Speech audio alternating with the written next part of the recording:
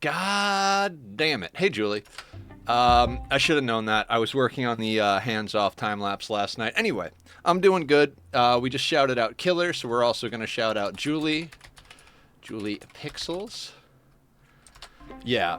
I'm almost done. There's like less than 10 tons. I think there's like 7 tons of dirt left, and after the dirt runs out, we find out how many of them are going to survive, if any of them. So hopefully tonight, that'll be like, you know, the final, like, this is what's up. But yeah, I'm doing really good today. I got up early. I'm starting to feel like me again. I got on my adulting spreadsheet. I made appointments with my caseworker and my surgeon for follow-up, and made calls about trying to find a therapist, which is damn near impossible. I don't know if anybody's tried to do it, but it is not an easy time.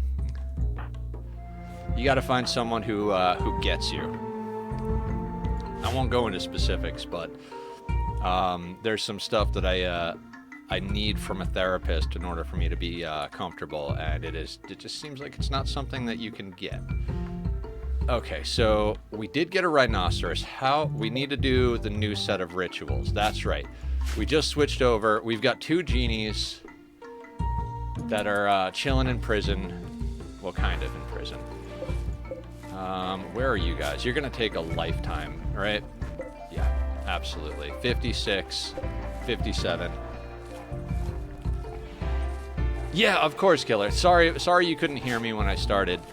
What's bothering me? And I don't need to do this, but that's gotta go. So what were my plans? I don't think we were gonna head out and do any crazy trading because we had some on-map traders come. That's right, the exotic goods trader. Game music's a bit loud. Yeah, that makes sense. I'll get that down. How's that? Is that better?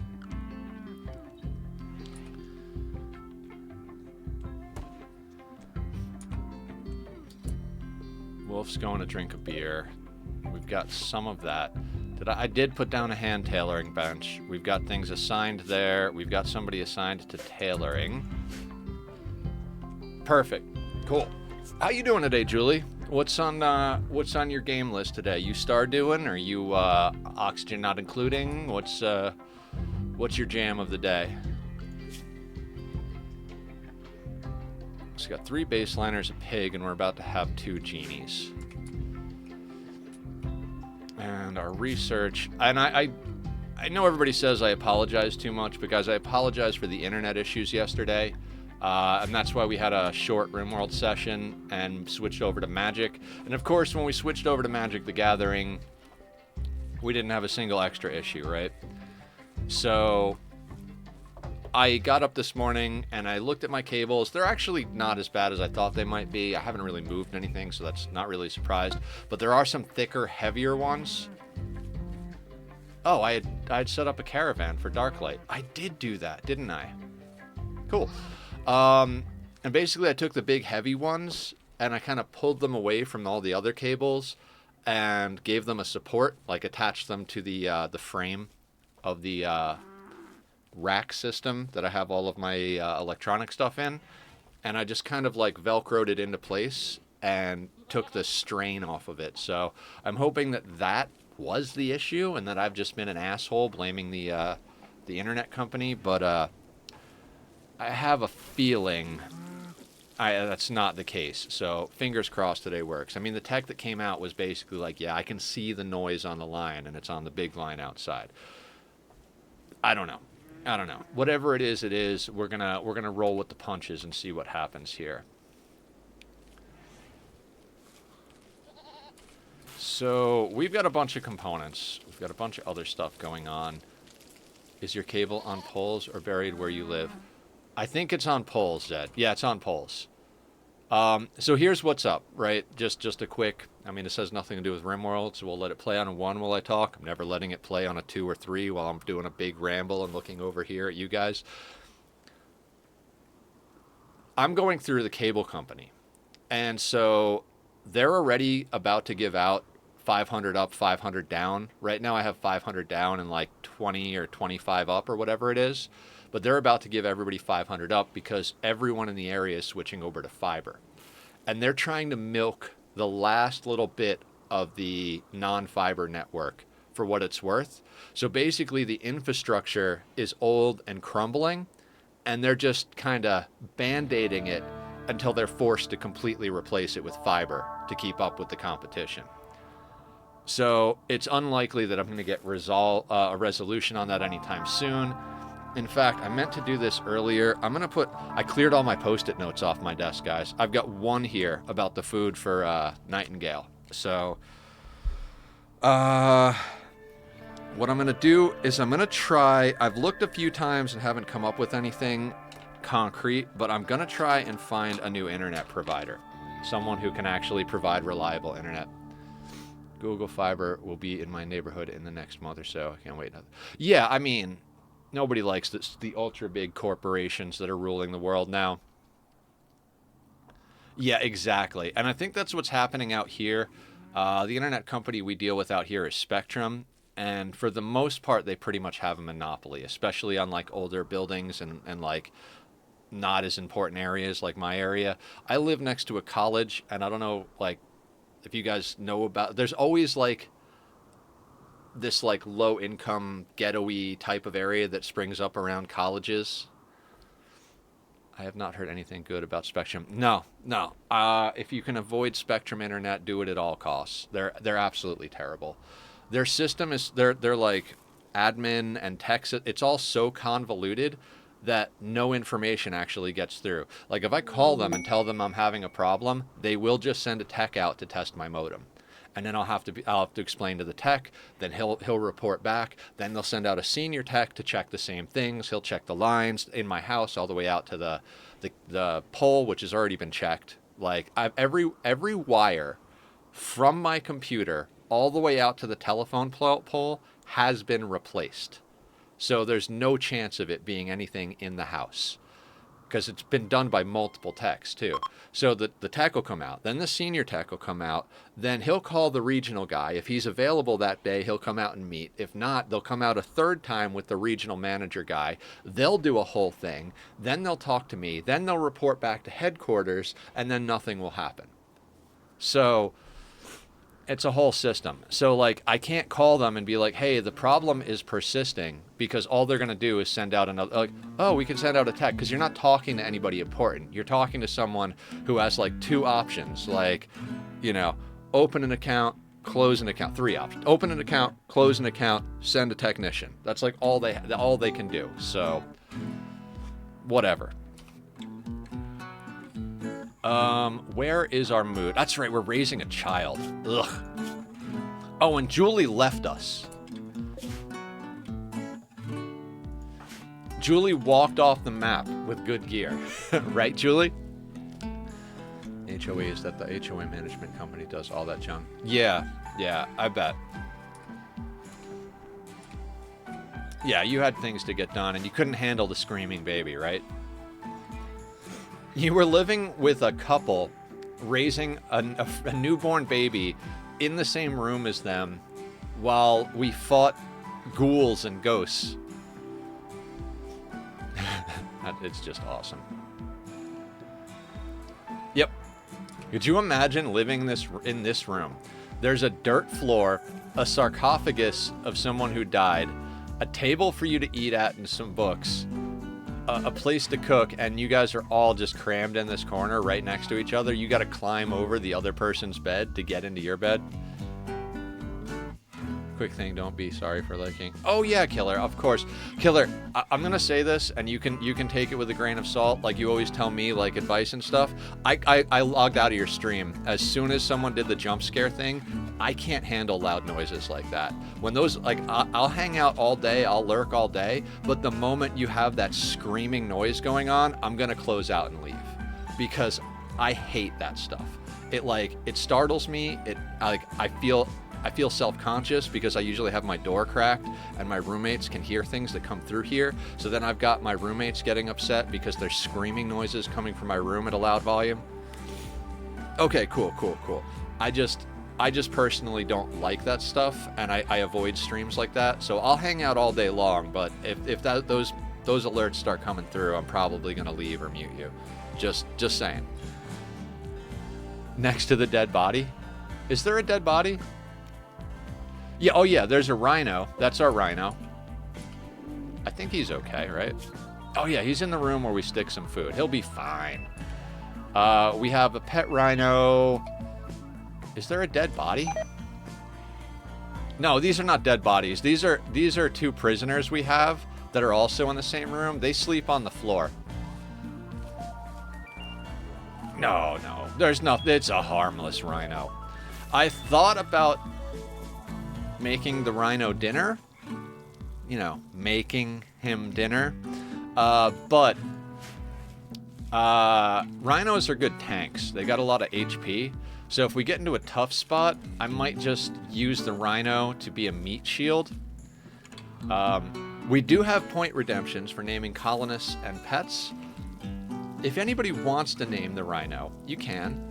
Just be aware that he will die in glorious combat one day or be sacrificed to feed us when there's a cold snap. And it's endangered. Are all rhinos endangered, or is it just the white rhino?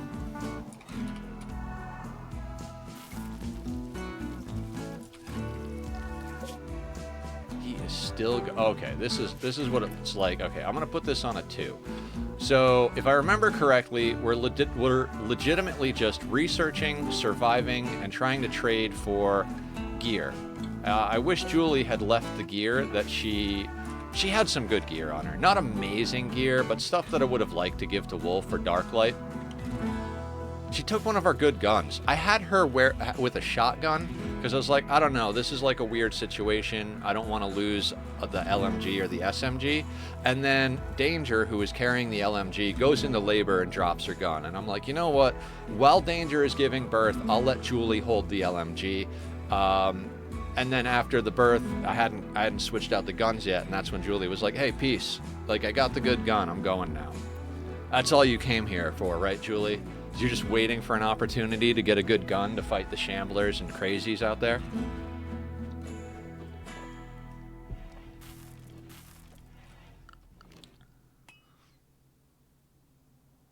The white is critically endangered. There are like a handful left. Yeah.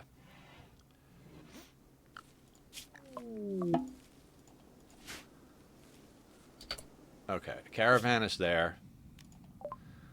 I don't even remember what we were selling to them. Oh, our scraps of leather and stuff like that.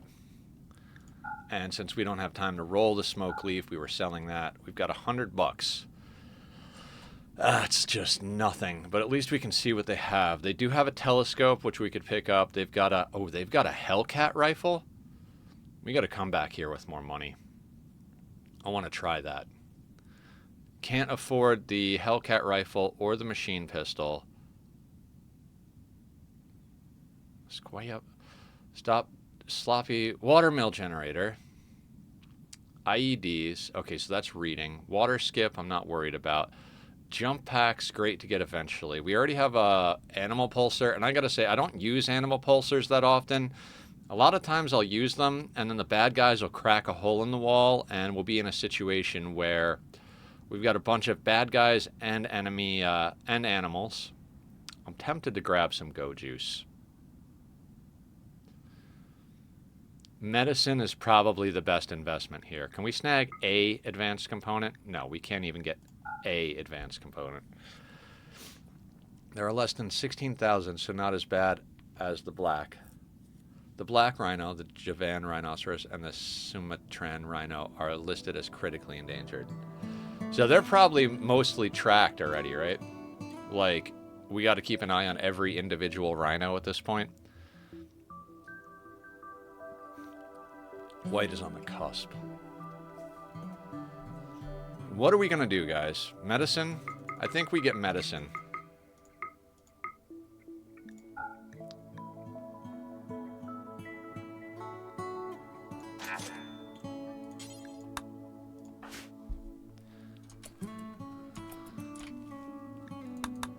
The funny thing was, yesterday was the day I was like, all right, we're gonna speed this whole thing up. Let's not play so goddamn slow.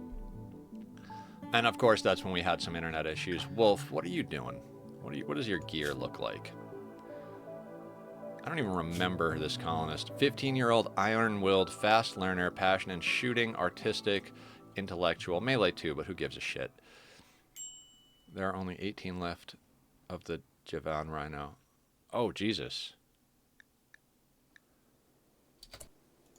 Why is Danger starving? Oh, you're sorting it out now. Probably taking care of the kid so much that she's starving. Kid's good on food. Nether needs food. Danger's good on food and is getting sleep. Wolf needs food. So basically when Nether and Wolf get a meal, we might start popping off the next rituals. I'd like to wait for Darklight to get back, but how far out are you, Darklight?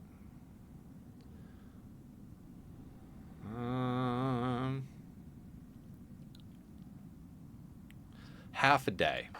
I think we can wait half a day for Darklight to get back.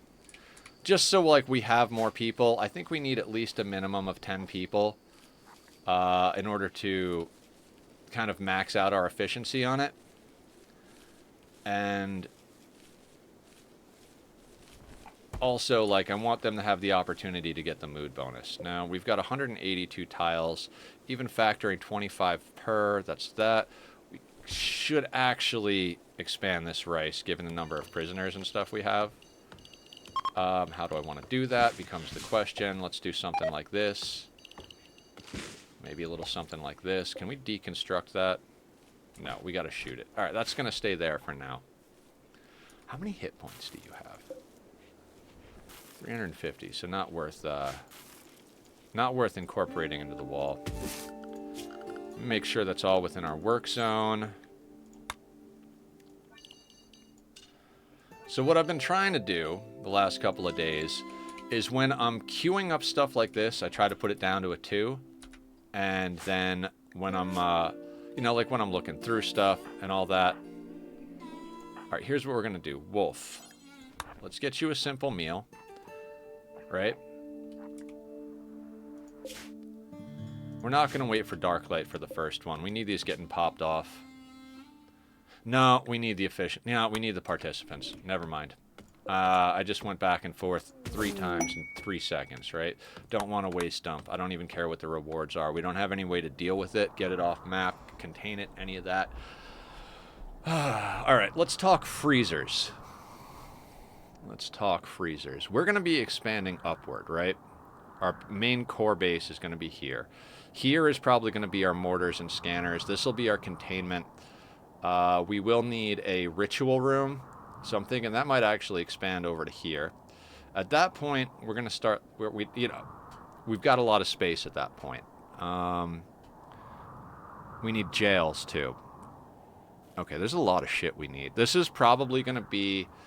our whole base, including mortars, scanners, containment room, ritual room, prisons, all that stuff, is probably going to be double the size of our barracks. So we'll have our barracks here, and then we'll have another 2x2 block here. So it'll be a 4x2 of rooms that have an 11x11 interior. Obviously with the walls broken out in some of them. I don't think we're going to be going into royalty at all. All right, you're home and you're reading. You guys are planting. I got to let them plant. Like, this is the hard part about getting rituals off early game. It's really great to do them early game because it's a great way to get colonists. Plus, you can be a little bit picky because the rituals will just become available again in 15 days. And if you can reform the ideology, you can actually get 6 of them back to back like we were talking about. No wood. Okay, there is wood up here, though, right? Yeah, okay, so they'll probably refill that now that we've cut down a little bit of wood. Twisted obelisk. Now, the last time we got these, The last time we got an obelisk, I think there's 3 different ones, and I know that because I read through some of the updates and stuff like that. So we've got a twisted obelisk. And if we don't suppress it and it goes nuclear, something happens. If we attack it, something might happen. So, a large metallic pillar that emanates a putrid psychic energy. The pillar hums ominously and appears to be increasing in activity. It's not clear what will happen when it reaches its full capacity. You can send colonists to suppress the obelisk to prevent it from activating. You can also mark the obelisk for study to try and learn its purpose and perhaps make use of it. You can attack the obelisk to destroy it, but doing so may unleash unnatural and dangerous phenomena. Okay. So I think the way this works is essentially we have a threat timer. We can suppress and study indefinitely, but whether we shoot it or let it go off, we're going to get hit with some sort of event. Last time we let it go off, so we are going to study this, and we're going to do this, and I'm going to put this all the way down to like 20%. We're going to actually, let's put that down to like 10%. And I was explaining my thought process on that the last time we had to deal with obelisks, right? And that is essentially what happened to us. My thought process is if we get a raid, and it's a long raid, the last thing we want to have happen is the obelisk to be up at like 80-90% while it's happening, and then the obelisk goes off in the middle of the raid. Oh, by the way, everybody, I don't know if you've seen the updates. They are planting the flowers first, aren't they? We've got enough food. They released notes and or updates today talking about how a lot of people have been concerned with the fact that the anomaly content feels separate from the rest of the game. Basically, if you're doing an anomaly playthrough, it's like going into an alternate reality of Rimworld is what it feels like. We've only gotten 1 raid in this playthrough where we had actual raiders. It was 2 Itakins. Everything else has been some sort of an anomaly event. And they said, hey, we might have gone a little bit overboard. There's a lot of content in Anomaly. We wanted to give everybody the opportunity to experience all of it.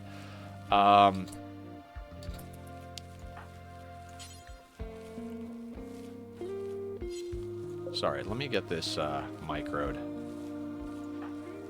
Darklight, can you take a second from...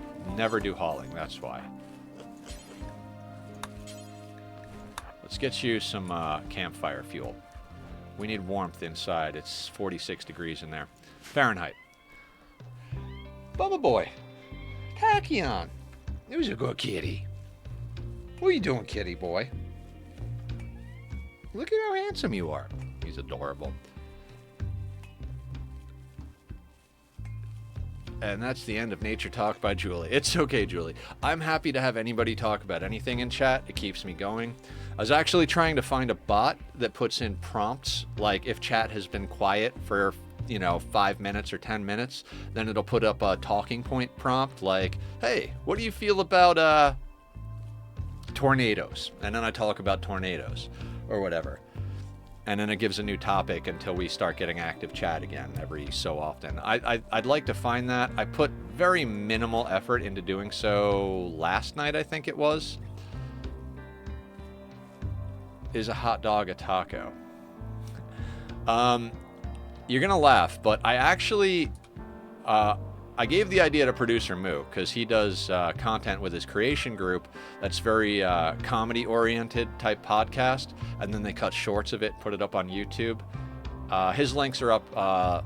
If you scroll back in the self-promo area, his links are up there as well. I'm sure if you message him, he'll be happy to guide you in the right direction. But I had this idea that I was talking about with Linus and a couple of other people for like a game show style content, and it's it'd be a show called Is It a Sandwich? Because there's a lot of stuff like, what is a hoagie? Is a hoagie a subcategory of a sandwich, or is it its own thing? Is a hot dog a sandwich? So we started looking it up, and there are definitions of what a sandwich is out there, and there are things that are kind of in a gray area that they're kind of a sandwich, but also kind of not a sandwich.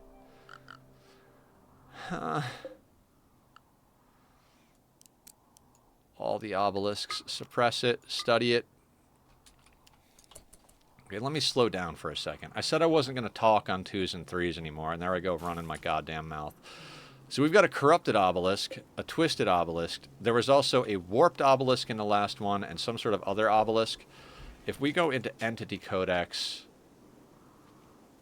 Okay, so that was the warped one. Okay, so we're starting to find advanced stuff. And it seems like this stuff also scales with wealth the way the normal game does. So we were, you know, not wealthy. Now we're starting to get up there. And then if we start seeing these two things, we are definitely end game middle finger status. Oh, I have to zone those. They won't go and do that without them being zoned, right? Okay. There we are.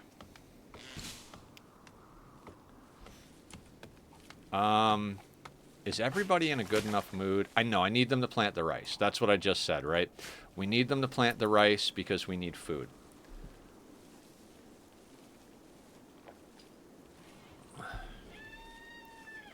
Tachyon? You're getting out of control, sir. So that's 100, 150 with the crew. Then we've got a rhino to feed and a baby to feed, so upwards of probably 200 rice plants. We've got 327, so we can stay ahead of it and sell some off to get good shit. We need stuff, guys. We need lances. We need a lot of stuff. Like, just legitimately a lot of stuff.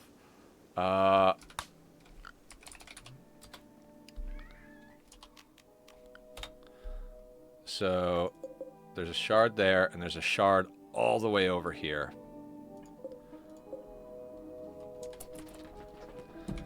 Tachyon, you are pushing the buttons, sir. If you knock over my juice and get everything sticky, I'm probably not going to do anything except cry about it. According to the cube rule of food, hot dogs are tacos.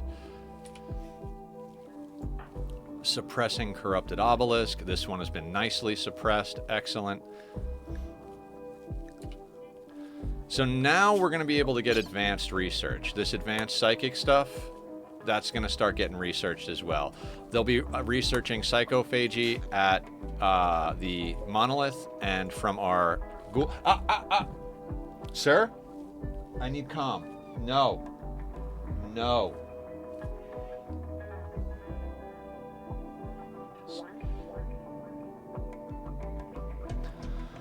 Sorry, guys. Eric, what's going on?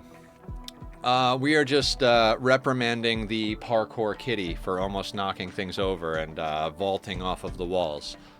He tries to get the attention right at the beginning of stream, and then eventually I'm like, no, no, no, no. And then I point to him over there, because that's the spot where he relinquishes his whatever. I can't think of a good sentence right now. After you're done with that, on your way back, will you fuel that? But how are you doing, Eric? Hi, Laz. Welcome in. I saw you were playing Satisfactory earlier. Are you playing with Killer on the one he was streaming, or are you doing your own world at the moment? And how are you? What's up? Good. Glad to hear it. Glad to hear it. For any of you who are on the server, our community SMP Minecraft server, you may have noticed we started setting up a Nether Hub type build. It's very basic, but it's functional. I have to do cat time with Bob until he starts looking for a nap spot. Then I out him down for a nap, put him down for a nap in his quiet place. It's killer, but I had to lay down for a bit. Oh, okay. You feeling okay? Is there anything we can do to help? What was I saying? Nope, lost it. Don't know what I'm talking about anymore. It's fine. Everything's fine. Oh, the server, that's right. So we started doing a Nether Hub. Barb broke the bedrock up top. She had Squiddy disable some like lag safeties temporarily so she could use the method for deleting a lot at the same time. It's the same. Aw, angel voice. Wait, Laz, did you name the baby Julie? Did I never change the name? You did, didn't you?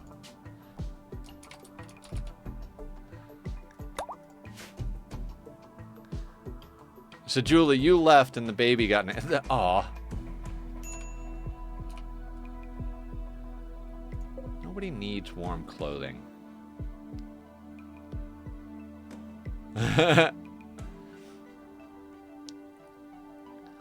So, the Nether Hub thing... Hold on, I'm thinking about moving the table. God, I get so distracted so easily. Okay, at one point we need to reinstall this to get more space, right? How do I want to go about doing that?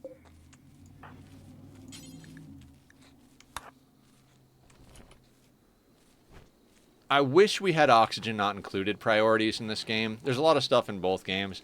I'd love to be able to prioritize crops. Like, food is the #1 priority. Then the flowers inside. Then you can go put down medicine and then drugs type of thing.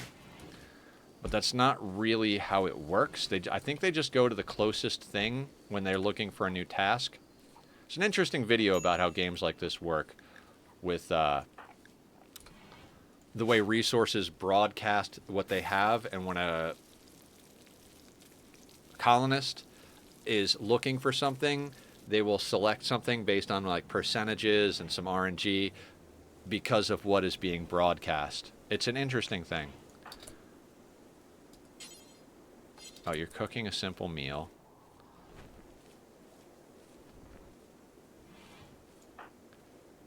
I think Danger is our builder. Yes, I think Julie was helping with building, but she's no longer with us. I mean, she's not dead, but...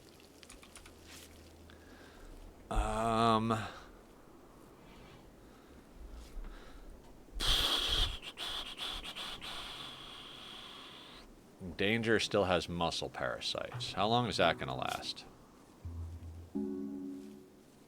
242 out of 300%. She's almost done with the muscle.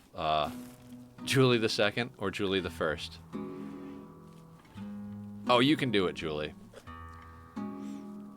I need to get a bigger hard drive for my computer so that I can actually edit my VODs a little bit. At least take out the starting soon and be right back stuff and, you know, maybe cut out some, like, quiet time bullshit.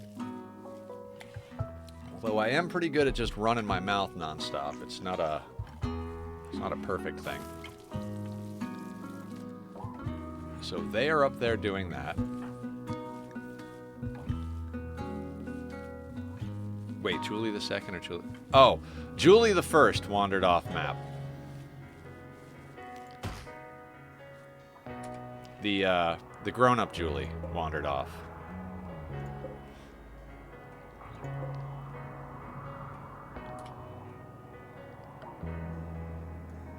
I'm gonna put that a little higher. 15. I'm gonna put it at 20 is where we're gonna have our obelisks. Yeah, I feel like that's a good spot to have it. Plus, we should start cooking through research soon enough.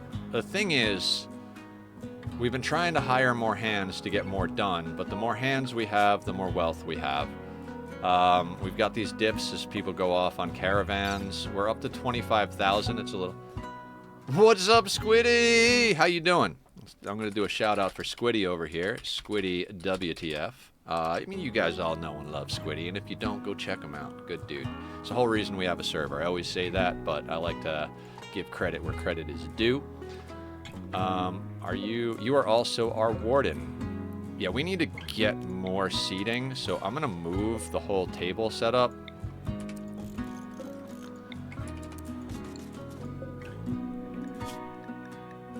Not very great head to end. Why? What, are you okay? Anything you want to talk about, or anything we can do to help?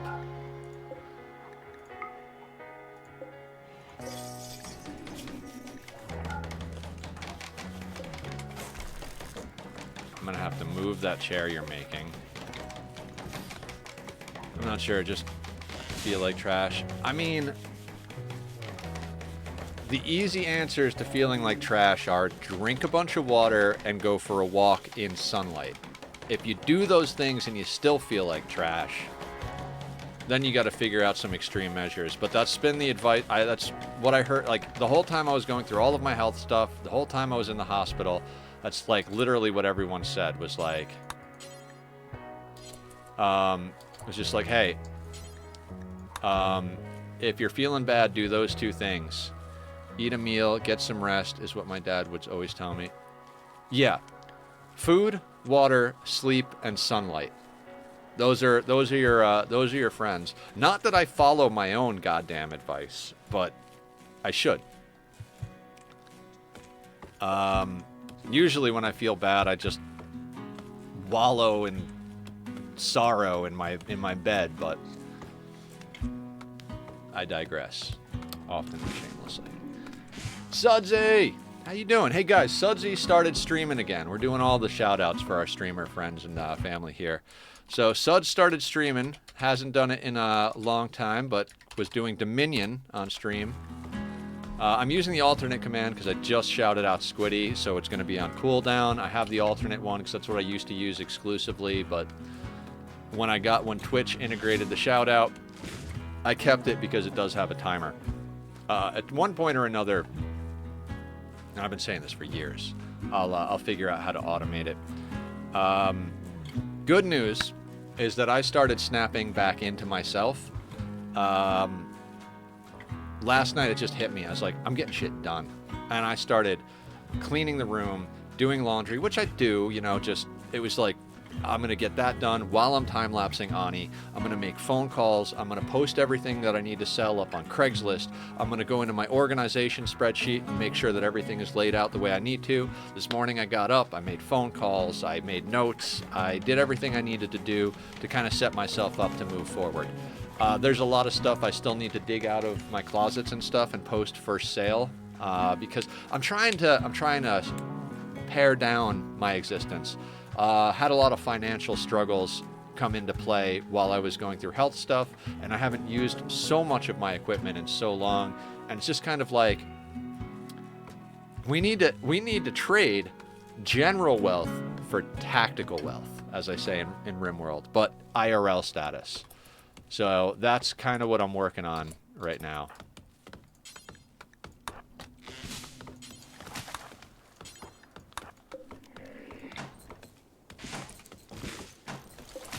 You know what? And this is why sometimes a 1 helps, because no, you can do that after you do this.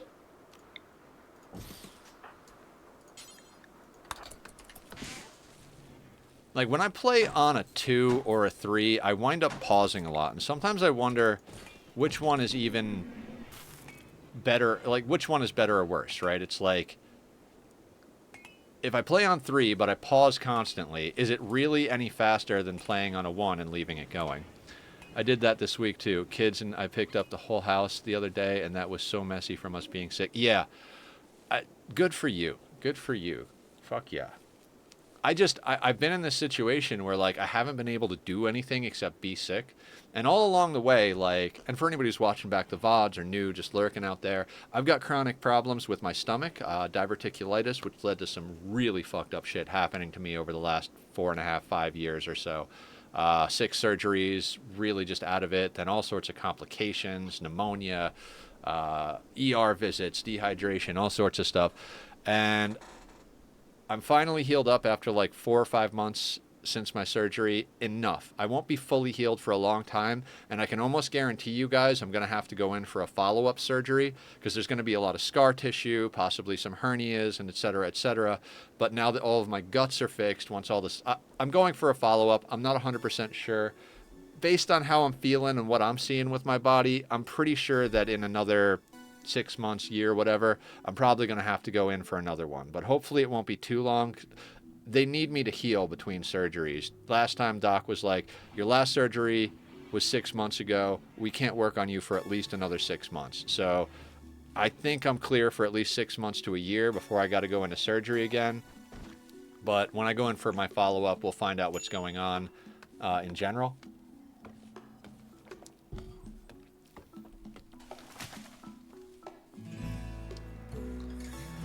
Are the fields almost planted? Fields are almost planted. Once they finish these last little pieces of rice, we're going to try and pop off our ideology ritual, see if we can't get another pair of hands or two around the colony.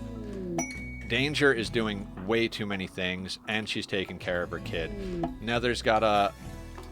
While interacting with the obelisk, Danger observed a sudden pulse of energy. The obelisk has twisted a nearby tree into a harbinger tree. These monstrous trees are capable of feeding on nearby corpses and raw meat. Oh, there's one right here.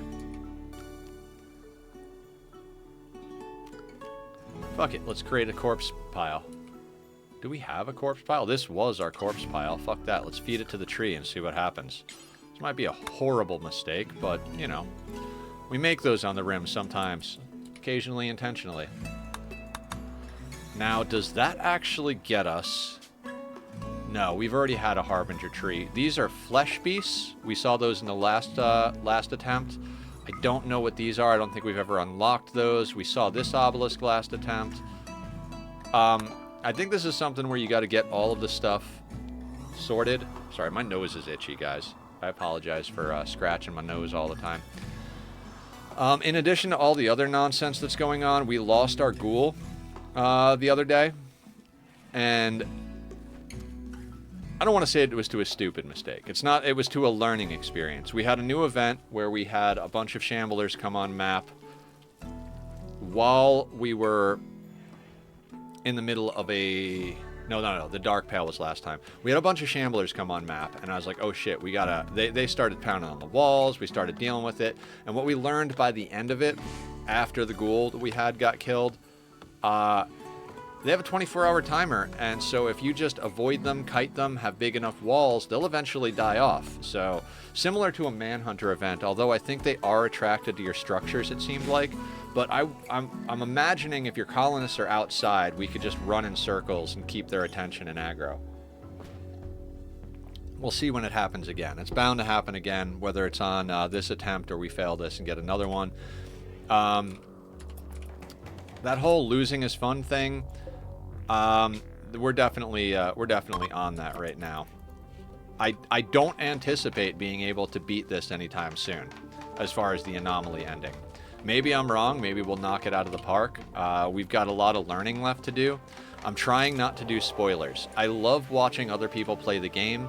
I started watching Francis's playthrough, but Francis has engaged with less of the new content than I have at this point. I never thought I'd see the day where I knew more about something than Francis, but I did get some ideas from the way he's been approaching the playthrough. But when he gets to a certain point, I might have to hold off watching it. And I haven't watched any of Adam's new content because I know he's just... Installation treasure. Ancient complex. Nearby ancient treasure. You can break in and collect loot. Obtain a variety of threats. In addition, your activities accomplished might drop. Nope. I'm not going off map. Not anytime soon. Unimpressive. How is everybody's needs? Okay, everybody's got to eat. Okay. And Danger's going to feed the baby before they eat. Fair enough. And nobody... Oh, God. We got to get, like, a dedicated hauler in here. Wolf, what are you doing for us? You're doing a little bit of planting. I think we adjust Wolf's traits. We need him to be our hauler, cleaner, all that stuff. So what I'm thinking for now, we're going to knock down... Alright, we're going to put his main jams up to a 3. We're going to have him clean at a 2. No, clean at a 1, haul at a 2, and then he can do the other stuff. He will be our main cleaner and hauler. Oh, he doesn't have a lot to clean, so we should have him be able to do all that stuff. This is all the stuff we have in our home area. We clean our barracks and our work areas. Other than that, we're not worried about it. So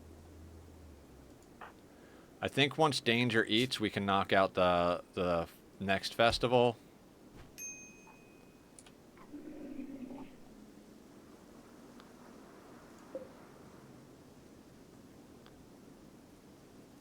But yeah. So yeah, anyway, guys, going back to it, I've been feeling a lot more like the old Nether.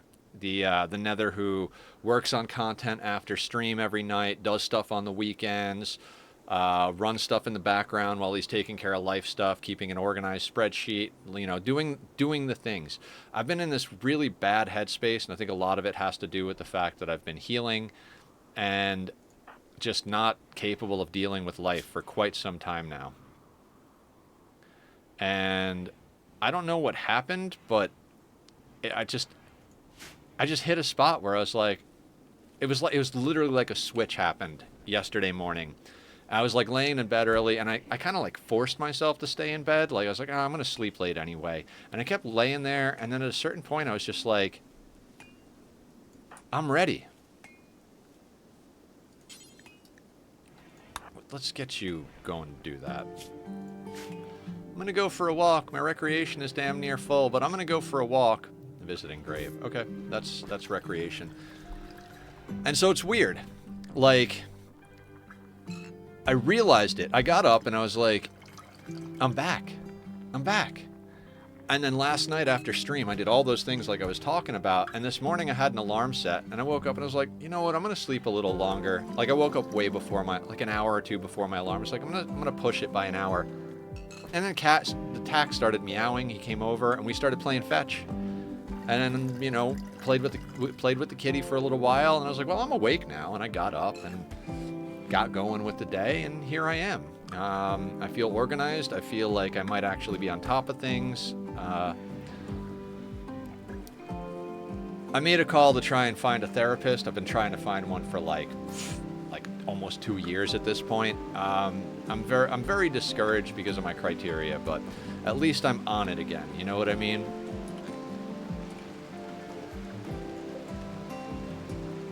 We still don't quite have enough planting experience to do heal root. Okay.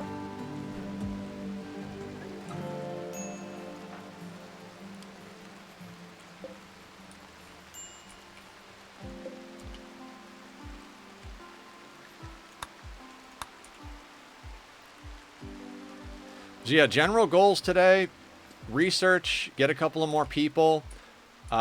We may start looking into doing some walling. So I'd like to just kind of grind a little bit for the first third to a half a stream or so. When we get about halfway through stream, we might just when we come back from our first restroom break, wherever that is, because I'm drinking a lot of liquids, so there's guaranteed to be one. Got to take a break at least once or twice during a 6-hour stream. It's a lot of time to be sitting still. But when we do that, when we come back from our first break, what we'll probably do is give a few minutes to like hacking out a plan here.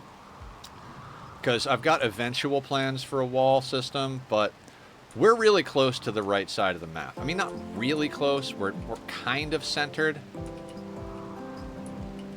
I do want to install Camera Plus. It's kind of driving me crazy that I can't zoom out further to get a overlay of the land. I don't want to do anything that like changes too much, but I think being able to zoom in and zoom out is not the worst. I don't know though. I said I wasn't going to install any mods for this playthrough though, so we'll probably keep it straight vanilla. No, not even any texture pack status. I'd love to tap into some of the fertile ground. There's a lot of fertile ground on the map, but none of it is right in our backyard. So I think we're probably going to end up doing some walls. Like, the base is going to be here. We're going to need this space for other stuff. So the walls are probably going to be out to, like, it's kind of like the size we need is right before this stuff. We got to do it in sections. We can't afford, time-wise, threat-wise, knowledge-wise, we really can't afford to just oh, we'll just go up here, wall in that stuff, come all the way over here, wall in that stuff, then we'll come all the way down here. You know, we can't just chunk out a huge part of the map right off the bat. We got to invest a little bit of time here. Wolf has got a great bow. You've got an auto pistol and a turret pack. You've got a shotgun. We've got visitors. Do they have stuff to trade? They do.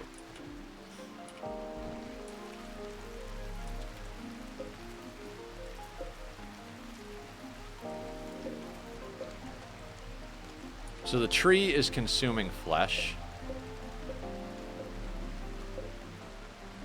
That's interesting. You keep talking about needing warm clothes. I don't think we need warm clothes. Danger is also our best social pawn, so let's go trade with the crew here. We don't need that knife. I honestly don't think we need that gold right now. I might regret that later, but we're kind of far off from needing that. We're not at the point where we're going to sell beer. We kind of need that cloth.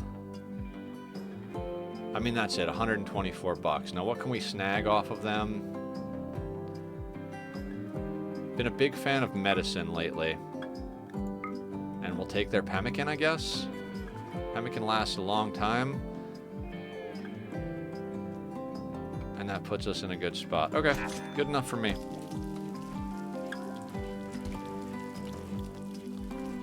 Yeah, Wolf is officially our cleaner hauler. It's funny because I was talking about how I wish there were some features from Ani in here, and I wish there were some features from Rimworld and Ani as well.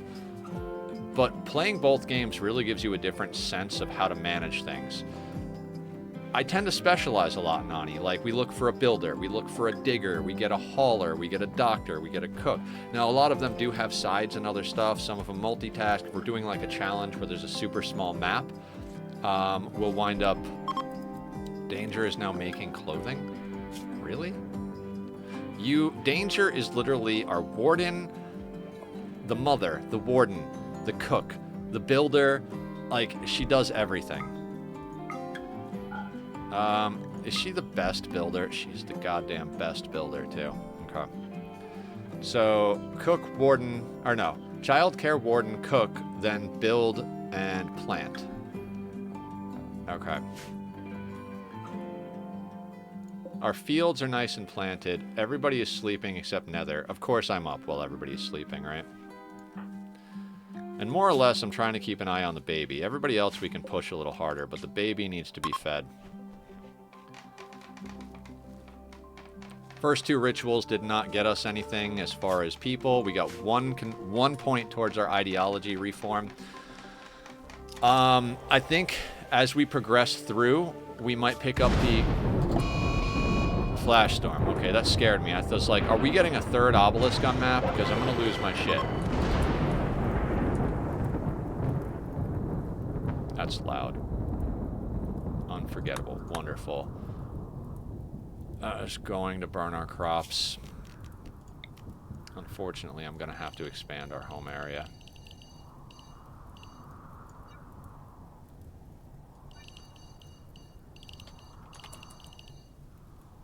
We'll give them that.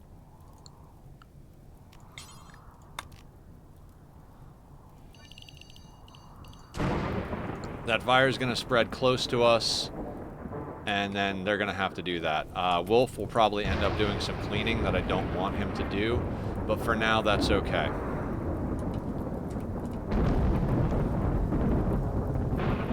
Forced rain should start eventually. We just had rain, though, so it's probably going to take a lot longer. Yeah, it'd be nice. We got it. Yeah, I'd like to get some walls up. 3 rituals. No new recruits. Skip abduction is on cooldown. It requires 60 bioferret. How much bioferret do we have?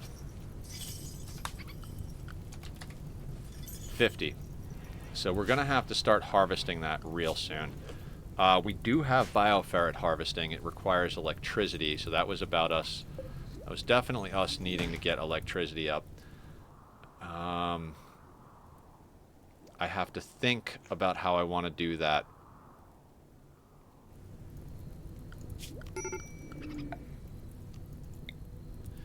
Uh-huh. I prefer windmills over most things. As far as power, I think we're gonna put it here.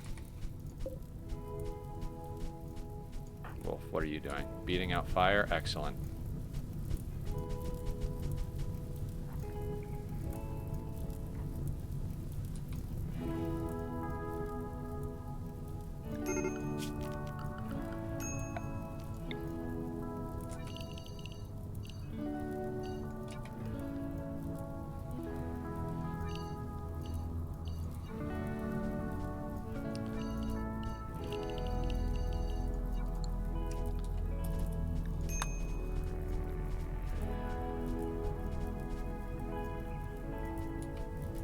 It sucks that...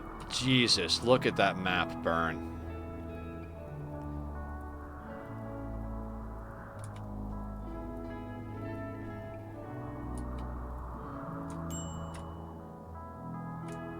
Need warm clothes. Just go stand next to the burning forest. You'll be fine.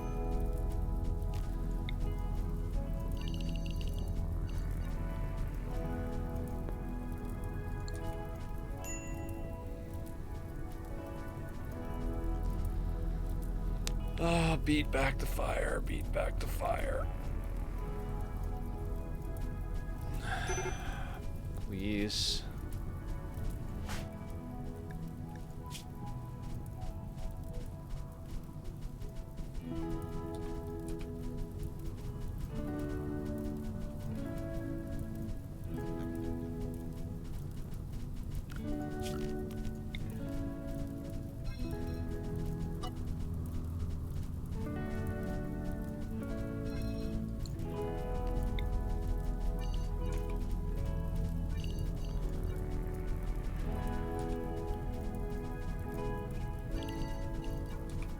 Everybody's beating out fires, and all of them are about to mood break. Ooh. Psychic Fog and Neural Cooling. This weapon suppresses the wielder's psychic sensitivity by 30%. This only applies while weapon is in hand. Okay. I don't like that weapon either. Neural Cooling and Psychic Fog. I mean, we're gonna put the weapon on a melee pawn. Doesn't matter if they have psych. You know what? We will accept it for now, and we'll see what else comes along.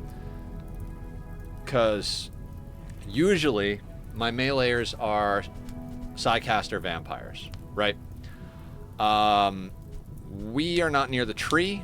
I'm not planning on doing royalty. We don't have any vampires, so it is not a realistic expectation that we're gonna be doing that. We do need some melee blockers, because, you know, that's a thing. All right, there's our Forced Rain.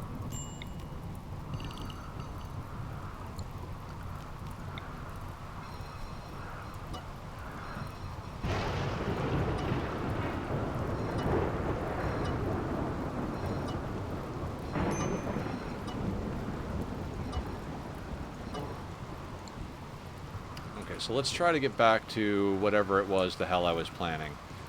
So we've got the windmill. We could put the windmill up here. We need to break this thing.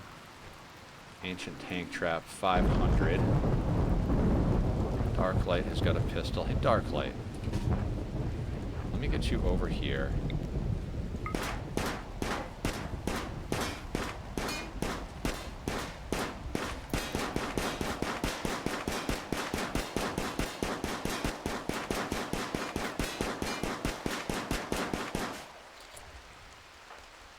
Your mood is good, so let's get you up here. I highly doubt this gets us any type of shooting experience, but at least clears off stuff and gets cover out of the way.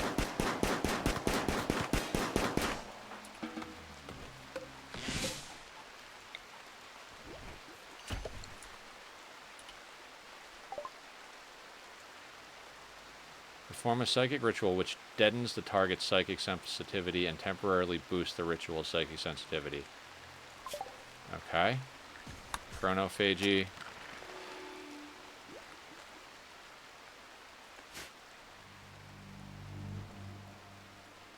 So we're actually knocking through the anomaly research. Got a lot of people over here, right? So dark light is set to research before they do dark study. They've been spending a lot of time planting. So hopefully... Ooh, inspired surgery on dark light. That's very excellent. I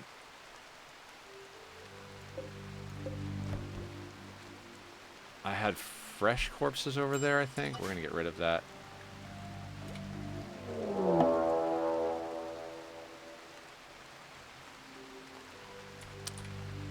Manhunter pack couldn't have come at a worse time. We might be eating that rhino sooner than we thought. What do we got? Pachyon, I swear to God, buddy. Please don't call... Oh, no. Oh, no. Manhunting guinea pigs. Hi, buddy. Will you save me from the guinea pigs? Will you? Who's a baby? Turkey on the baby. You want to sit with Papa? Okay.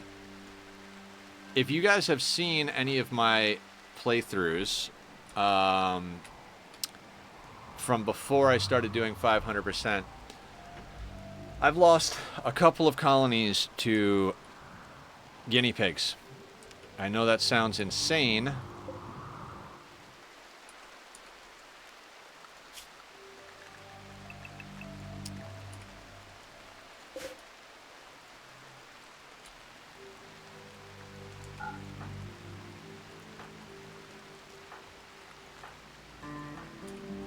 Okay, so let's take stock of what's going on here. We've eaten through the pemmican because we're waiting for the fields to come in. We don't have any rice inside. There's a little bit of baby food, but not really enough to feed the kid. Kid is... okay, so the kid is going to have to breastfeed. I'm sorry, Rhino. Events dictate that you are now food. We are going to slow this down while we're running out of food and guinea pigs are attacking. But it is, and this is exactly what I was talking about with the obelisks, right? We can't go outside and deal with the guinea pigs. Guaranteed, we don't have good enough shooting and weapons to mow them down quickly. And if they get up on us and overwhelm us, they can do quite a bit of damage. Even if they don't kill the colony, everybody will be left with bite scars and scratches and missing fingers. Then there'll be infections that we gotta micromanage. I know it seems crazy, but a pack of maddened guinea pigs could easily spell the end of a colony.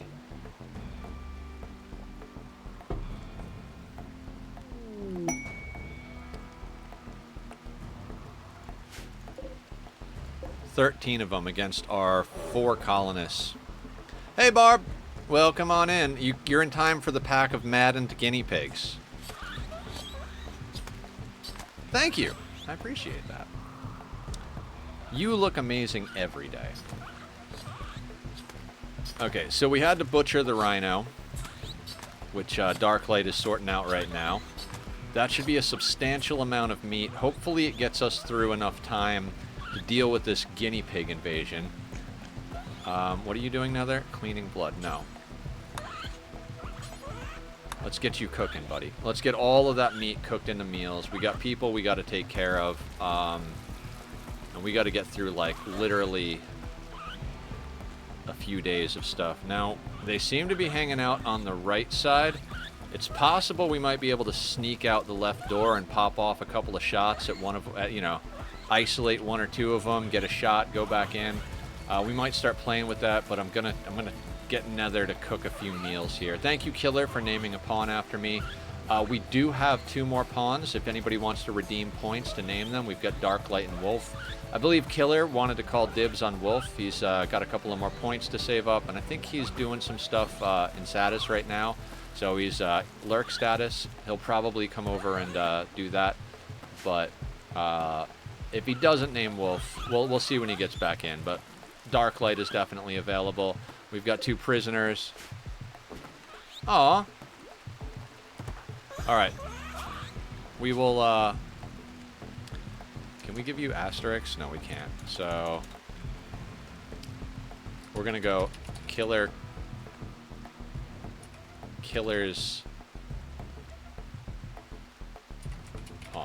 Okay, so whatever name Killer wants to give it. Thank you, Barb. You're very sweet.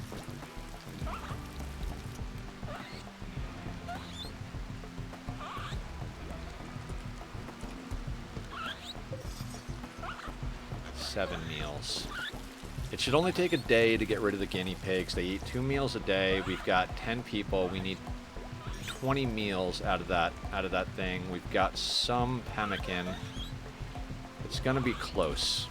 It is definitely gonna be close. But on the plus side, the rice should be done by the time we have to get out of here. Perfect timing, Randy. And Barb, do you want to be Darklight? Darklight is a male pigskin. Plants, animals, medical, intellectual, tough. Not great at shooting or melee, but, you know, we needed their work. Yes? Okay. Gotta be the pig. You are a big fan of the pigs. I know that. Alright.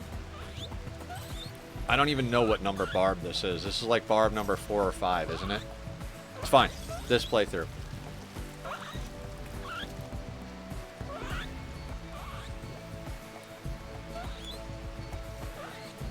Barb 656. I like that number.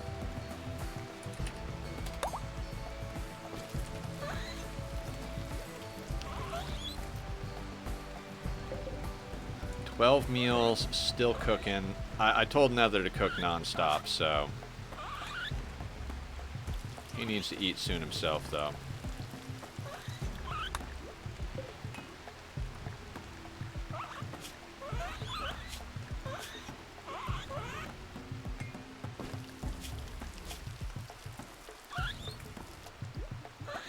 Okay, so we're basically waiting for the guinea pigs to get tired and or starve to death, right? See, they move quick is the problem. There's the temptation to poke your head out and shoot a few of them. We're going to try not to do that unless we have to. And I'm on a 1 right now. I'd be on like a 2 or a 3 since we're just waiting out a Manhunter event. But since we are short on food, because we're always goddamn short on food in every playthrough, I got to get that under control. It's one of my short fallings.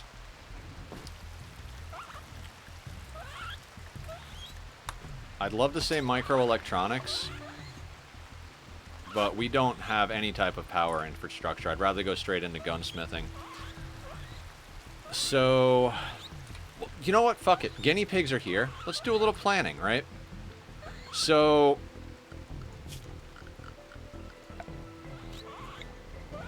what we're looking at is probably an 11 by 11 here.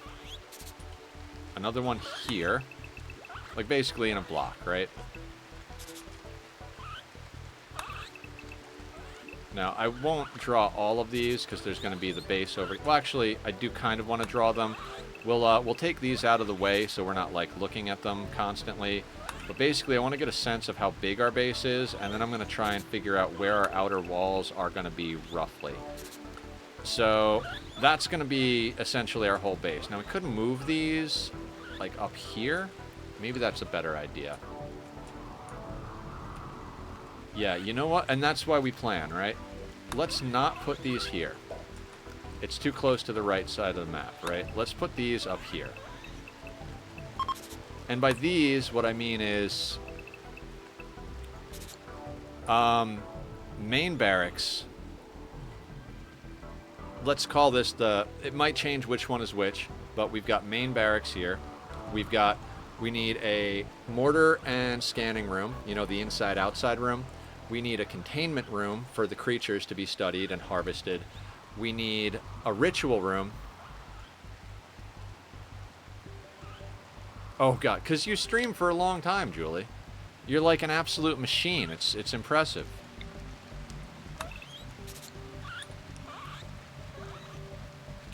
So, ritual room, containment room, inside-out room, and prisoners. So that's the 4 extra squares. Here, here, here, and here. And then we could put another one up here if we need to, just to, like, square it out, right? Let's say we did that, right? Let's say we did that. Now, That brings us to where do we want to put our first set of outer walls? I think I want to go legit grid system, right? Like legit grid system. So we've got our 11 by 11s, right? This is where I kind of want the more planning mod, because I would just copy and paste an 11 by 11 square over and over again, right?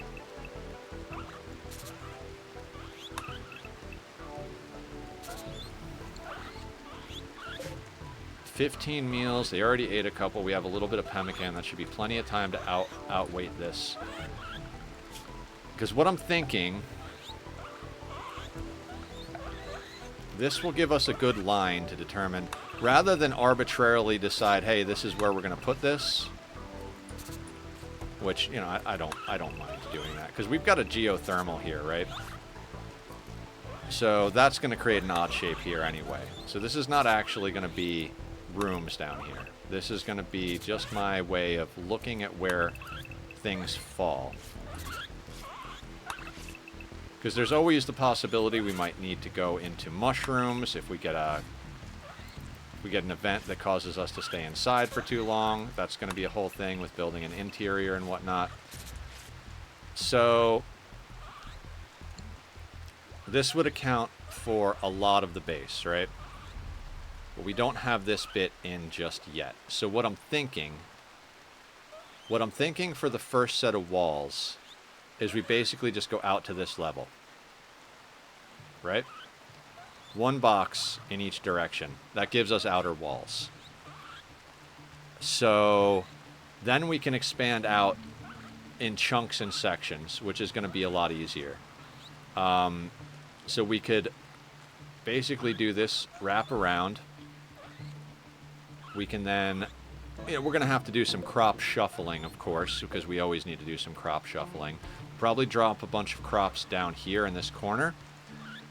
I do the whole outer part first and then make the grids. I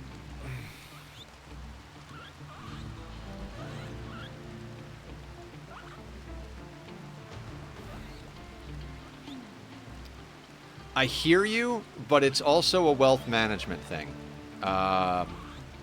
Without trying to sound cocky or douchey, I'm playing on 500%. It's a lot different. It really is a matter of like how much can we avoid getting our asses handed to us by wealth problems. So all of this being said, our plan for the wind turbine, that's not going to fly. Yeah, you definitely know about wealth management than I do. Yeah, you don't really have to worry about it up until maybe, like, losing is fun is where you got to really start. I don't want to say worry about it, but losing is fun is kind of where it starts to become a thing. Wealth management is not overly a thing up until you get to losing is fun, but when you start doing losing is fun at 500%, I mean, I'm above wealth management 100%. I'm doing a bad job. I'm at 23,867. I don't like to go over 20k until I've got at least 3 or 4 colonists that have like good weapons from trading and like the knowledge to make more weapons.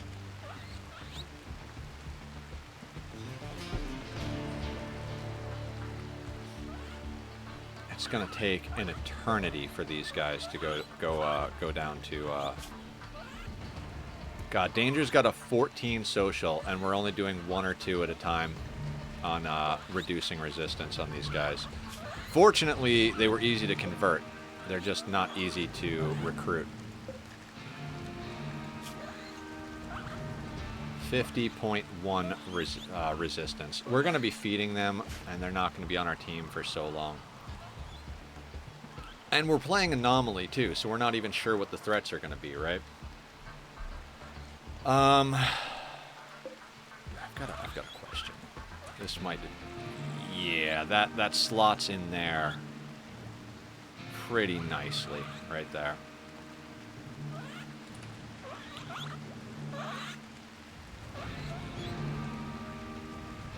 What if... Hear me out, right? If we put that there... Can't place it because of the workbench. Can we put that there?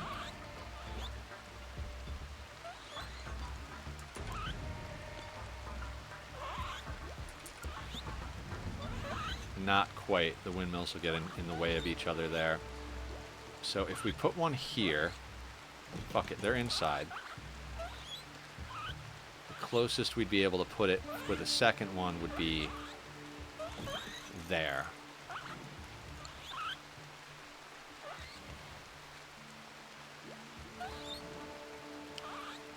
Exit would be there. Okay, so the problem with that is we'd be right next to the outer wall. We still have a few meals. I'm not going to stress too much. Can't build it there because of the interaction spot. Can't build it there.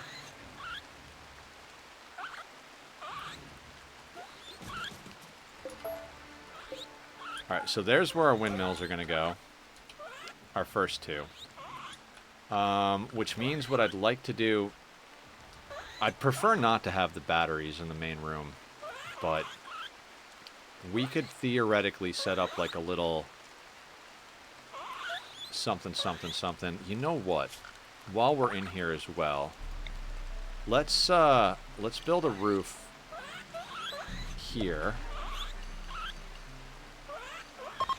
There. Actually, let's do that.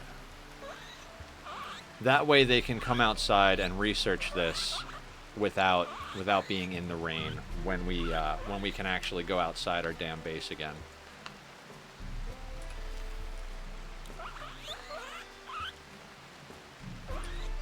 How much meat is here?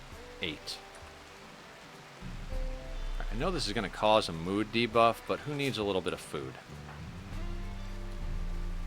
Really don't want to have danger do it. Alright, dark light. Oh, you're a piggy. Piggy, piggy, piggy, piggy. You can eat meat. This way we're making best use of the calories. I don't want everybody eating raw meat all the time, but I don't want that to spoil while we're in the middle of a food shortage because we can't go outside. Okay, I'm actually going to draw out the walls because we're not outside anyway, so right? So, like, we're going to come down to here. Yeah, of course there's not enough stored.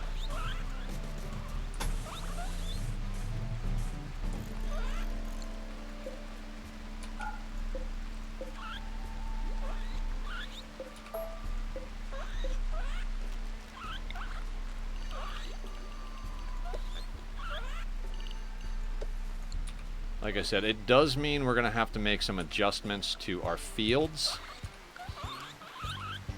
So let's start thinking about how we're going to do that while these guinea pigs are here. So we're probably going to put a field. That's 187, right? We're going to move this stuff. This is going to be rice, but we're not going to allow anything on it. No sowing, no cutting. I think pretty much all of this bottom section here is going to end up being fields. It's 195. We need more than that because we do. We've got 330, so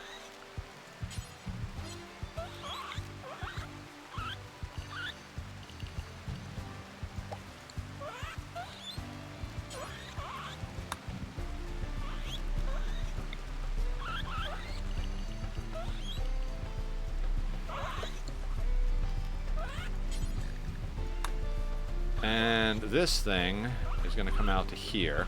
So some of this is going to get snipped off. Oh, I don't think we can put this here because this is going to come down to here, and then we need walls. Okay, learning as we go. So you can't be there. This is why we plan, we plan, we plan. So you go there.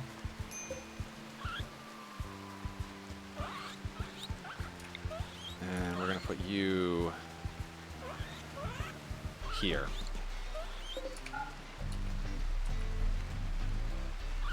Yeah, okay, okay.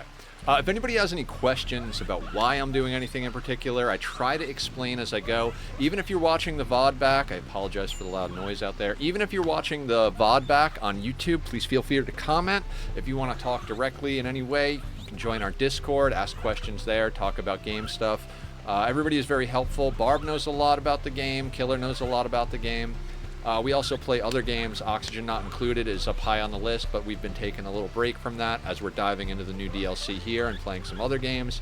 The mini-base playthrough is still there. I wasn't sure if I was going to continue it, but, excuse me, going back to that bad headspace thing, the last time I was playing it, I was very much like at the bottom of that bad headspace, and I was like, I don't think I can do this. And then I realized what it was is like, I need a playthrough of Ani that's not designed to be like a super challenging playthrough. So rather than approach that as we have been approaching things, like we need to get, you know, badass stuff sorted, I'm going to approach it more like it's a long-term playthrough. That'll be like Oxygen Not Included home for me. And then we will revisit the 100 cycle hands-off challenge that Zed came up with. I'm almost done.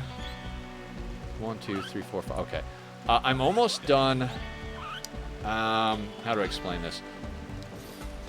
I learned where I fucked up pretty much the day I finished and took my hands off the keyboard. I did not put in enough Dreco ranches to actually feed everybody. Had I put in the proper number of Dreco ranches, I would have no doubt that the colony is going to last forever. But I did not put in the right amount of Dreco ranches, so at least half the colony is going to die. Now, I'm hopeful that if the right half dies, not like right-handed, left-handed, but like if the correct half dies, we might still be able to get through with 3 or 4 indefinitely. That would require some additional long-term testing. I'm going to put up the time-lapse as soon as I can, but literally for the last almost year of cycles, I think we're almost up to a year of cycles since I took my hands off at 100 cycles. We're well over 400. I'm not quite sure what the exact number was that we stopped at. So,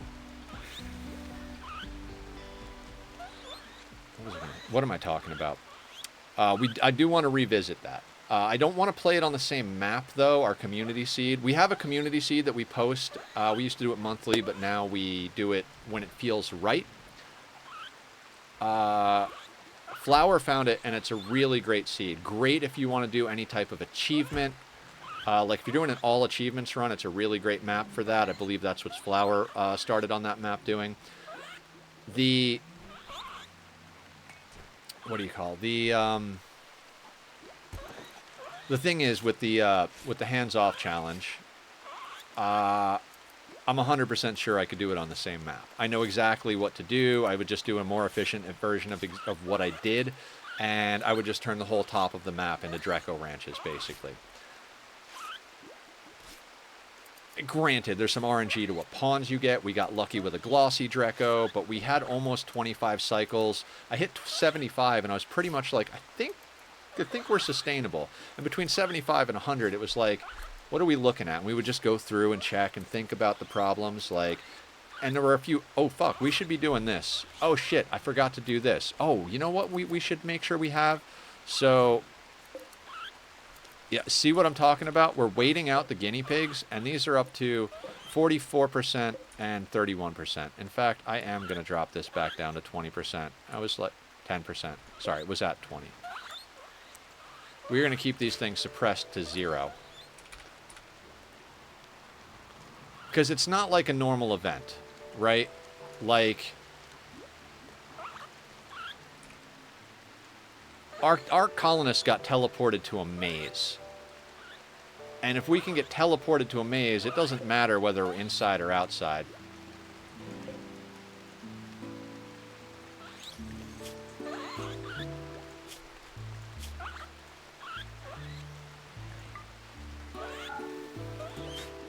We have 6 meals and a little bit of pemmican left. We're in a situation here.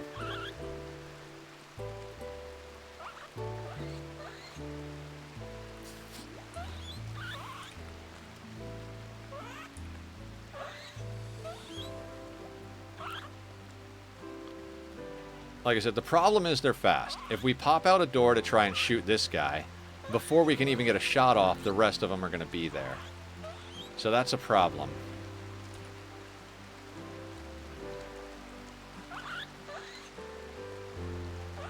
So here's where I'm at. If we have to, we'll execute a prisoner and eat them.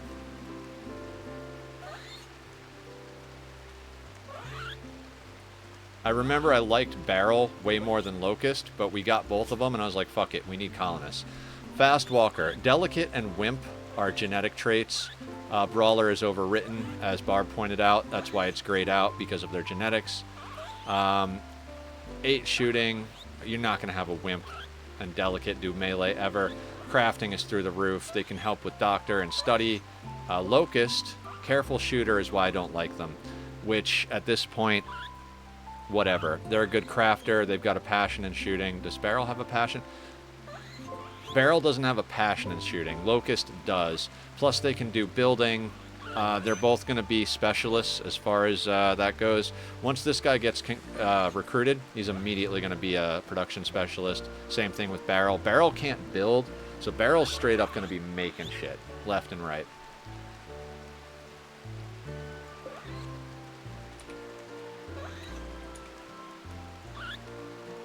All right, here's the deal. We're gonna micromanage food real quick. Everybody is gonna go on to nothing, and I am going to manually feed them to make sure we get the most out of our calories.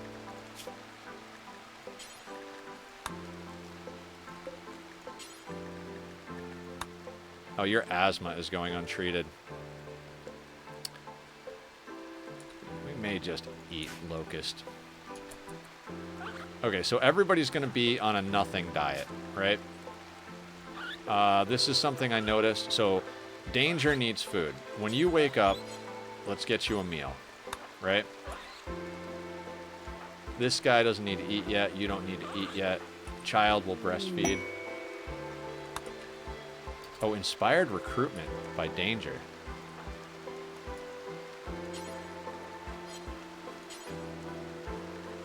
So after you eat your meal, she's going to rest, eat, and then speak to Barrel. That should get Barrel on our team.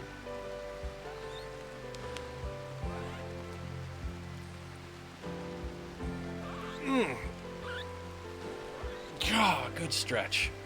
So when I do revisit the Oxygen Not Included, welcome to the ADHD stream, we will...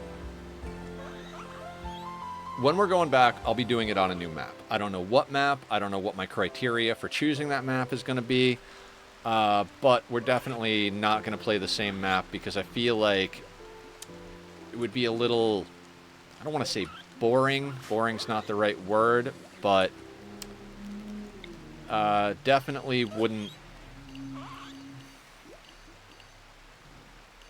definitely wouldn't feel as...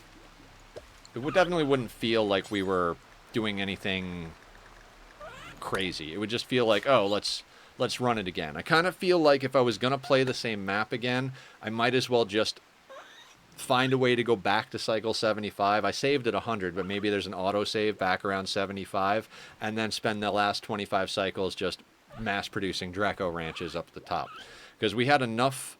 mealwood to last us well over 400 cycles. So all I would have to do is build the Draco farms, set priorities, and then it's the same playthrough. So that being said, I'm going to try to do things a little bit differently. Hit a different map, maybe set some other priorities. Okay, so starvation. Who is starving? Danger. Yeah, Danger's already queued up to eat food. What about the child? he can get breastfed after. So we've got priorities. And again, I'm going real slow this right now.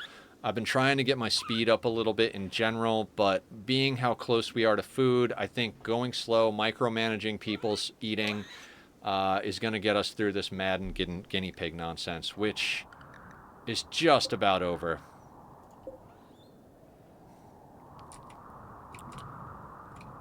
You can tell. This guy is wandering off slowly. How many guinea pigs are on the map right now? 7. So we started with 13, and we're down to 7, so it is almost over.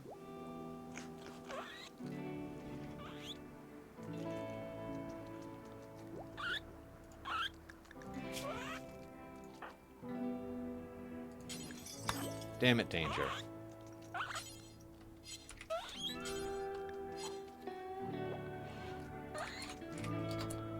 Alright, I gotta do something real quick. Locust needs to be put on... Okay, Barrel. God damn it. If we put them on Recruit... Barrel is sleeping. Locust is on Reduce Resistance. So, Danger shouldn't try to recruit Locust because they're not set on Recruit. However... we're going to set Barrel to recruit because with the inspired recruitment, we can snag them right quick. What are you doing? Oh, you probably need to be tended for muscle parasites, right? Yeah. Is anybody else good at wardening? Not really. Breastfeeding Julie. That one's wandering off. No? How are the obelisks doing? Not great.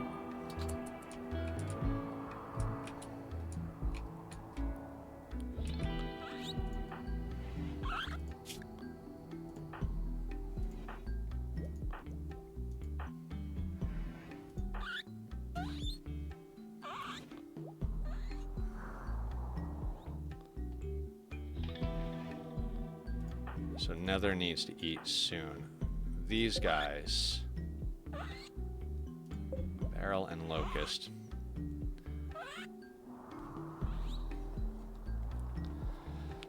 So basically, these are going to be our first set of outer walls. Then we're going to expand the base to these tiles. And then we're going to... so then we'll expand out our outer walls over here. You know, then we'll do... when we start getting into expanding our outer base... to here, we'll start putting our inner base to here. We'll start putting our outer walls further out. If we expand to here first, we might just like boop, boop, boop type of thing. Also, segmenting your walls is a good thing. We learned that a few times. So even when we expand outward, we might leave some of the original walls. Like obviously this is going to become our base, but let's say this tile that we set up down here, right? Are we going to delete these walls when we wrap this one around? I don't think we are. I think we're going to start toying with the idea of grid expansion.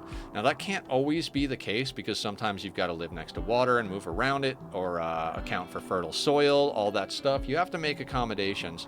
But going forward, I'm going to try my best to kind of like standardize my grid layout. Remove thought from the equation. If you never have to sit down and think about how you want to lay your base out because you have a way you want to do it, you can focus on threats and other things. This one looks like it's wandering off. These two over here still look like they're having a shit fucking attitude. I talked about a freezer. Now, we don't have a ghoul, right? So a freezer is kind of this unnecessary thing at the moment. If I were to start the playthrough over again, we did some things different this time than we did on the last attempt, but if we have to go to an attempt 3, I will rush freezer and power a lot quicker, probably try to get it up within the first, I don't know, week of being on the planet or so, you know, somewhere between 5 and 7 days, 5 to 10 days in. I'd like to have windmill, battery, freezer up if we were to start over again. But since we don't have a ghoul that requires us to micromanage him eating raw meat right now, we can kind of noodle around that by dealing with our pemmican. Now, that guinea pig seems to be wandering off. Is he, though? There are 3 left on the map that are technically maddened guinea pigs. He is still just wandering around. I think he's just about out of steam if he's moving that speed. How is everybody on food? Okay, I'm going to put everybody back on default now, because we're going to be going out the door. Barrel, let's put you back on default. And where is Locust? Or Locust, however you say it. We'll put you back on default.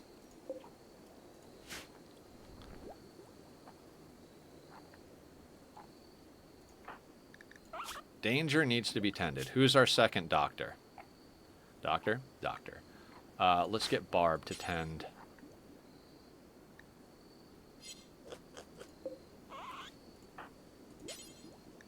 Let's get Barb tended.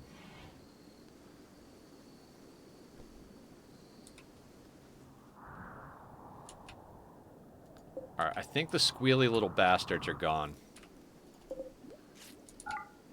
And so we schedule everybody back to work.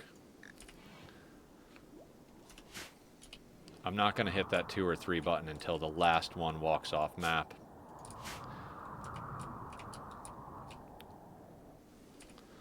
Okay, rice is getting sorted. Thank you guys for hanging out today. This is going quite well. What are you doing, Danger? Playing with Julie out in the rice fields. Baby Julie, you're going to be living in these rice fields and living off of rice for the next friggin' 15 years. How do you feel about that? Maybe longer. Maybe 20 years of harvesting and eating this rice. Yeah, have some fun. We're out in the fields. Sorry, I'm an insane human being. Okay, let's get a little bit of juice on here.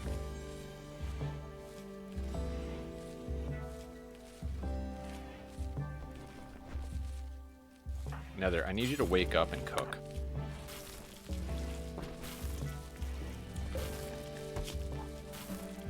Five people. 5 times 3 is 15. We've got 18 going, so we'll leave it at that. We had a little bit more going. See, this is the reason I'm overplanting. We're going to get a lot of botched harvest because a lot of our planters are not high enough level.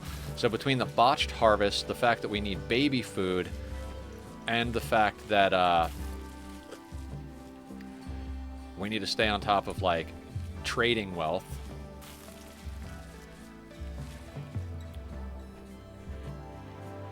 Okay, so we've established our walls. I'm gonna nuke the plan now.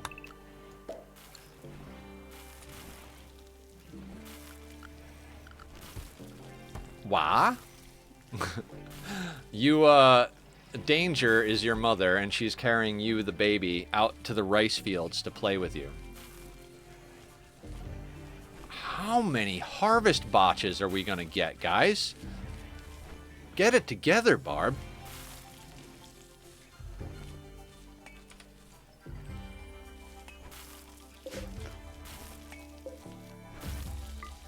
Alright, we're gonna allow sowing on these because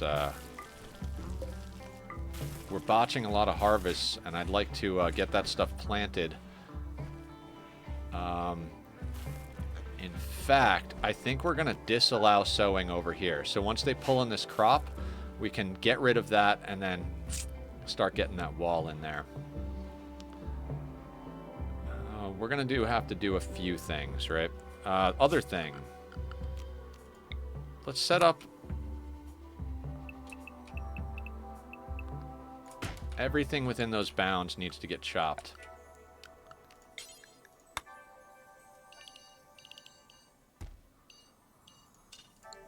How are we doing over here? Suppressed, suppressed. Thank you, guys.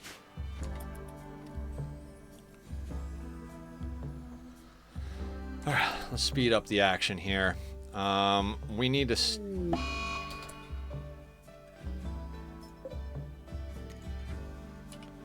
Now, the cool thing about what I did, I made sure there was at least 2 spaces between all the crops. So the smoke leaf might have blight. So we just turn off sowing over here. They will eventually come and cut the blight, but it won't jump more than 2 tiles. Also, Devil Strand can't get blight. So if you're ever in a situation where you're trying to lay out your crops, you can always put your crops one apart and then just do all of the little, ooh, barrel is in. And immediately left the base.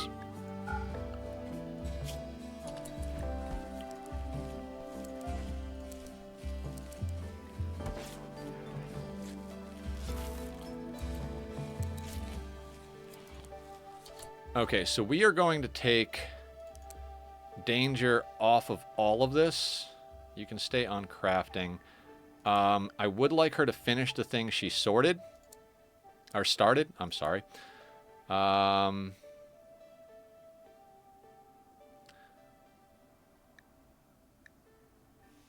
we're going to have you do regular research if you don't have anything else to do. So now Barrel is on our team. They're doing things. Excellent.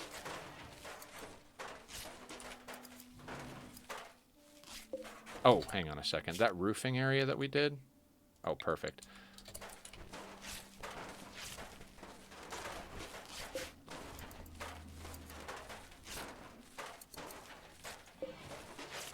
After Barrel finishes this rhinoceros leather button down, we'll have Danger finish out the cloth pants she was working on. Then we'll take her off of tailoring and let Barrel just kind of take the place. It's nice to have a proper crafter, although they are pretty garbage with a lot of things, and we don't have a weapon for them. I'm going to have to send somebody out to get a weapon. No, finish that.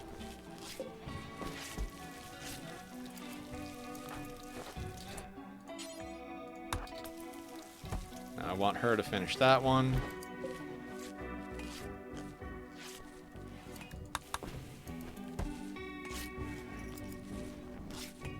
Okay, now you can be taken off of tailoring. I don't ever want you to tailor again.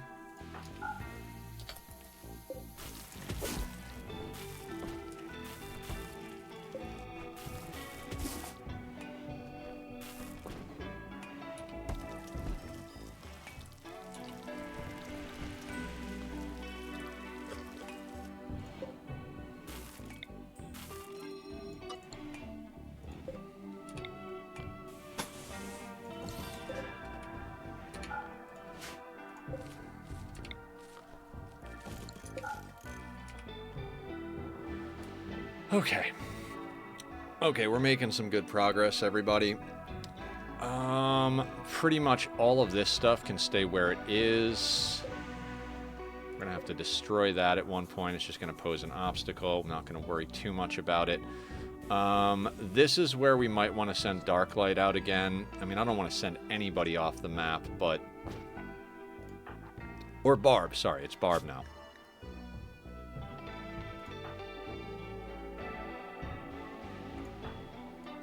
So we've got a new colonist, if anybody wants to name them. It's currently Barrel, Genie, which means they're very weak and can go down very easily in combat. But they're really good at crafting and intellectual. Danger is our best social. Barb is plants, animals, and medical. Be shame to risk her. Killer's Pawn?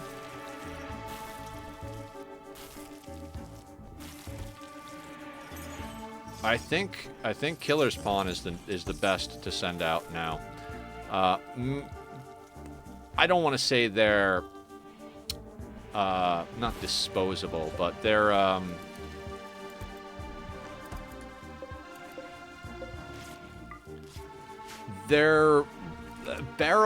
Barb has much better medical, so they're going to be our doctor. They're also passionate about plants.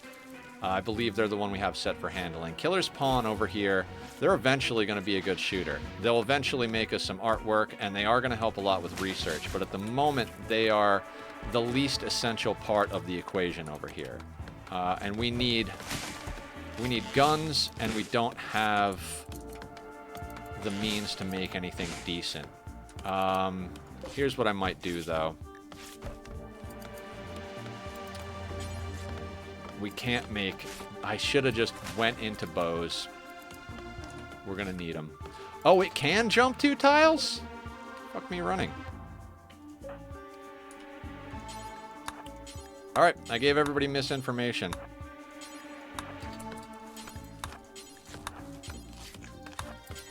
We'll just, we'll micro it just to make this go a little quicker. Sorry, guys. I was thoroughly oh, you know what it is. It's 2 tiles of, like, floored area, I think is what it is. If it's just 1 tile of floor area, it can jump over it. But since we've got ground in here, like, if we were to make all these pathways concrete, I don't think it can jump it. That's what I think it is. Sorry, didn't mean to give you guys any type of misinformation. That was just how I thought it was.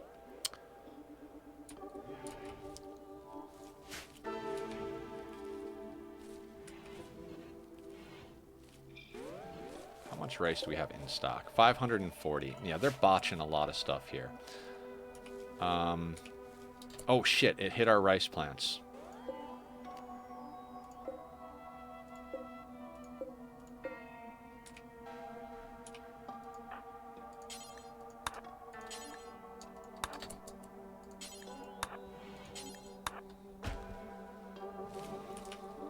Alright, I gotta be a little bit more careful about that. And we're still trying to get our parties off, right? We've got 3 more left. Alright, let's try and sort that out. We'll get our parties done. Maybe we'll have a more disposable pawn come in. Maybe we'll have someone useful so it's not as scary sending someone else off. But if we don't find at least some basic decent weapons for the new recruits, we're gonna have to pivot, research bows, and get everybody a bow.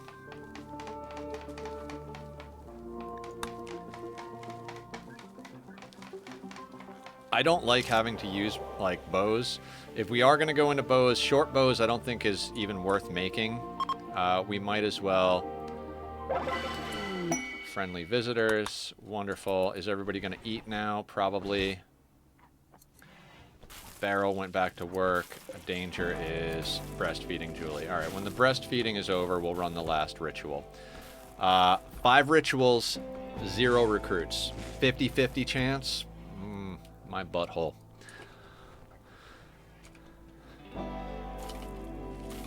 Oh shit, I started the ritual. And the priority of cutting the blight got knocked out.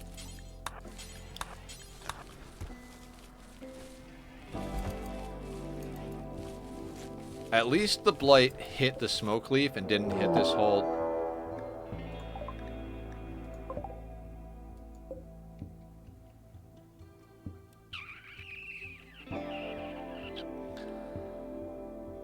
This is gonna be the end of us. Most likely. Okay, here's how we're gonna deal with this. Remember that animal pulsar I told you guys I don't like to hit? That's what we're gonna do. How much food did we bring inside?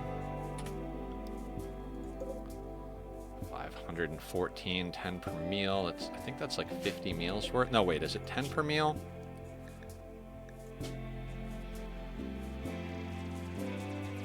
.5 nutrition. Oh, it's not based on a numerical amount. Can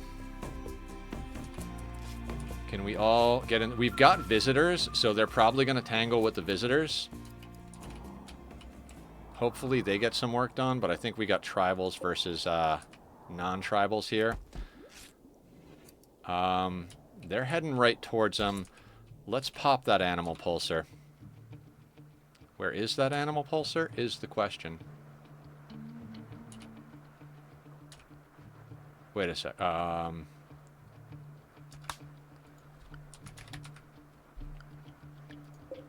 Right there. Another buddy. Just make sure everybody's inside.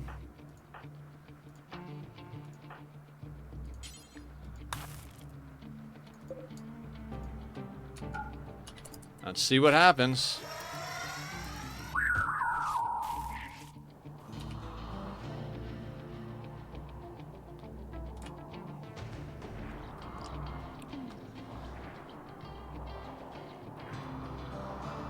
So our allies and our enemies are gonna fight rhinos and everything, so... yeah, this will sort them, and we will get some weapons out of it if we don't get killed. Yeah, because it's our fault that they got well, it is kind of our fault that they got murdered by rhinos, but check it out. Weapons, food, silver, all that stuff. And they're the tribals, so we're not overly worried about them. What we got over here? Gunsmithing is done. Excellent. Blowback operation. Now this guy's burning. Heavy SMG over here. Auto pistol here. This guy's got grenades. This guy's got a shotgun. Now, unfortunately, some of our shit's gonna burn because they had a Molotov person. We can't go out until the animals are done with, though.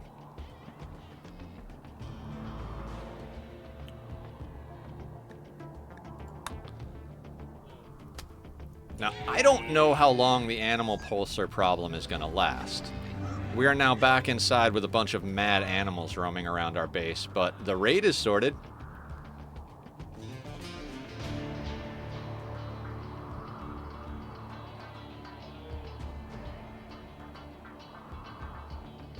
What a crazy fucking day already. Is it just dark or did it start raining? So our fields might get burnt if the forced rain doesn't come in time.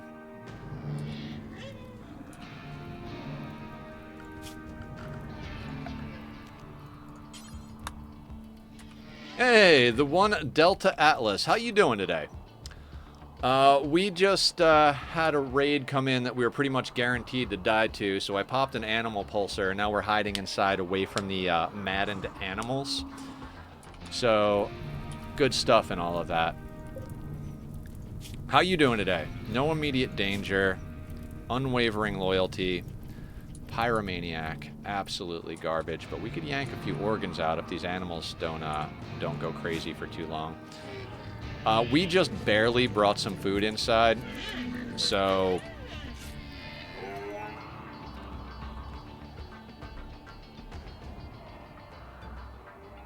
Llama and your mama. Oh yeah, I remember you. How you doing? I've been Nethercloud for longer than some of our community members have been alive, so I didn't change my name. But it's good to see you again. What's up? What's new? How you doing? What are you playing? What are you doing? How's life? All those questions. I'm almost at the end of my cup of juice and lemonade. I combined the Naked Blue Machine juice. Naked is the brand. I'm not naked. And then I do like a 50-50 with no sugar lemonade. Provides working away. Yeah. I'm finally back on my grind. I'm not like... I don't have what you would call a normal job, but I've been streaming, and the last couple of days I finally snapped into it and started taking care of like real life appointments and catching up with phone calls and all that good stuff. So I'm working away too. Different kind of work than going and punching a clock, but work nonetheless.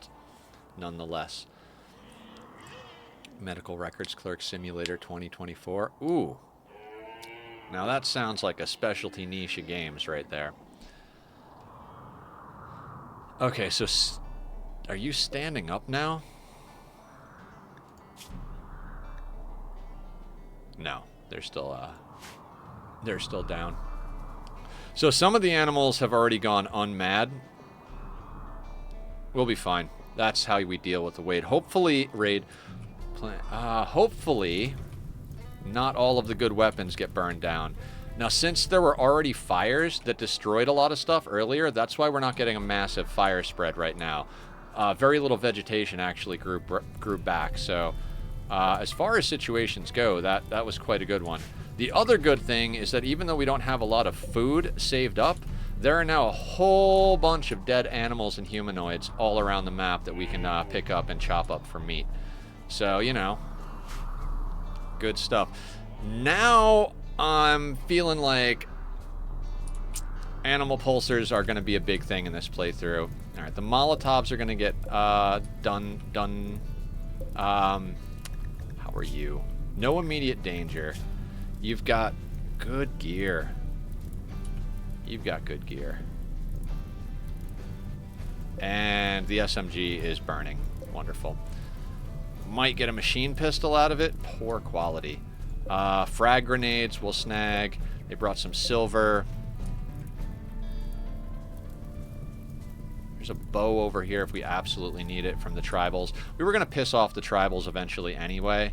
So, you know, cool. They're angry with us. Good for them.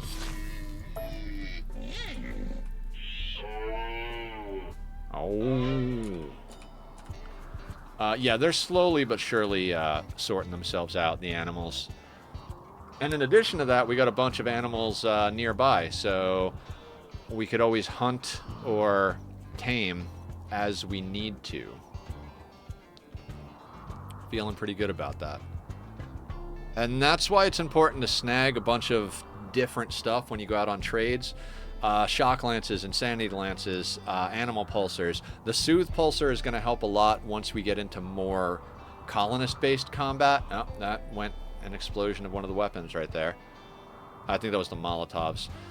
Because the soothe pulsar isn't super necessary at the moment. We're a small base. We've got an impressive barracks. We've got food sorted, and we're starting to bring beer in, which the beer is blighted. I didn't quite catch all the blight there, so excellent. Oh, we've only got a handful of pissed off animals left. Oh, it's exciting. I'll speed it up a little bit. I get nervous when we're locked in the house and when we're low on food.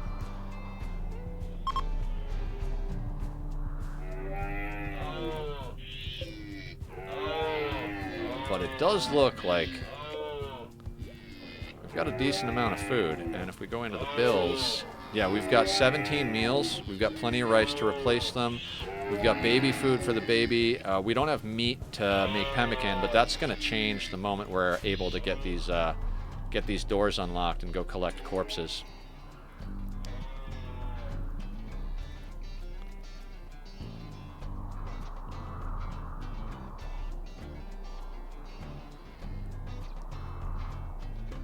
And Barrel's making us close. But you know what? I'm going to slow this down real quick. Oh, we have Psychite tea, too? Mood is sorted. For now, I was going to say let's make cowboy hats, but we've kind of come up on a few things, so... we just finished some stuff in research, so we can knock out some simple helmets probably shortly. Got to get that power up, though. How is our... Yep, suppress the obelisk down super low. And then... that way when things like this happen, we can wait it out. What is that, like 4 animals that are pissed off? Yep. We can get so much food out of this. 2 animals left being pissed off.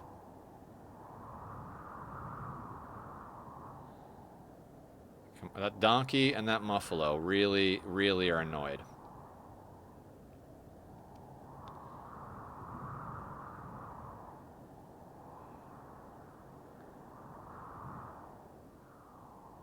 Come on, you two. What is your beef with the world? So while this is going on, I can probably talk on a 2 here. We're playing this today. We were gonna maybe play something different, but because we had to cut yesterday up into pieces because of internet issues, we're doing this again today. I want to make progress on this. We're going to play it again tomorrow. Saturday, we're going to be playing Myst 3 Exiles. We've already got a lot of time logged on there. I'm fairly confident we'll be able to finish it on Saturday unless I get really stuck based on I got a feeling, and someone in chat mentioned there was a bit left or something like that at the end. So we got a bit going on that. After that, next week, we're going to continue to focus on Rimworld, but I'd like to bring some other stuff back into the fold. Maybe we'll do mostly Rimworld, and then we'll drop Ani back in a couple of days, because I know a lot of people out there on the fans of the channel are probably jonesing for some Ani content. And I got to get some more in the bank, too, for YouTube.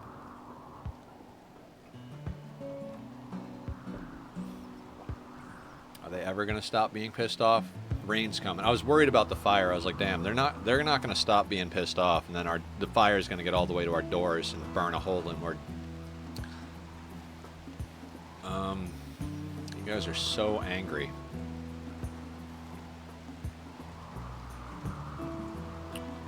But I'm not 100% sure, because I want to swap some other things in there. I was just talking to Mr. Crow this morning in voice chat in the lobby, which if you see me there, come and say hi. Or if you see any of us there, they're public lobbies.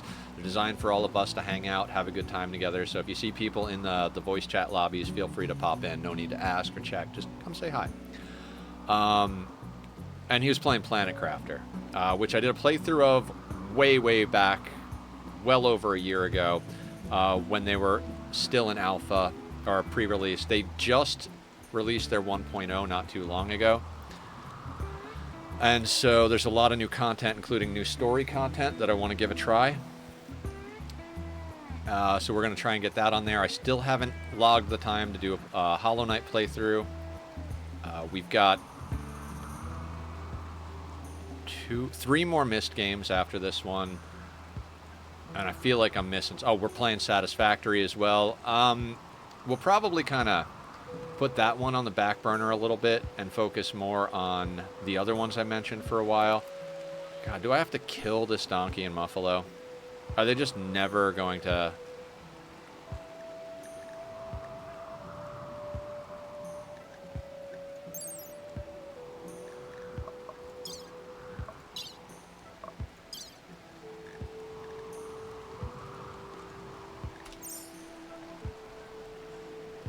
See, I don't know how this works.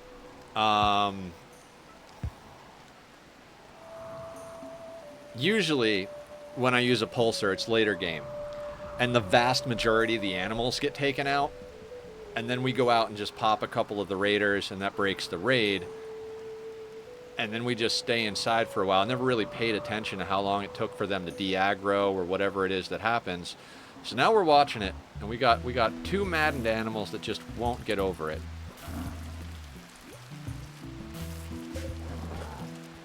But we've got 350 rice inside and 17 meals. So they can be pissy all they want. I would like to get out there and get those weapons and chop some stuff up before it spoils, but... Oop, donkey's not pissy anymore. Oh, it's a bison. So we just need this bison to calm itself down, and we'll be sorted. I do like this new animal overlay, pawn overlay thing. On the front end of things, we can now make better weapons now. So basically, once this whole... Oh, are we out of wildlife problems? We are out of wildlife problems. So now... Unforbid all. I think we still got a guy laying on the ground over there. So... The problem with doing this is that they won't go in here for food.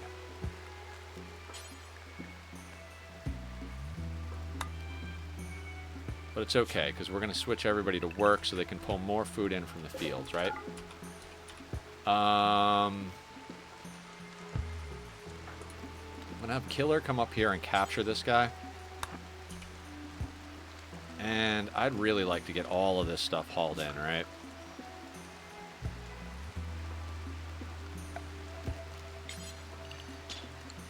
So, Barrel doesn't have a weapon.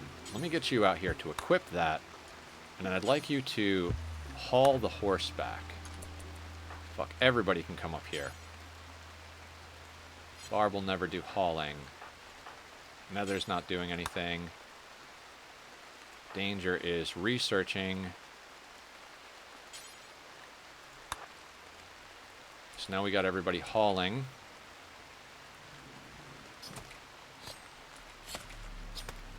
Barb will do some choppy. So basically, we need to process everything that just happened to us into textiles and... Oh, there's another geo right here. Okay, so we have some, not easy, but reasonable expansion here. There's also, like, gold and frag grenades and shit over here, right? Speaking of that, do we have a weapon on you? We don't. Where are you? Okay.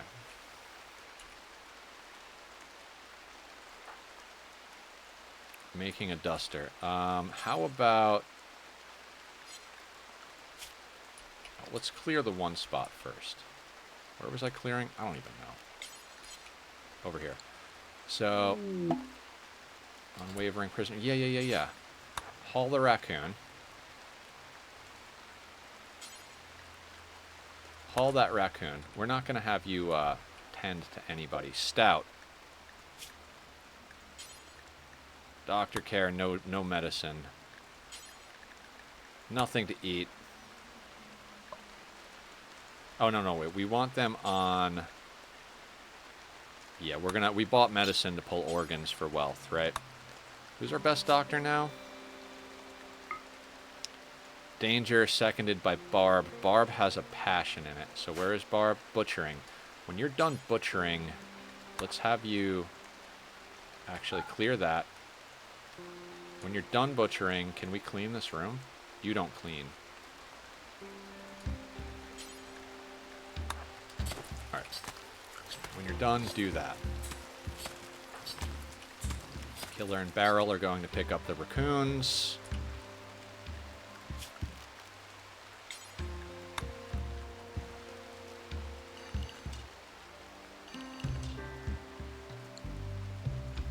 How is Barrel doing on needs? You're going to need to eat.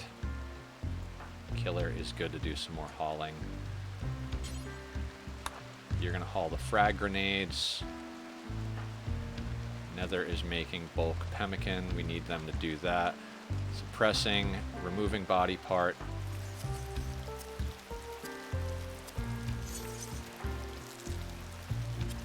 Actually.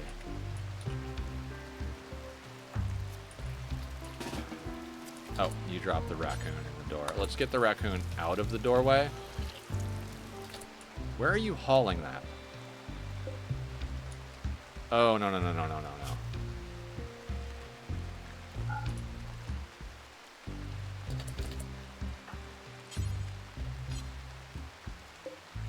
Okay, so our corpse pile needs to be expanded a little bit.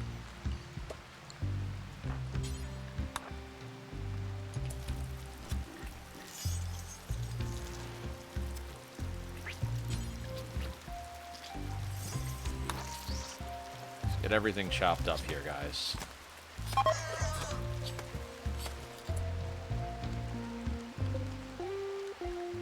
Alright, we got the organ.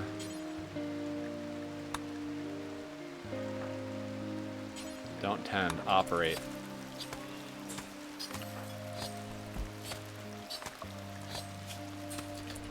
Barrel, can I have you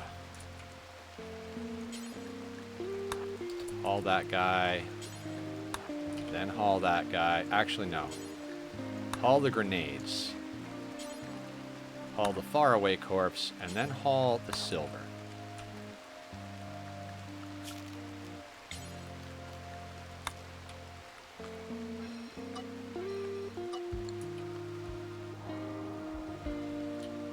Trying real hard not to miss anything over here, like this auto pistol.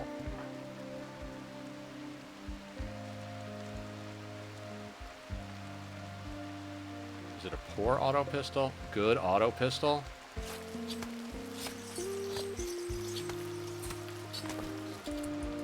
Let's have Killer equip that. Where was it?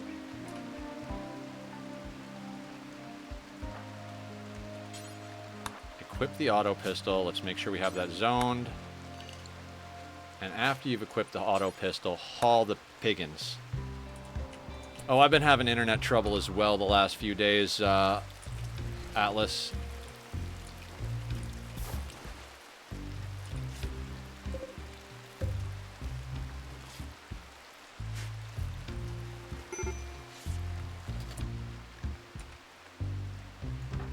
No, tending? No, no, no, no, no. We don't tend.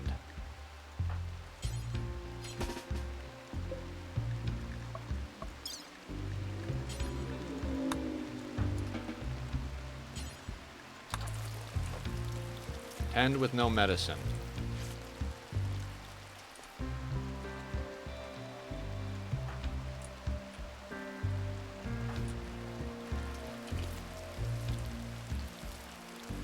Okay. Can Nether cook this stuff fast enough? What's Nether's cooking at, by the way? 8. That's so freaking cool. How much sleep do you need? We'll let you sleep.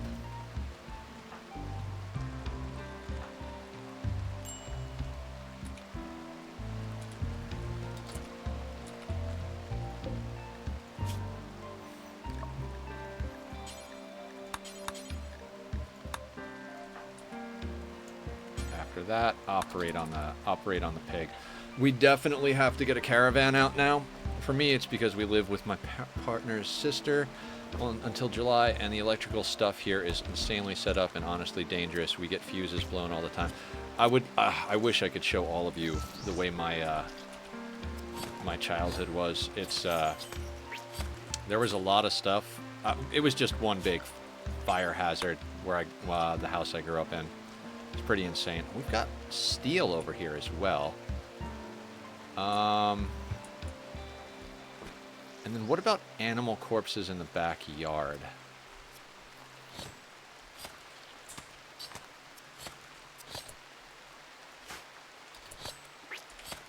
Oh, wait. We also need to strip this guy, for sure. After you do that, strip him. Forgot about that part. We need that armor.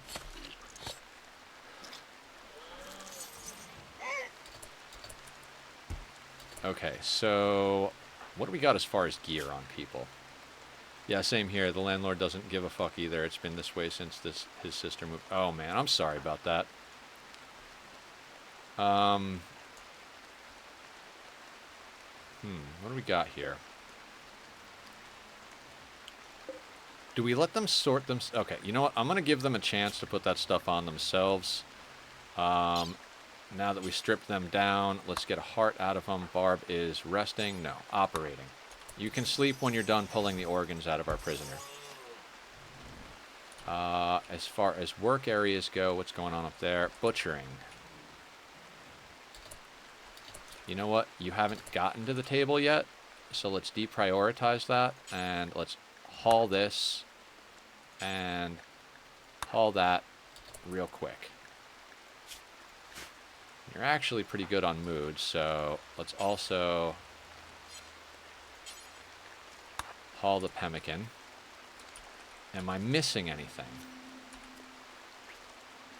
How long till this rhino spoils? 1.5 days. Okay.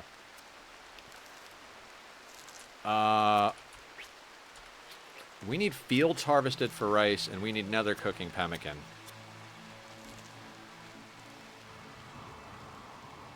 Here, you grew up around this type of stuff. I thought my upbringing was normal. I've talked about this a bunch. I've even brought it up on Google Maps to show people. I basically grew up in a shack in the middle of the woods with no proper plumbing, electricity, anything. It's been pretty intense. Or it was pretty intense. Alright, for right now, what I'm going to do, we need a dumping stockpile for tainted clothing.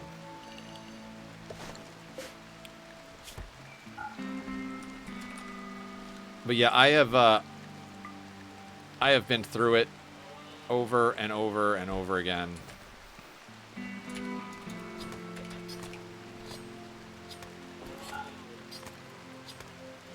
So tainted apparel goes over there.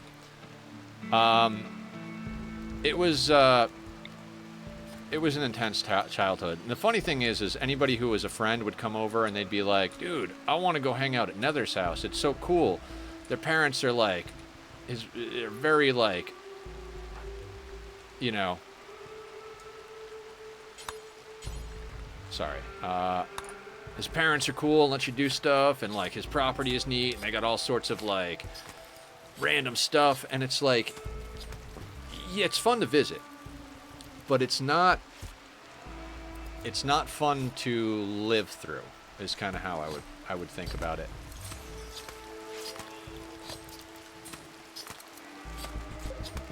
At the bottom of this list, I'd like to queue up a cowboy hat. No, actually, let's queue up a toque, because we're cold more than anything else.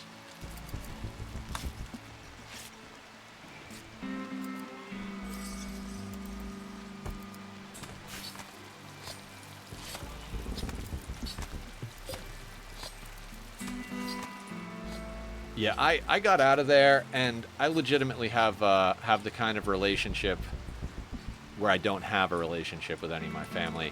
It took me a long, long time to realize how toxic my family was. Some of them might not be the worst kind of people in the world, but as far as me and what I need, like, they definitely... Do I need to worry about this squirrel? I don't know if I need to worry about the squirrel.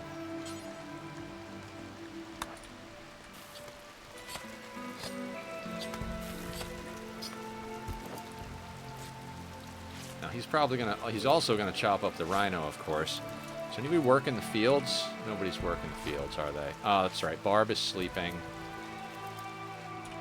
But yeah, eventually I got out of there, moved to the other side of the country, still kept contact with some of them, and then at one point I was just like, you know what? This is not working for me.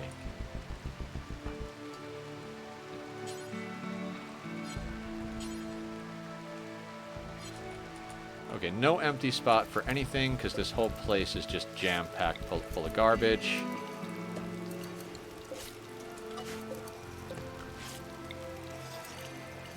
Try not to accidentally delete some stuff. After you butcher, haul the frag grenades, and then haul this. See, I'm in a weird place with my family. I have a lot of trauma due to them, but they've also changed a lot. My mom dying changed all... Oh, yeah. Traumatic events like that will absolutely change everybody. Sometimes for the better, sometimes for the worse. Like, some people, it just snaps them into reality, like, oh shit, like, I gotta get myself sorted out here. Other people, like, it happens and they're just like, they just die inside a little bit and they just can't function after that. Depends on the relationship, depends on how the death goes and stuff like that. Honestly, the hardest death I've ever had to deal with is my first cat, Grim. He was kind of an asshole, but he was good to me. And... Ooh, we've got more people down here, too.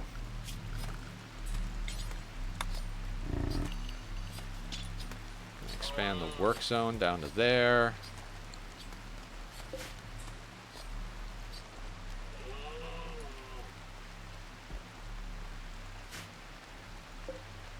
Oh, its influence is growing. I guess this is a good way to get rid of rotten corpses, is to feed them to the tree. So that's good. People are at the fields. I mean, I need the blight gone, right? So we're going to grab these. Okay, we're going to grab... these zones. We're not going to allow sowing on them. I already did that. Smart job. Good job, past Nether. Is that within work zone too? Yes.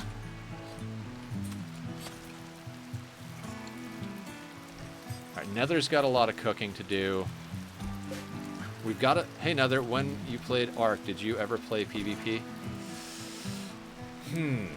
I think I popped onto a PvP server for maybe a couple of hours, but literally that. I did read and watch a bunch of it, though, so I know that a lot of... If you're going to log on and start doing PvP, one of the best things to do is, when you log off, upload all of your shit at the obelisk, or at, like, probably not at the obelisk, they're usually trapped or people are watching them, but if you find one of those signal drop things, you go over to it, make sure nobody's around, upload all your gear and all your dinos into that, and then make sure to take them out before 24 hours passes and they get deleted. Was basically what I learned about it. My sister was always there for me, and I there for her, but my brother acts a lot closer to me. My dad had a moment where it felt like we lost two parents because he just seemed to give up on caring about us as people. He remarried within a year to the woman my mom was always worried was cheating with, but like 3 years in, he really mellowed out. Oh, I'm sorry about all that, Atlas. That sounds really heavy. I'm sorry that's like all weighing on your shoulders right now. That's a lot to deal with.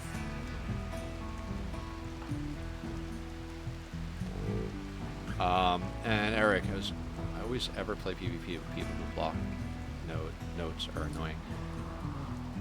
Everybody, see the thing I have against PvP, and this is kind of a thing for me across the board with PvP games. I find, people say competition brings out the best in people. I find it to be the exact opposite. Like, when you have people working together to solve a problem, people get excited, help each other, solve the problem. When you have people competing to be the best, it inspires cheating, it inspires bad attitude. It's just like everybody wants to do everything they can to win with competition. So it's like, oh, I can glitch through the mesh. I can do this. If you're playing PvP in Ark, Eric, I gotta tell you right now, go and look up every exploit you can. Every top PvPer in that game is meshing and duping and whatever else. If you're not cheating in PvP, you're not winning. You're behind. Like, you're a one-legged man in a race if you're not cheating. So that's my problem with PvP in general. It just inspires people to be cheaters and salty and all of that. If you guys could ever introduce me to a shooter where people have good sportsmanship, and when you make a good play, they're like, oh, dude, good play, and I could do that back to people, I'd consider trying other shooters out. But that's not how... You're starting behind. That's the thing. Everyone is cheating. And that's what I learned in the music industry. It's like, oh, I don't want to use auto-tune, it's cheating. Then it's going to take you another week to finish your vocals. That guy's using auto-tune, and his album's coming out tomorrow. And it's like, you don't have to use it to win. You don't have to use it, but it's my problem. It's dominant. Like, there are a few people like you and me who don't want to cheat, and we will grind and grind and grind, but you're always going to be up against cheaters. You're going to be up against griefers. You're going to be up against people who block public places so that they can use it to trap you, to kill you or whatever. And that's just how the whole Ark PvP community is, and a lot of the PvP communities in general. It's why I stay away from it. It's just another raid.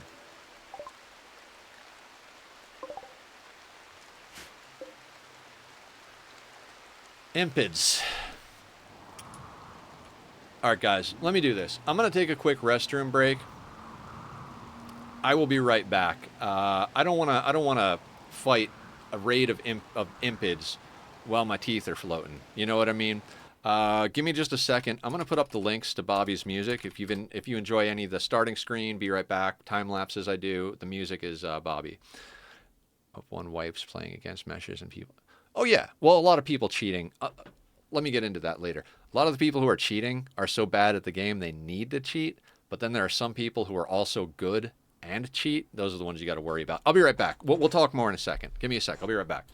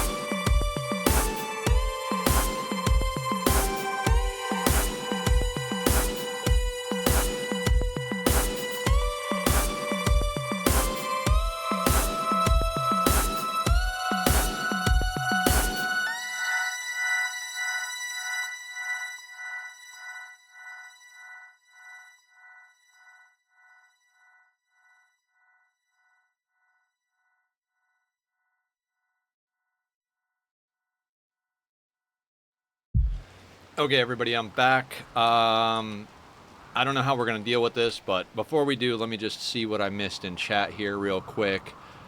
Always play for you, people. Moved. Oh, I'm glad you got to. I'm glad you got to start creating a life with your partner, Atlas. That's amazing. Your therapist is good. Don't need to cheat to win. I only play PvE now because it feels chiller. I don't. Yeah, Atlas, I'm in the same boat. I used to be really into League of Legends, and I got kind of burnt out on the whole competitive thing, and that's when I started playing Minecraft really hard. That was many years ago at this point. Did another hub build.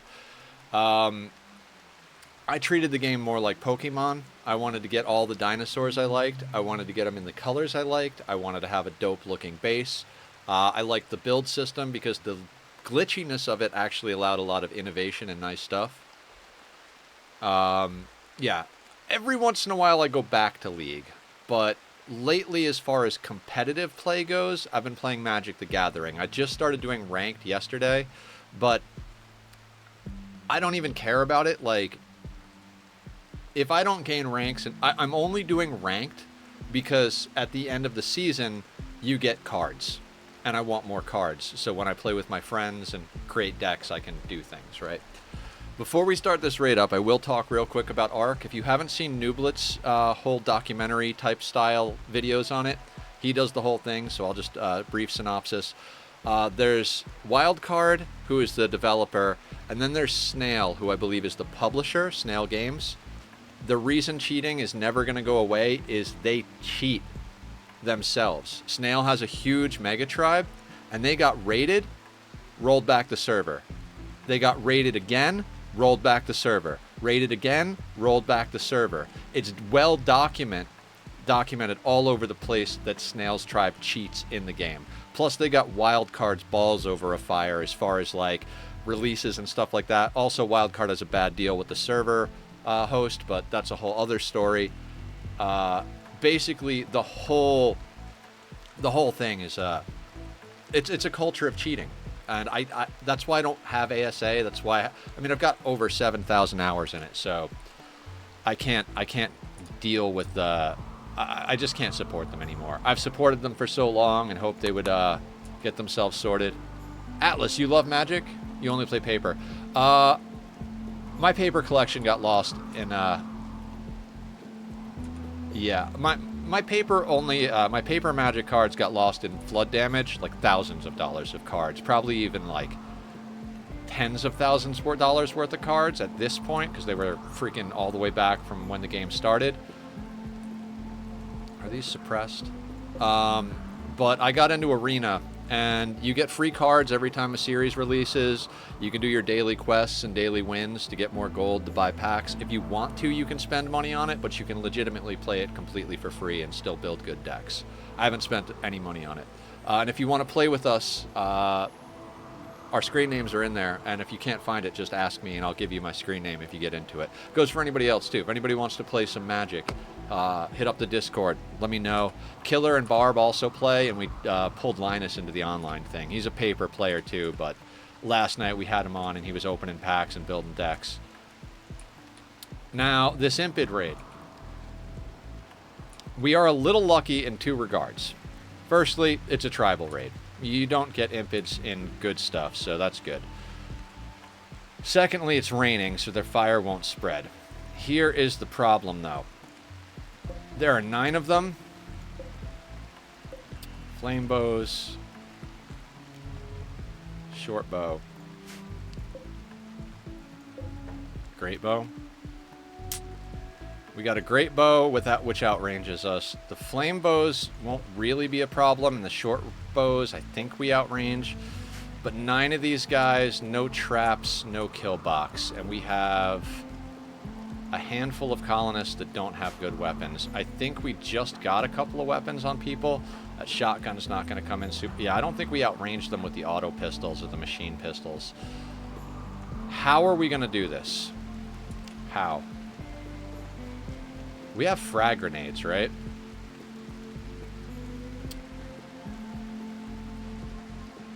We do. We have frag grenades.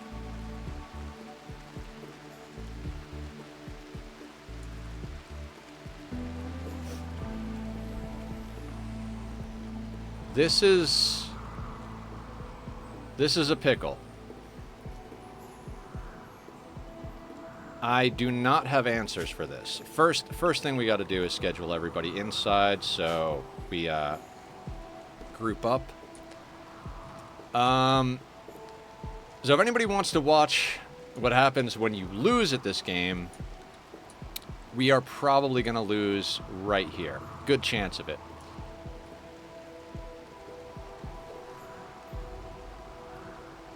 We could maybe leave the doors open and let them steal from us. Would I care if they stole anything? I wouldn't. I honestly wouldn't. Hang on a second.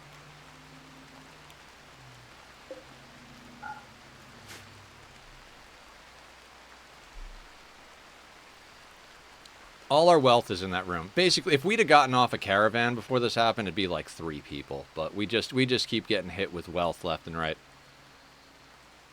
Ani is good. We've got a community seed, Atlas, and we're not changing it monthly anymore. We're just kind of doing it when it feels right for everybody. I did a challenge on it where I tried to get a sustainable base up in 100 cycles. It's working currently, but it will fail eventually. We did the math. Zed came up with it. Zed's awesome. So,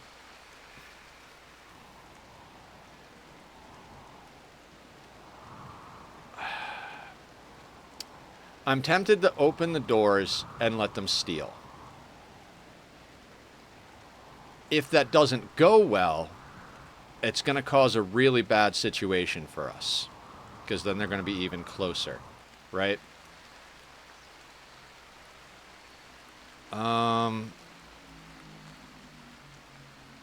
So I'm going to change the inside area to that, right?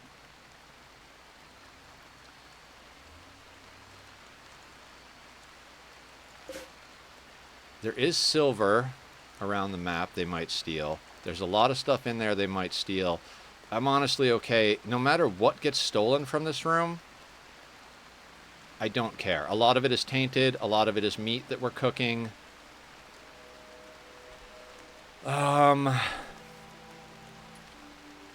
I kind of think that's the plan. I don't think we have other recourse, right? So, Barb is up here and is moving there. We hold this door and let them steal. I mean, that's honestly the only thing I can think to do.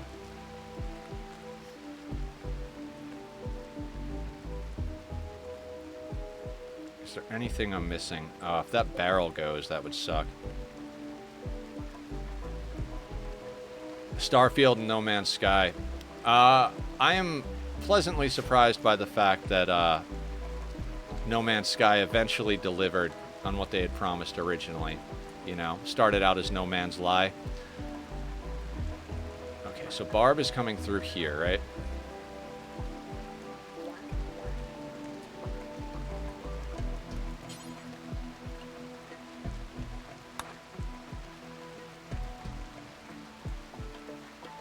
It's kind of what we gotta do. Hang on a second. We're gonna do a couple of things. We're gonna activate the Soothe Pulsar because they're likely to steal it. Barrel, I want you to put on the helmet. What else do we have over here? So we've got a chest, we've got a helmet, and a jacket. Barrel, do you have a jacket on? Oh no, wait, you've got flat. You need a helmet.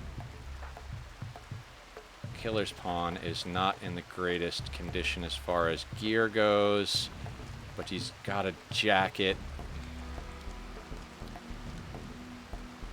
And Barb has got that pistol. One of my favorite parts of Ark has to be the character creation. Yeah, character creation is cool in Ark. Oh yeah, it's such a great game. And contrary to the hate for Starfield, I've been very engaged with the game for a long-ass time. I don't know what that word is supposed to be. But good. Good, good.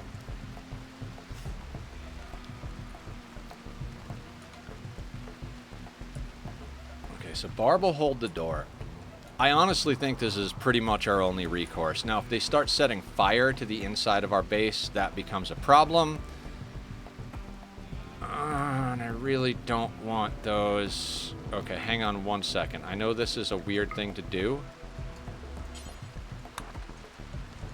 We're gonna have Killer do that.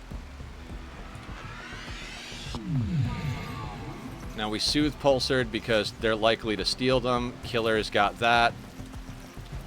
Now the door is open and they're coming.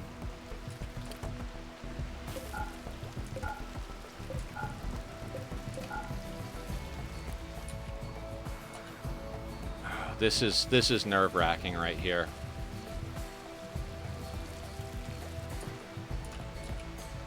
See, they can't really set fires, because if they set fires, they just get put out by the rain.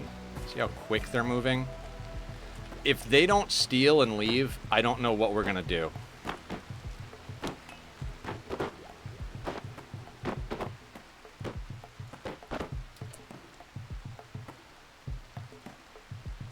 Who's our best builder? Looks like they might be trying to smack on the door. Maybe they're... This is gonna get hairy real fast. In fact, let's get everybody... Let's get everybody drafted. Nope. This is gonna go badly.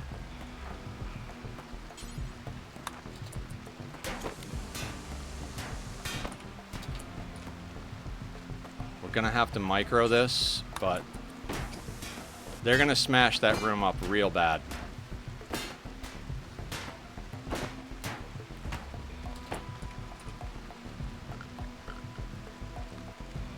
That whole room is gonna get fucked up.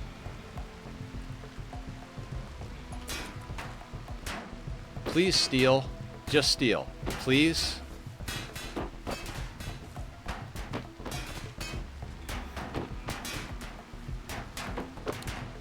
Sorry, I'm not going to pay too much attention to chat for a minute, guys. Now, if they break this, that ghoul will get out and fight them.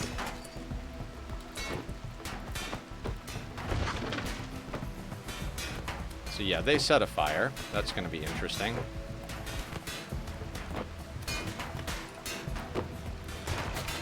We're just waiting out threats at this point.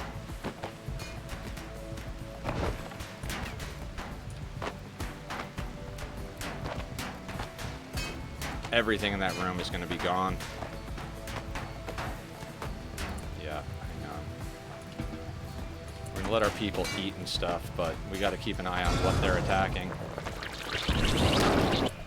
Now they're fighting the ghoul, which is going to be a problem because that door is going to catch on fire.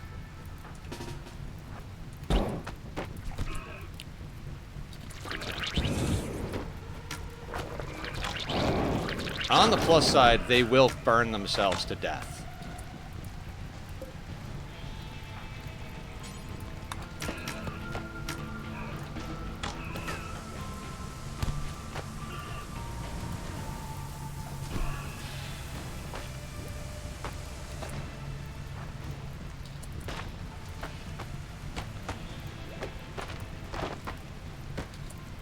You are... You attacking the door? Of course you are.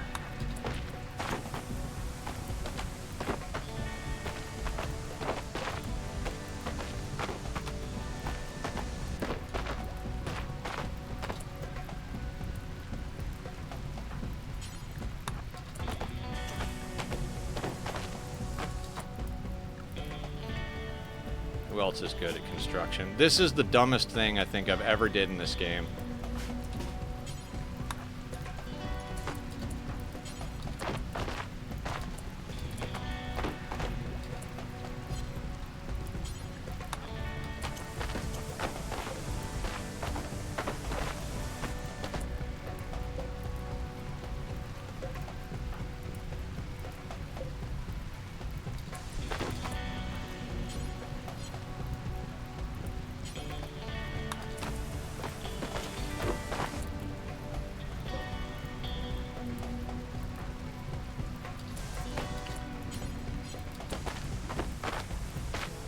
We're just waiting out the raid. I've never really tested something like this, but...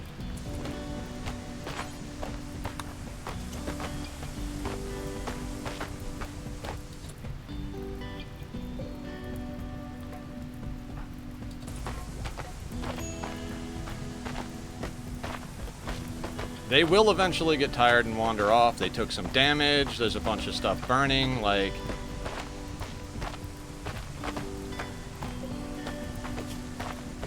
they will get hungry and give up. They will smash that whole room up, but I'm okay with that. We've got enough pemmican in here. Is the temperature going up in here? 164 degrees, so we're getting cooked alive. That's not good. How do we deal with that?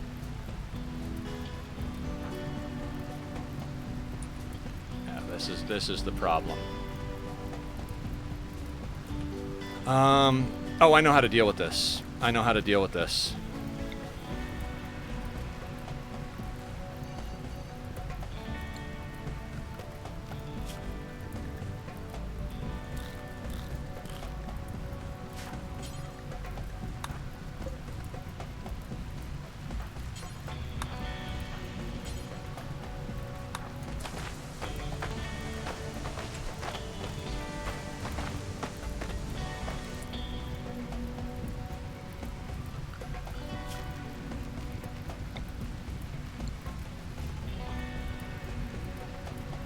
Where is the roof overlay? Guys, I need you, like, legit. Okay, you're removing roof. Killer. Remove roof.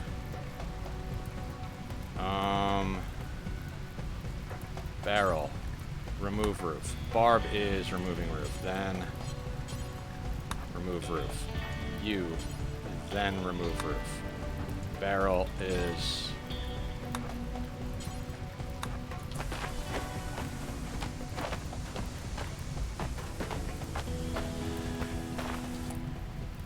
I don't want to get cooked in here, but it's happening.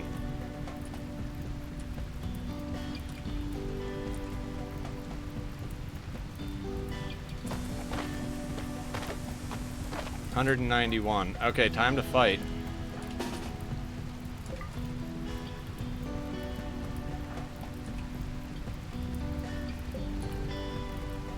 Fuck. This is end of colony status, guys. Wish me luck. I hope the kid doesn't burn to death. It's like Barry server I joined has notes built over some random ass tribe. Yeah, that's likely to be the thing. So,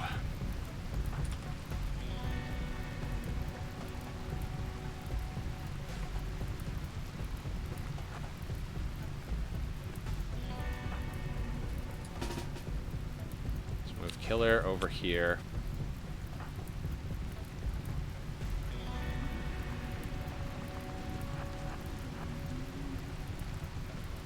And we're gonna have to break a door, basically.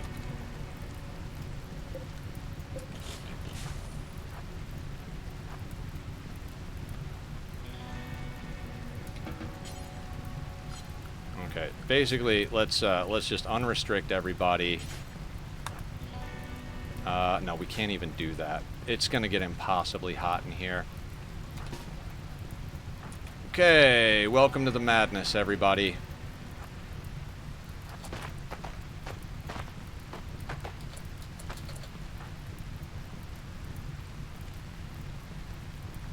So we need to have somebody rush out and punch him. Barb is tough. So we're gonna have Barb attack. Killer cannot fire at will. We got a micro killer.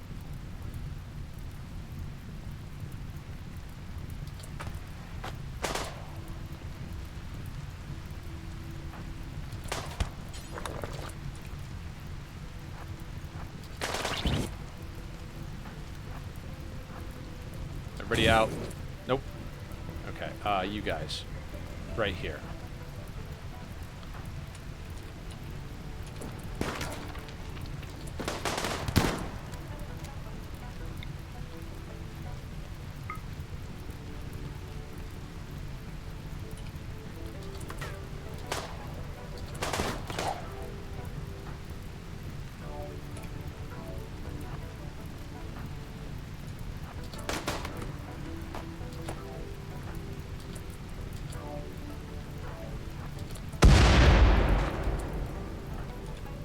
Alright, it is 178, which means it looks like it's going down.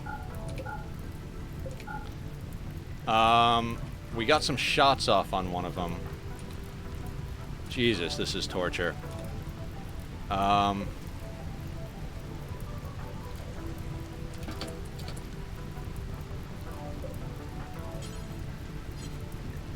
here's the deal.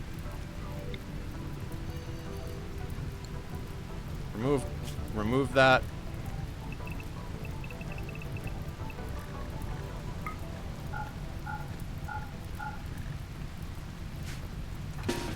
Reset priorities. Is everybody removing a roof?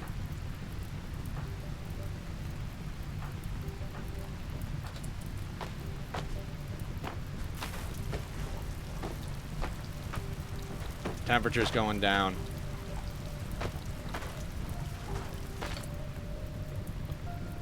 How's this door? Door's at 98. What are you at? What are you at? 81. You guys can eat when this is done.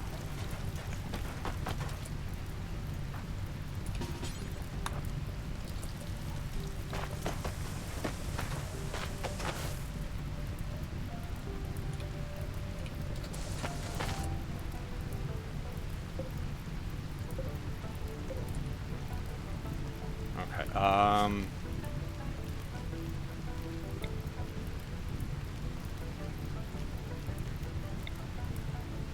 we're gonna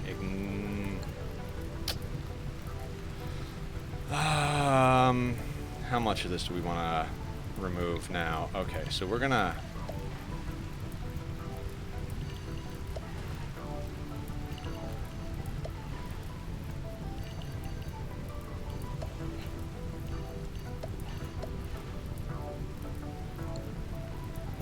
we'll let them remove more of it. I mean, we're not gonna have a wealth problem anymore.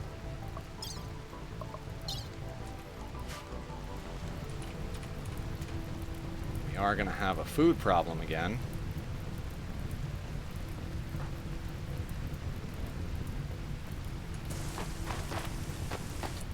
Slow and steady.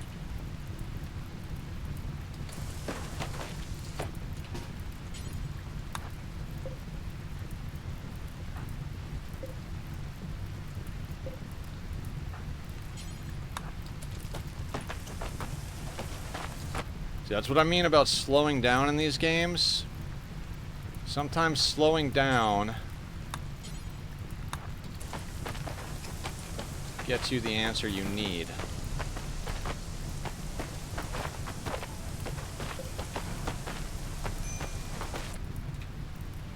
Who's starving?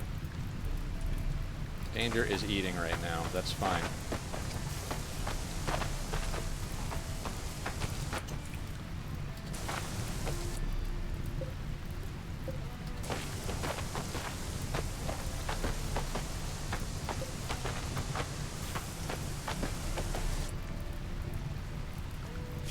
Third builder. Killer, another danger, kill, another killer. What is danger doing? No.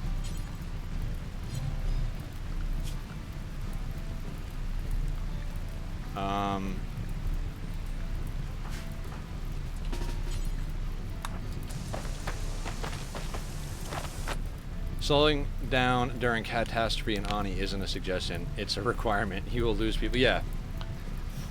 Same thing here. Same thing here. Now if we check out these guys' needs.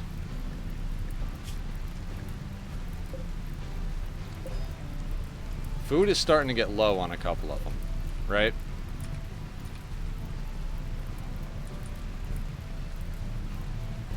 Are you not doing anything? What weapon do you have? Short bow. What weapon do you have?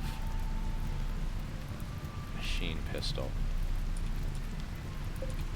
Like I said, guys, I have no idea if this is going to work. I bet that's just, at this point, we're just testing shit, right?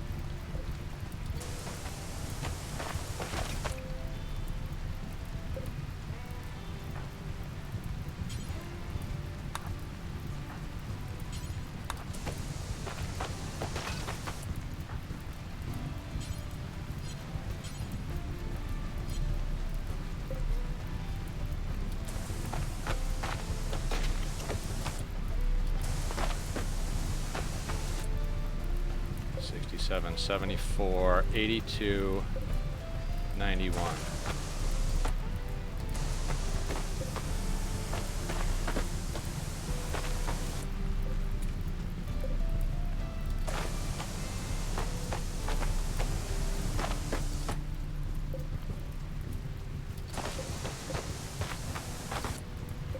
Let them take a couple of hits, check the durability. See, danger can repair faster than they can break. So we're basically having everybody else maintain, and then danger swaps in and deals with it. Brings it up again. So you're at 75, you're at 70, you're at 80. So I want you to switch there and Barb to switch here.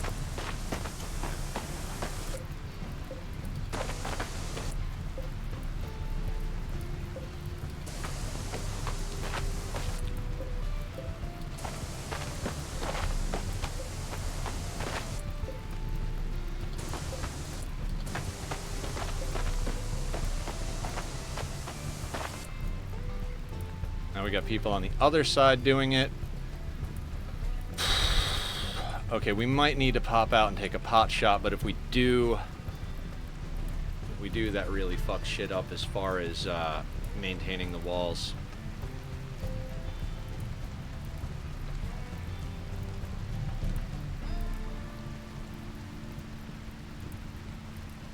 We've only got 5 people.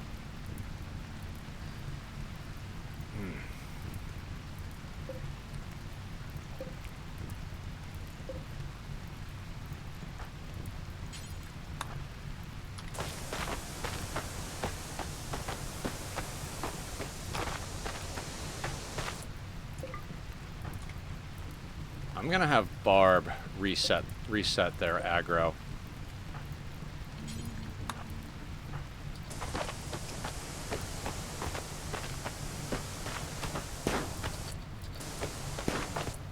Wow, you are bad at shooting.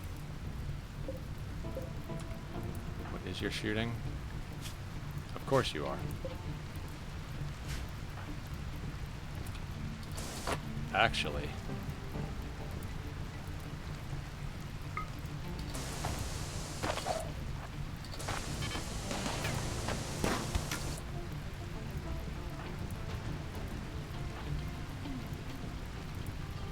Killer, no fire at will. We don't need holes blown in the wall.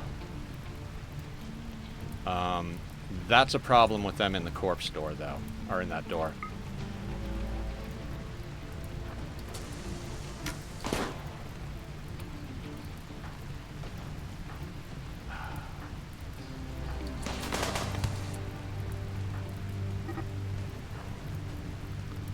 That's fine. Locust can escape.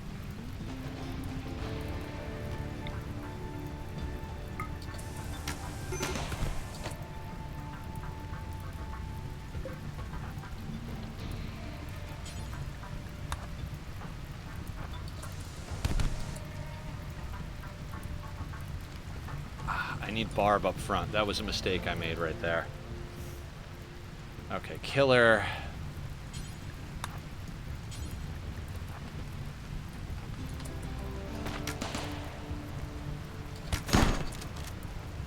Barrel is up front. Barrel, get out of there.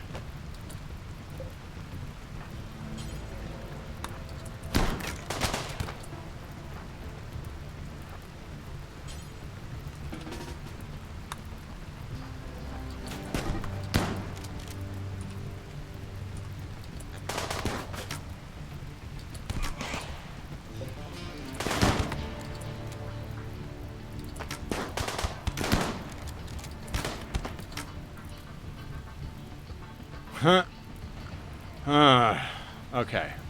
What are the damages we're taking here? Scratch, bruise, bruise. There's our flesh tent. Oh, we got fire inside. No.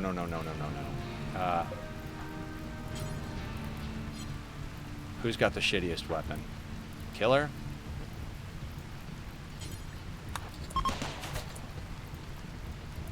They're fleeing. Okay. Now, can we survive the aftermath of the whole thing?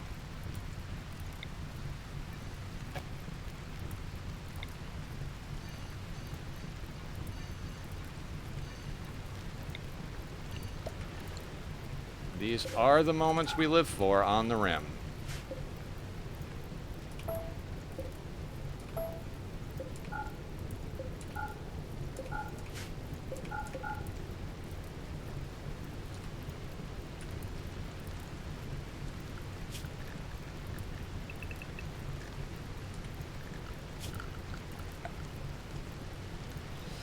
Jesus, I don't even know what to do. I mean, I know what to do, but I don't know what to do, you know? I'm probably just going to let that prisoner escape. Funny question. 21,885. Okay, let's stretch. They're fleeing. That was the hard part, right? That was the hard part. Is our steel going to burn? Steel's probably going to burn.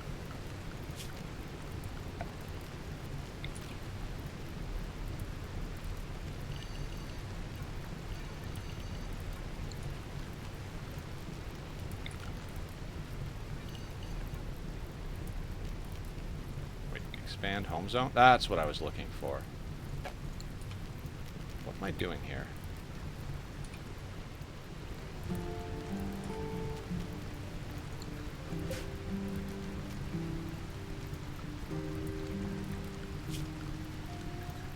That's how this game works. Why can't I put it there? What if I do that? Let's turn the roof thing. Oh, I already had it there. Dang it. Okay.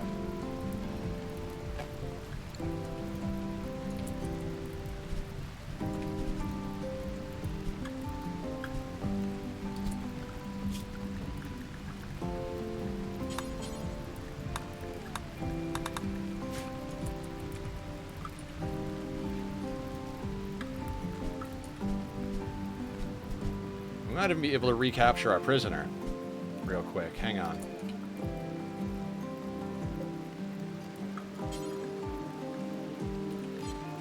Got to get this thing out of the way, right?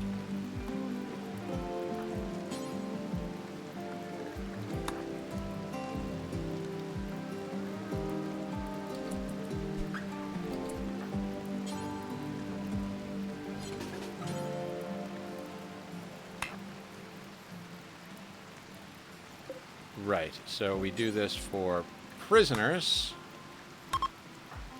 Barrel, arrest them. Or no, danger, arrest them. And barrel extinguishes the fire.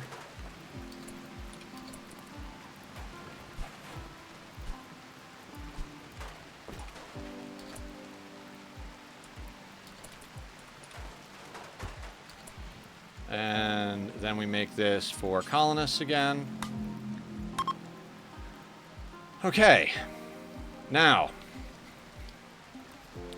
we no longer have a butcher. They really destroyed. Oh, yeah. I thought maybe they would steal stuff. Either way, this was gonna. Funny thing is the Soothe Pulsar survived. That's fucking awesome. Is anybody bleeding to death right now? No. Yeah, we're gonna keep them on an all-work schedule at the moment. We're even going to disallow these. We need to sort ourselves out. We need butcher spot because we don't have a table anymore. Butcher creature. Do forever. Drop on floor. Anything. But we're going to suspend it for just a second while they sort some other stuff out. Are any of these people worth trying to keep? I mean, I know I'm being insane right now. Creepy breathing, body modder delicate, chemical interest, all this stuff. Chemical interest is not bad, but jealous, tortured artist, too smart. You're not. Oh, you're unwavering. I'm not really even gonna try to. I'm not really even gonna try to. Harvest organs or anything right now. We just took a back step.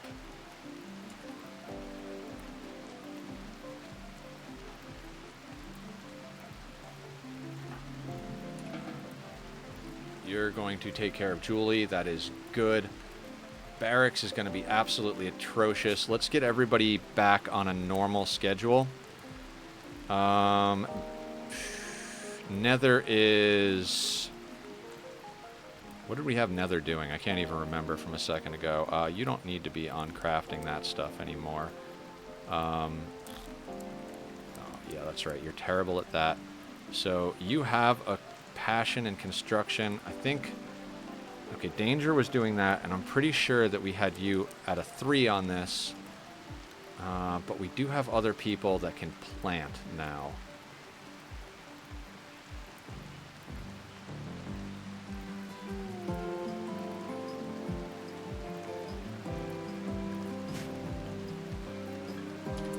Okay.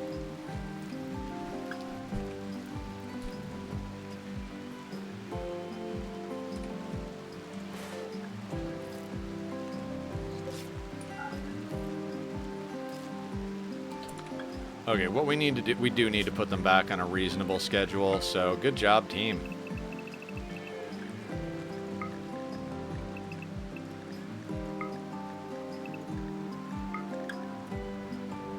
Five. Oh, no, wait.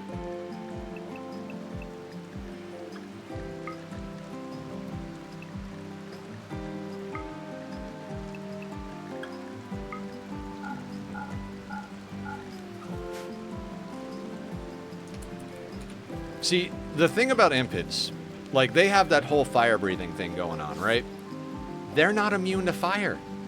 And that's a problem. Like, I think it's a... I don't want to say it's an oversight. Like, I don't want to say it's an oversight at all.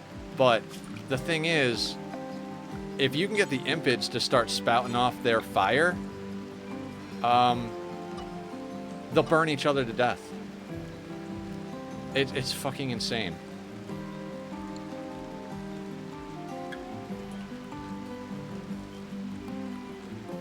Well, that was intense. One of the most intense moments I've ever had on the Rim, actually. Okay, rendering VOD as 3 videos, so I have time to write a novel now. Or play Stardew. Yeah, play Stardew. We've got people just bleeding out on our front porch, almost like it's a message to others, like, look, they're just dying on our front porch. I'm not gonna finish them off, because that means that their corpses will be preserved. Thank you, Julie. I mean, part of the base, or all of our worldly possessions got burned down. But that's okay. Like, we were talking about expanding. Well, not all of our worldly possessions. We kept our core base here. I would have liked to sell off this stuff instead of losing it. But, hey. Oh, it's awesome that you followed Julie Atlas. Okay, that was intense. I am sorry if I missed anybody's chat messages or any of that stuff. That had to get sorted. I was like, oh, cool. We've got a whole bunch of stuff now. I was like, oh, we got meat, we got animal products, we got all the things we need to, like, sort out a freaking, a situation here. And then all of it got annihilated. We need a stonecutter's table. Actually, you know what? Let's put that inside. Not inside, but we're gonna put that there.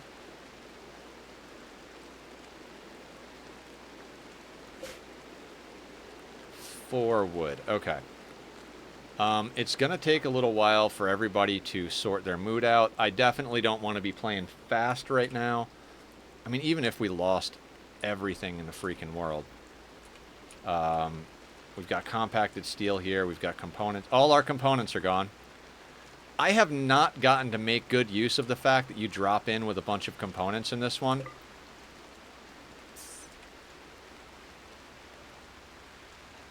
We didn't lose our prisoner. Nobody got killed. Nobody had any permanent long-term injuries. Does anybody have an infection going?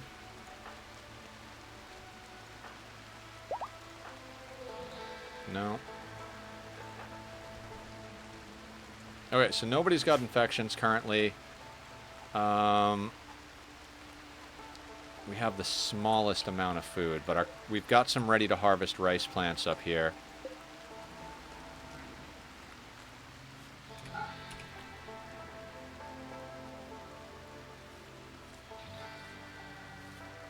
We're recruiting him to be a member of our colony.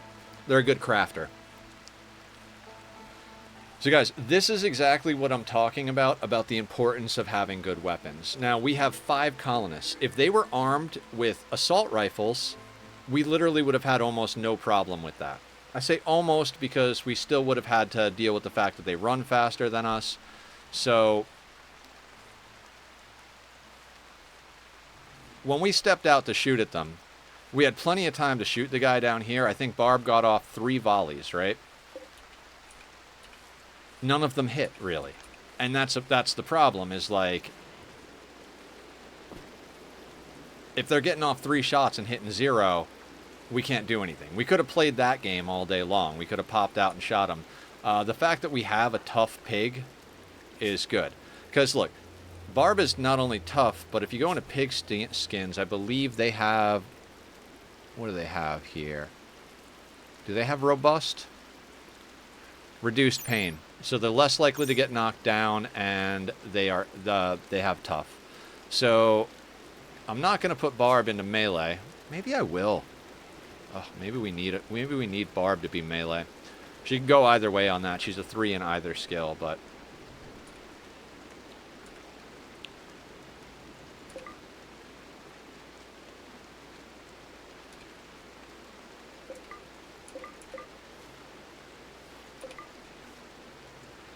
First, I need to make food. So you kidnapped them until they succumb to your demands for labor. Yes. We convert them to our ideology, and then we convince them to join us.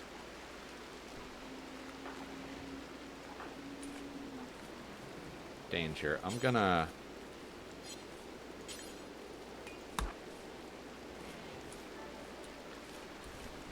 And we need someone to cut some trees.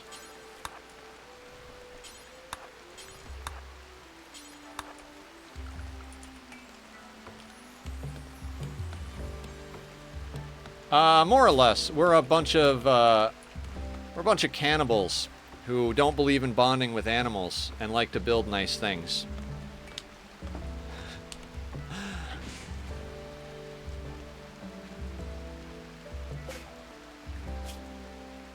Oh, they're not butchering because I suspended it. Duh.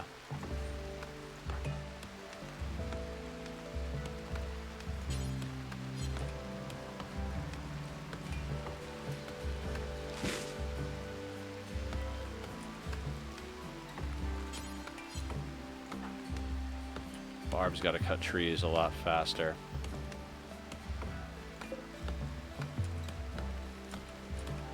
Lucky all the trees didn't burn. What's Nether doing? Resting? No. Let's get you cutting trees as well. We need to get stuff up. We need to cut trees so we can build the stone cutter bench, so that we can cut stone, so we can fix the freaking walls.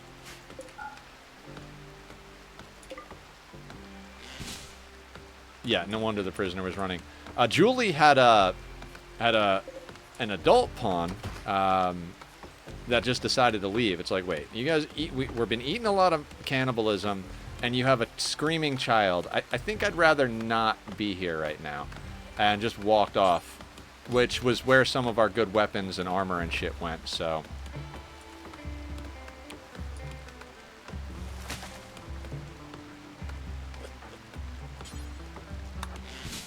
all right, now we can get the stone cutter table up.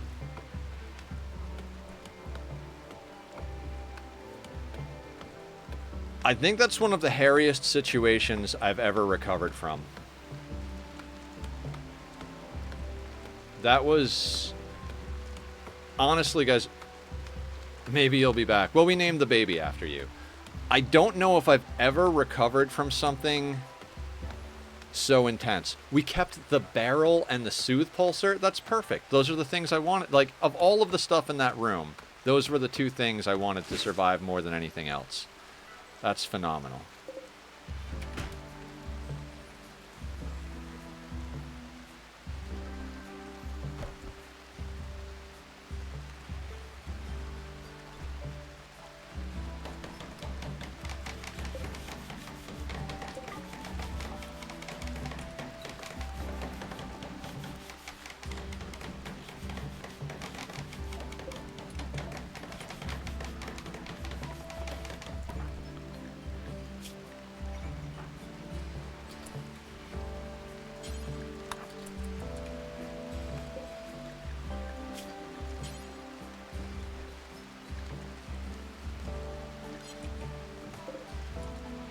That's sandstone. I think at this point we got to do anything. We could, in theory, just make it out of steel. But...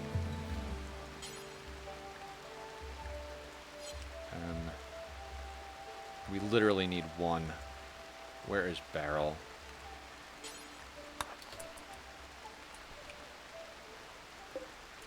That'll do. Limestone.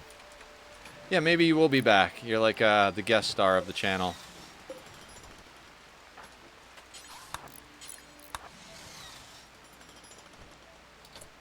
Actually...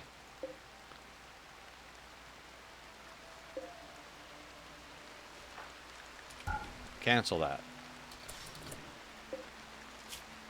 Suspend that bill. Let's get you researching, buddy.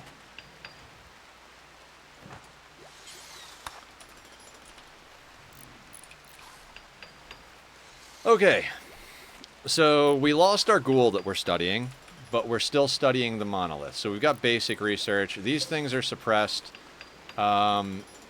We had enough food that they didn't burn down that we can still harvest stuff and make food. We've got pemmican left. And we've got people that we can...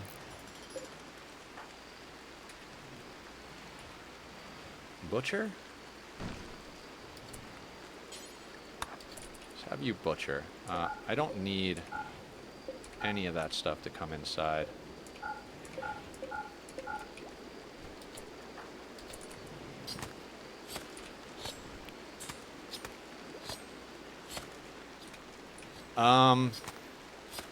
Yeah.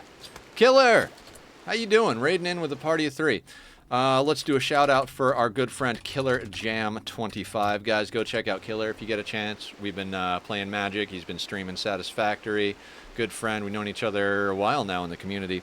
Killer, you just missed one of the most insane raids ever. I can't believe we didn't lose.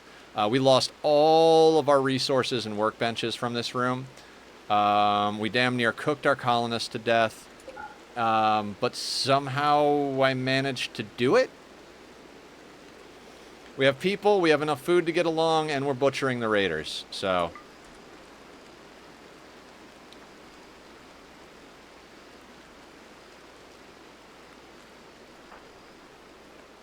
let's get you hauling pemmican. Actually, haul it. Well, yeah, haul that one first, it's fine.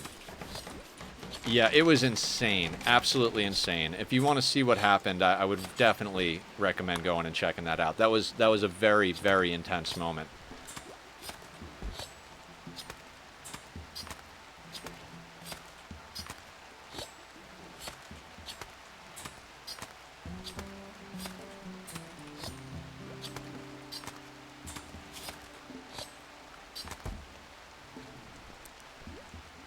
Honestly, have no idea how that happened.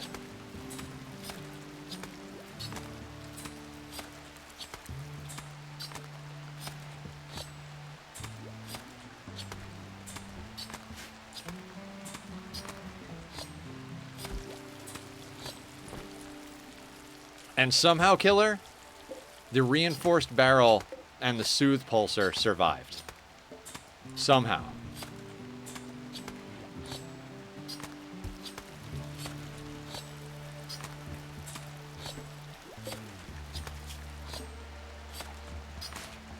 I'm not even sure what's going on right now. I'm like...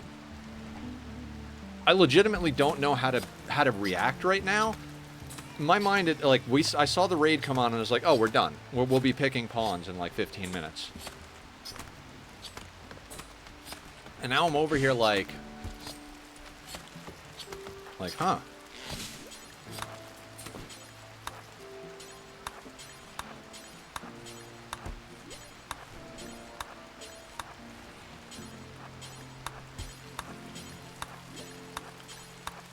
Just gonna micro barb cutting this stuff because apparently nobody wants. I was trying to just leave it for people to do. I was like, it's not bothering anything, but right now it's just like nobody's getting to the work, so we'll just manually tell Barb to chop it all. Oh, and Killer, Barb redeemed name the pawn for you. So we've earmarked Wolf for it. It used to be Wolf. We've been calling them Killer's Pawn, but you get to give it an official name. So let me know what you want to call it. We'll change the name out. I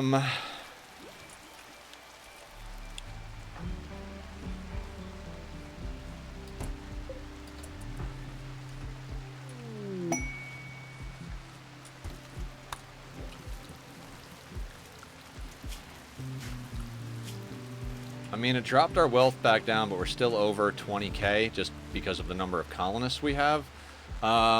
So the rest of stream today is going to be more rebuilding. It's the one you said you wanted to call dibs on. Remember yesterday we had 2 new pawns, and you were like, I want to call dibs on Wolf.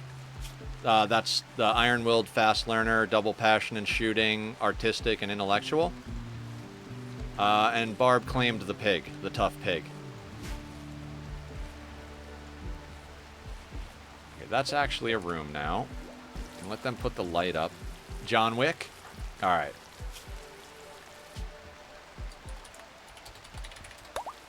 That really got my, volcanic winter, huh?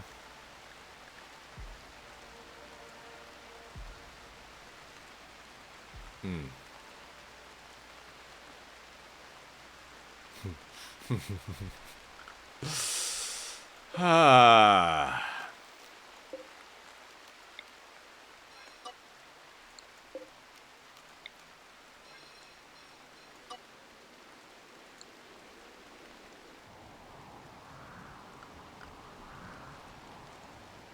Nice, nice, yes, and this is good shooting. Totally, totally. I'm gonna have to make a few adjustments here, everybody.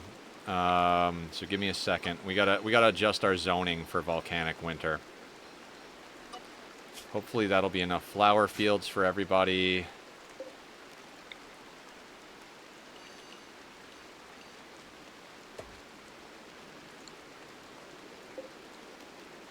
Copy settings, paste settings, get rid of this. I gotta be honest, we don't have time for that. We'll set it up somewhere else when we need to.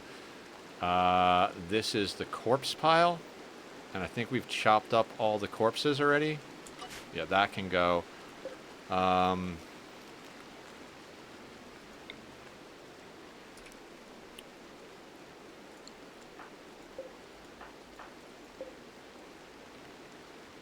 That was supposed to be the zone where they drop stuff. Can't... Okay, let me see here.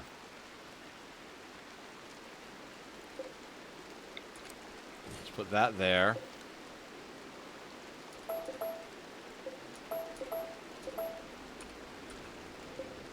Expand that zone just a little bit in a few directions, like that, and like that, and like that. Maybe a little of this. In here, we're going to have to switch into mushrooms, which isn't going to be enough in this room, but... I mean, not like... They're not going to be happy about it. That's for sure. And...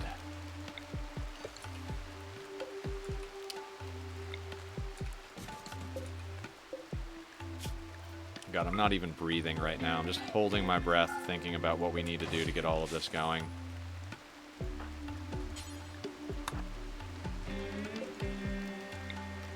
And there is Nightbot coming in with all the information. If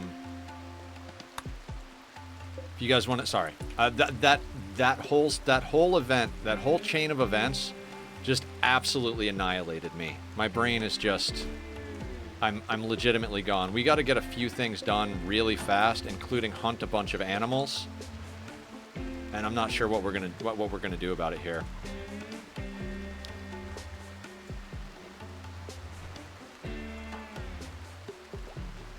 Nether's cooking. You know what? Our mother is breastfeeding, so let's suspend the baby food. We really only need to do that if other people need to do things.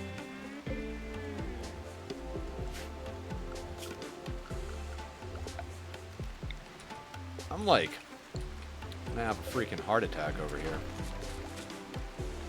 I mean, yes and no. Okay, so like, we lucked out in that it's raining. Impids, the biggest problem with Impids is that they breathe fire. So, and they use flame bows. So that kind of mitigated that problem. The volcanic winter is going to be a pain in the ass, but it's better than a cold snap.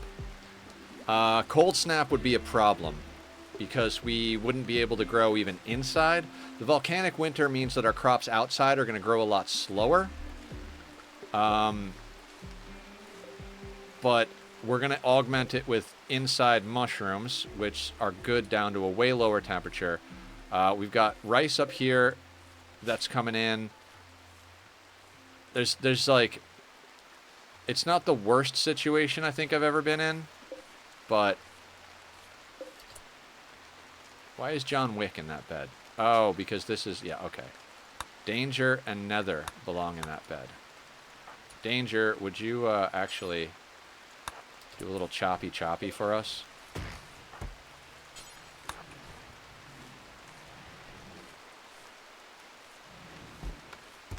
Now, luckily, our guest dropped some pemmican, so that'll help us get through. Volcanic winter is basically, if you guys don't know what it is, I'll read the description. Some distant volcano or fire is choking the atmosphere with ash, significantly reducing the amount of light which reaches the surface. Temperatures will be colder and plants will grow slower. Yeah, it wasn't even necessarily a heart attack moment so much as a like, what the fuck is going on? Like, I'm completely flustered right now. Somehow we have Psychite tea. Amazing. Turrets around the corner blocking a note. When you say note, what do you mean a note? Oh, the survivor notes, right? I know what you're talking about now. Never mind. It's like note. Are you trying to say node? And I'm like, no, note. XP notes, yeah.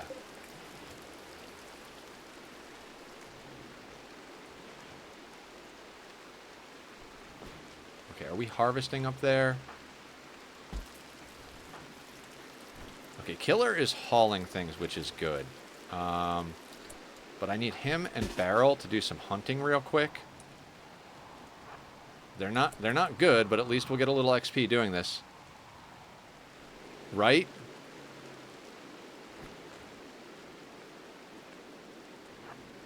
Okay, I think we go after the deer. I want to get right up on these deer, right? Like right next to them.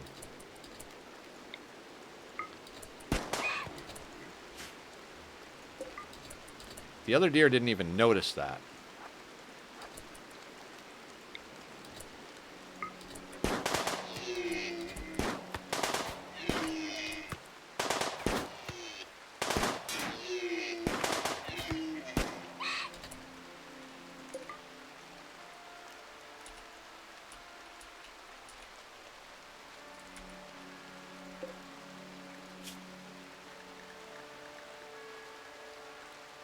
I don't want any of the vegetarian simple meals. I want meat simple meals, and I want pemmican.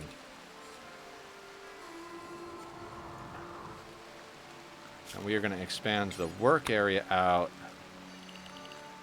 to there for butchering reasons. We got a turkey over here.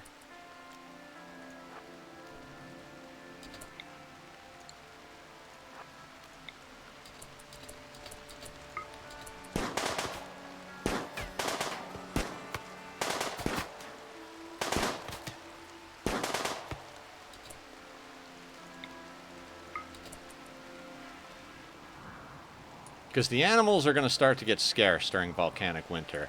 So to get us through here, we need to do enough hunting right now to push through. It's not just about... It's not just about... Oh, right, no empty spot. Right. You know what? The butchering spot really can't be there. I'm dumb.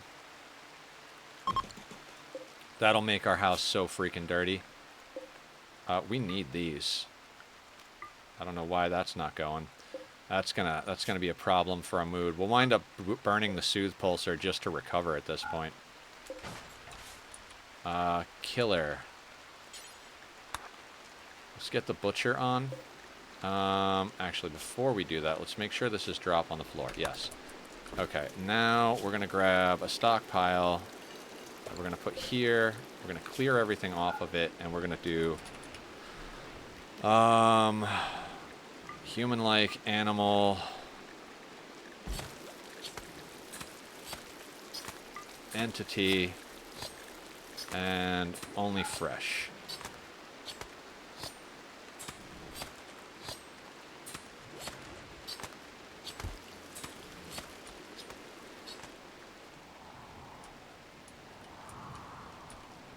Now that donkey's got to go, I think. Okay, John Wick. I keep calling him Killer. Raft base or land base?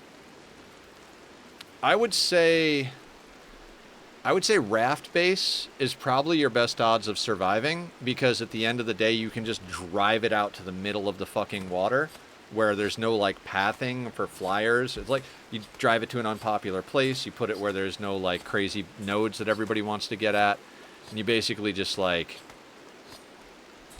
you might be able to AFK there. I would recommend, if you're going to play PvP seriously and you're soloing and you're not like well established or anything, that the most important stuff you upload and then re-download the next day in the obelisk or drops. Just for the beginning. Yeah.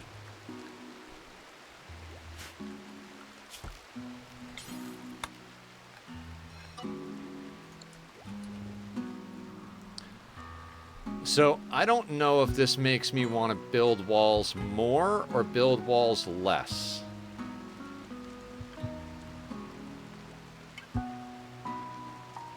To be honest with you. Like,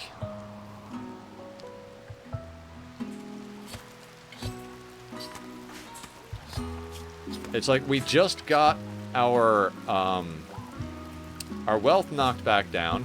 Not by much, though, is the funny thing. You would have thought with all of that mass destruction that just happened that our wealth would be completely fucked up, right? But, or no, that our wealth would be just in the toilet, right? But just having 5 pawns is enough to be over 20, apparently. What is your planting and why are you so bad? 6 plants. Danger is 7. Nether is 6. Barb is our best planter and is just botching shit left and right here.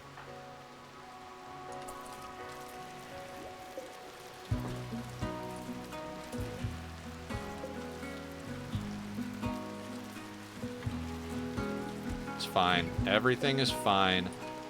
117 rice. We should have enough time to bring in that rice, make pemmican out of the animals and people meat that we just acquired, and then after that,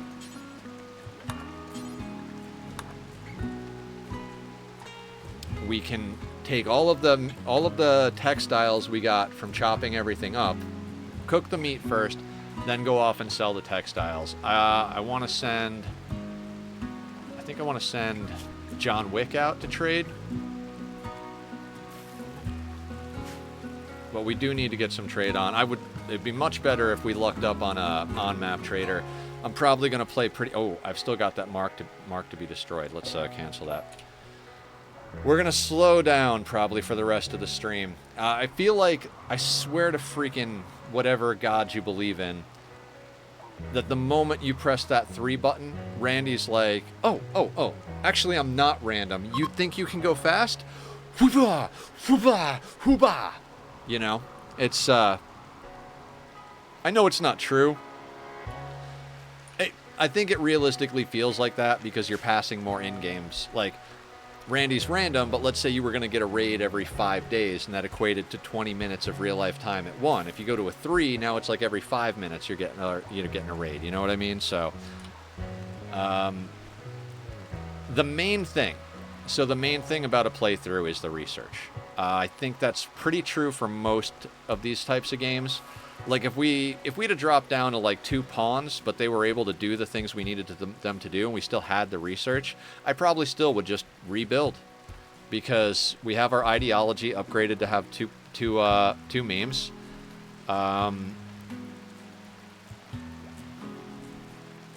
And upgraded to have 2 memes. We've got a decent amount of both regular and anomaly research in the bag, right?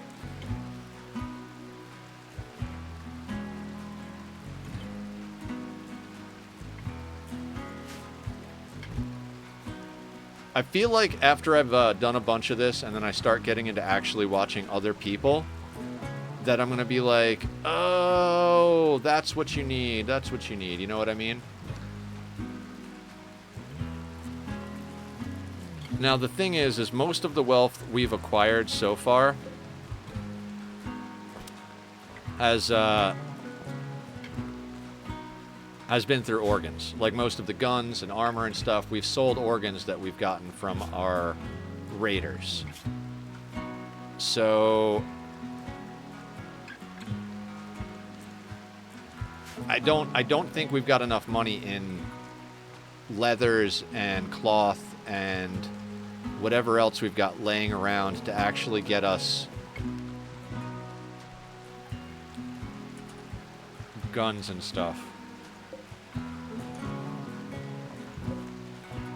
Let me double check roofing. No, we're good. I would be able to see the rain if there was a problem. Okay, so what I'm gonna do is I'm actually gonna make a few stockpile zones and clear everything from them. Because that will allow us to see this stuff. And then when I send off a trader, we'll actually be able to sell that stuff. Unless we bring it inside. Is its durability? Its durability is going down like a motherfucker, right?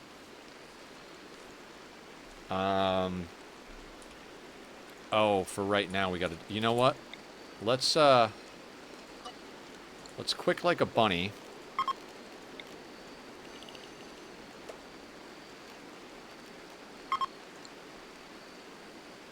Let's make sure I've got all the wealth zoned.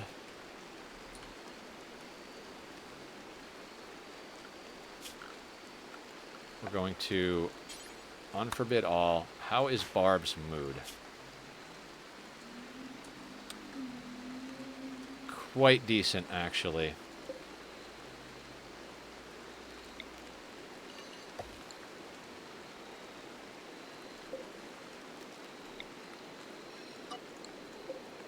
Oh no, I can't do that just yet. So... Oh no, we're going to send John Wick, that's right.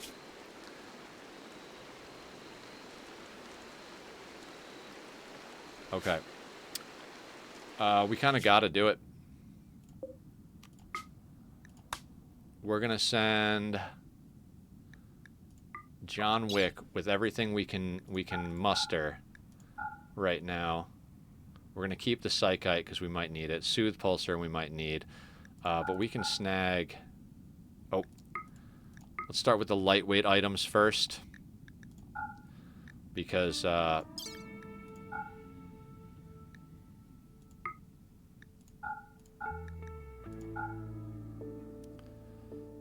you know what? The human meat will sell. They're still cooking the venison and turkey meat. Okay. We don't have any more medicine anyway, so we couldn't get organs even if we wanted to. We're going to keep the frag grenades, just get out of jail free card. We're not doing kill boxes. I'd like to stay away from kill boxes and traps in general. Maybe it would have been a good idea to do the first playthrough on the DLC with at least traps or something, because that would have made... If we had a trap hallway with like 5 or 6 traps set up, that would have made that raid fucking easy peasy lemon squeezy. So, and that's why I'm not trying to use them. I'm playing on 500% losing is fun for a challenge. It was a challenge before I knew how to do things. I mean, now it's like, I guess I'm right back there, right? So John Wick, bringing the leathers weapons and whatever silver we have left. Bringing a little of that. Is there anything over? No, we can't afford to sell any food. So we're going to send that. And we're just going to hope it works out all right. Make sure our schedules are sorted. Everybody's back on default.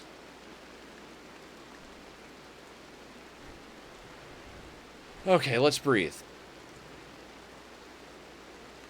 You're gonna try, but they won't. I'm moving Scorch, and I have a try, but they won't give me an answer. I'm actually gonna just give up on official PvP entirely. I find that most people who, if you're not into like joining the big mega tribes and becoming like a bullet farmer for them just for the privilege of being able to play on a PvP server, you're better off playing PvP on the unofficial servers because they let me micro this guy a little bit. Anything else I want you to put in the caravan? No, I do not. Because then you can get boosted stuff. Even, like, maybe you don't want to get, like, 1,000,000 times. MTS is where it's at. What's MTS?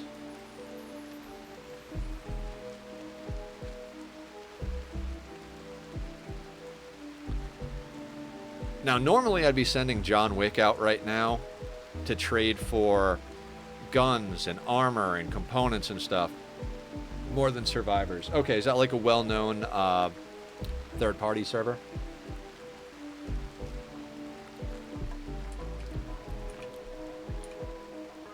Unofficial PvP. Gotcha, gotcha, gotcha.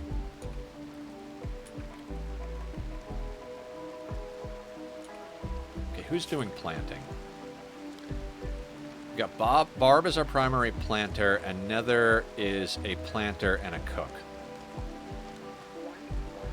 Nether has a little bit of cooking to do. So I'm going to create a new zone. Actually, ooh, we can use the... Good. We're going to duplicate the work zone. We're going to call it Barb for now. Because what I want to do is I want to take Barb off of harvesting. And get her planting the new stuff. Nether can harvest. We've got enough stuff harvested. So I want Barb to start planting these down here.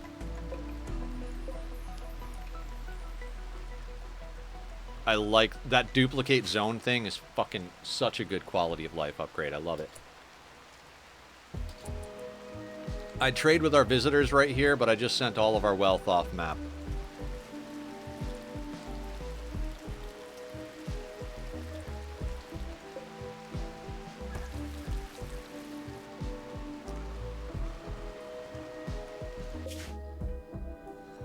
Okay, we can go to a 2.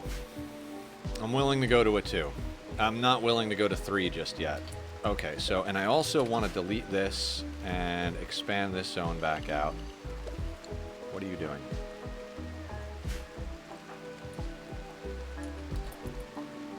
Oh, I have to assign Barb to her zone. Let Nether do that. You plant the mushrooms and the other rice, Barb. Now, the colonists are going to hate mushrooms. It's going to cause a mood debuff, right? We're going to have to deal with the mood debuff because we're not going to be able... Beginner. You want to know what was really fun to play on? Beginner servers? Oh, yeah. Poning the noobs.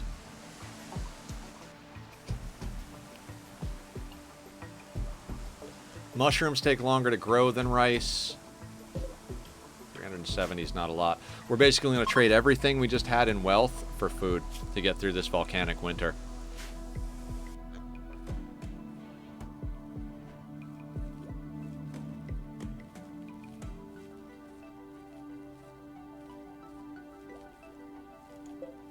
No.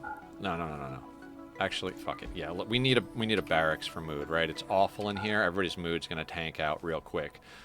We'll let them plant the flowers. I don't know if that's actually enough flowers, though. I don't care about your complex, sir. We are going to shrink this zone just a little bit more. And we are going to expand this.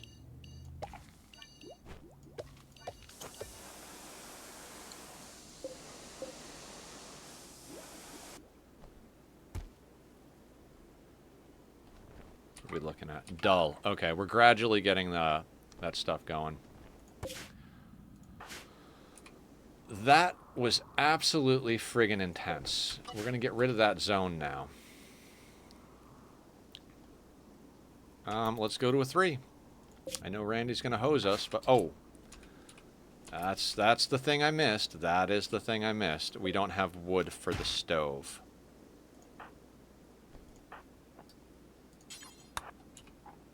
No 3. No more 3 today. I will, max level 44 early game PvP only. Max Dino level 30.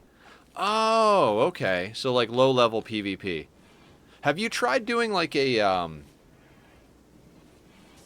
I forget what it's called. I absolutely forget what it's called. Primitive Plus. Is there a Primitive Plus PvP? 52.5 hours and finally got our oil stuff done. Jesus. Well, you're doing it at a fraction of the time it took me to get my oil stuff sorted. I'm still technically working on it. I've got a few things left I want to test.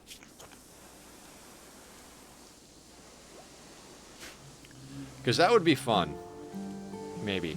You know, where you can't get to, like, the tech rifles and stuff like that, where you literally have to be fighting with, like, bow and arrows and clubs and stuff like that. I think that might be a little bit more fair. Yeah, if you've got 20 guys with bow and arrows against one dude with a club, you're not going to get anywhere, but...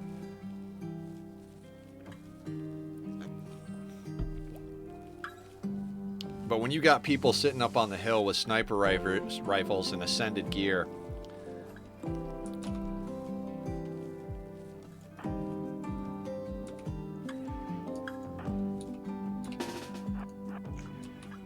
I see a deer that's very close to the base.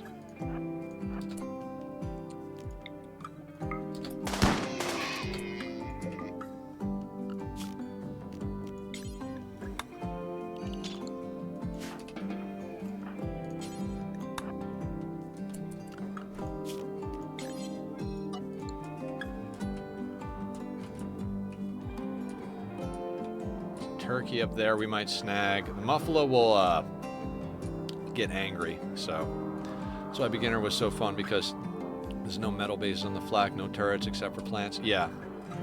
What game were you guys talking about? Ark Survival Evolved, Killer, or Ark Survival Ascended, depending on if you're playing the new one or the old one.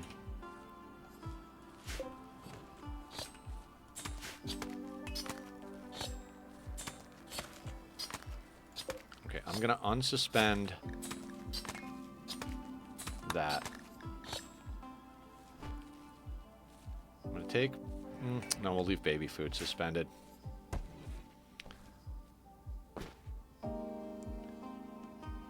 Doesn't have beginner servers on ASA? Okay.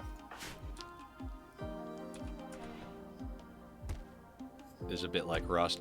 Yeah, you know, I played a little bit of Rust. I think I got about 80 hours in Rust. Here's the thing about Rust. I love day one on Rust.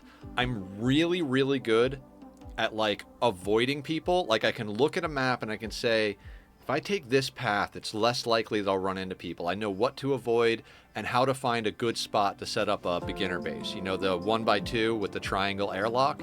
I know how to do that shit, and I got super efficient at one point in that 80 hours where I knew exactly the amount of resources I needed. I would literally drop down a square with a double door, then the next square with a single door, then build the triangle with the door for the airlock, and I could get it up. I could get the starter workbenches. I basically looked up how to make, like, the tightest freaking starter base you could. And so I can get to, like, basic weapons, even, like, maybe, like, a crossbow, something like that. I can get quite a bit done, actually, in that day one. But then it gets to the point where, like, you got to go out and make a play. And it's, like, best I've had in those situations is, like, a double barrel shotgun, right? And it's, like... I can never get anything done. I can never get anything done. It's insane. Alright, so the human meat is in a small amount. We need to get like multiples of 10, I believe. If we want to do it with meat. What else do these guys sell that we could make into food? Nothing, right? Right. And we're way behind. We need EMP grenades real soon. Played it when it first came out, and Rust has changed a lot since then. Yeah, it has got a lot of stuff since then. There's a story I like to tell, and I'll get into it in just a second here. Let me just figure out what we're going to buy. Right? We don't have a lot of money. We got like 700 silver on us.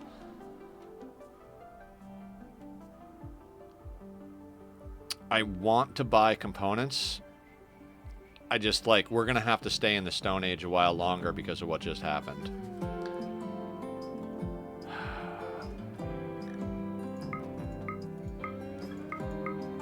I'm going to grab 5 medicine. Wait. We're going to grab 10 medicine. Just in case something happens where we really need to get a good, you know, if we get some plague and somebody, like, needs to get caught up, we're going to do that. I'd really love to snag any of this stuff. Machine pistol? Oh, shit. Somebody's using a bow, right? Hang on. Is somebody using a bow, or did we sort that out? We sorted that out, so we don't need to buy a machine pistol unless we've got a poor one or something. Poor machine pistol. All right, so machine pistol is on the menu. So boop, boop, boop again. Sell the berries, sell that. Oh, did I not sell this stuff off last time? Oh, nice. No, I don't remember at all what I was doing, but fantastic. So we've actually got about 700 to work with, because I don't think I had queued up to sell the weapons.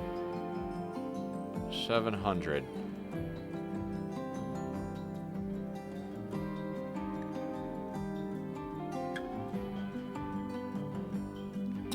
Gotta have at least a normal machine pistol. A poor one is not going to get us fucking anywhere. Animal pulsar is juicy, but...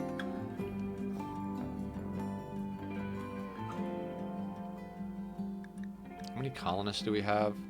5 or 6? Don't have enough to get enough go juice. I'd like to give all of them 1 go juice to have on them, because then we could have outrun the impids. And then we do just have to get meat. So...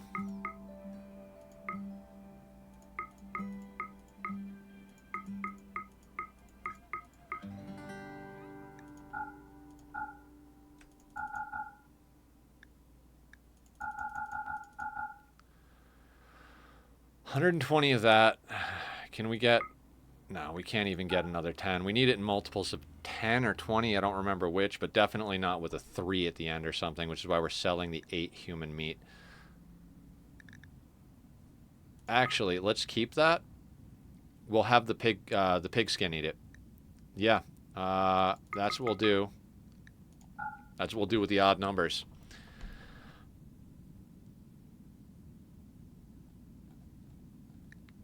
I don't even know how we got through with that. Now, if you have gear, good auto pistol. So let's get you headed back home. We were starting to get ourselves in the right direction.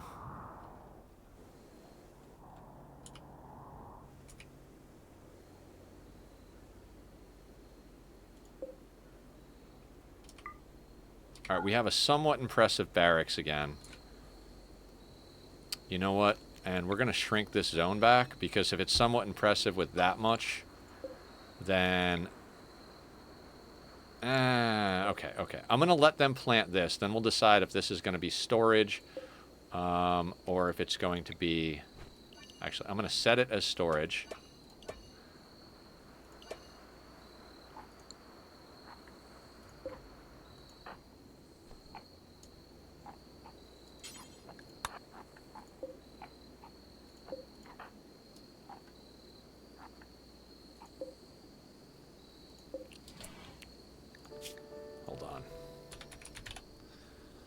We do not want unfinished items in here.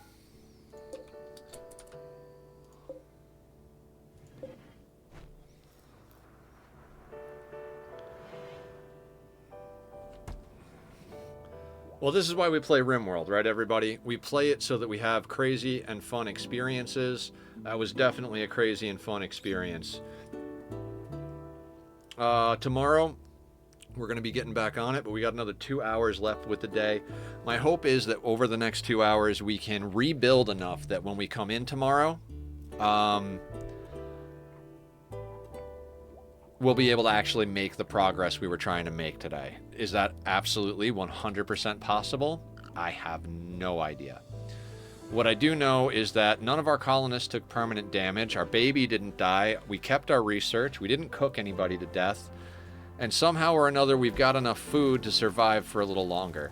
This volcanic winter is going to slow things down a bit, but it'll still grow. We're at nighttime, so stuff in here is not going to grow. The Nutrifungus is going to grow at full rate, and we got our flowers going back down. We did lose our, what is it called? Sleeping bag or whatever. So, got to keep our eyes out for another one. I want... we'll leave it.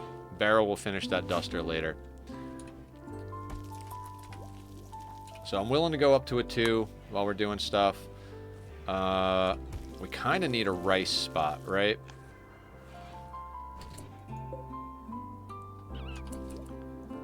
Okay, this is where I'm willing to build another shelf, but just a very small one.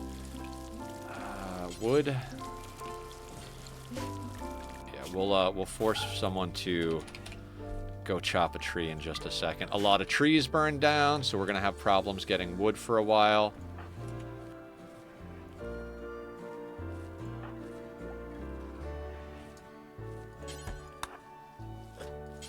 Actually, let's get you harvesting these trees, Nether. We need fuel for the stove. We need fuel for the fire. We need fuel for a lot of things. What's our temperature out here? Yeah, we need that.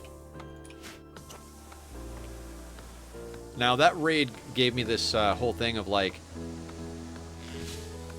do I rush to the walls now? Because that raid would have been a lot easier to deal with if they were spread further out. Or do I hold off on the walls to keep our wealth down? While Danger interacted with the obelisk, it pulsed with energy and generated a flash of light. Danger found herself face to face with a copy of the duplicate. The duplicate claims to be the real Danger and has joined your colony. What? That is friggin' cool. On a wall. Do I play either Minecraft or Magic on the other side? Eat something. Go eat, killer. Don't not eat. That's my job, to not eat and be completely unhealthy. You go eat. And then, I don't know, after that, we just duplicated a nimble, fast learner who's good at construction, mining, social, and intellectual, who also has some decent stats and other things. That just made me super happy. I don't really give a shit who the original Danger is. We are going to mark you as Danger 2, though, because obviously you're Danger 2. Danger's wearing pants and a hood. Jesus H. Christ, sir. 2, 4, 6. We've got about 7, so about 8 colonists with the prisoner who's going to become a colonist. 8 times 3, 16, 24. So, do 24 of each of these. And then I guess Danger 2 needs a schedule. Don't need to eat till the next day.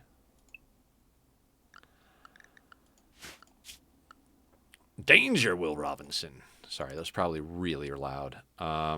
So we've got another decent doctor. Actually, I'd like to let Barb build her skill up since she's got a passion. Bed rest, child care, basic, warden. You're not going to do any handling.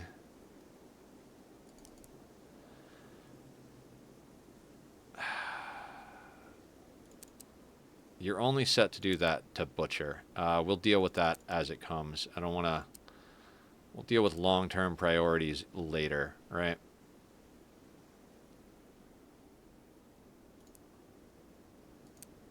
Alright, that's a 3, that's a 2.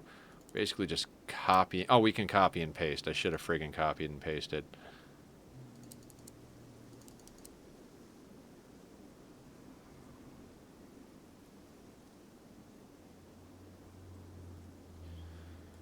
We're going to take everybody off crafting even. We're not doing much basic crafting, and we might as well have barrel. If we start cutting more blocks, when we start cutting more blocks, we'll start figuring out who else can help. Big problem right now is we don't have any clothing for Danger 2 to wear.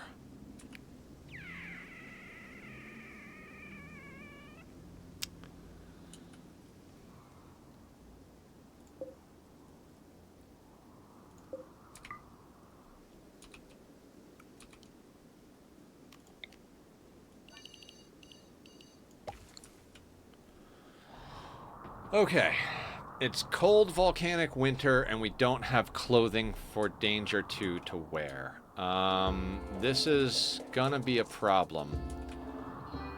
Because we just sold all of our textiles, right? Laz would kick my ass if I don't eat something. I know you were joking.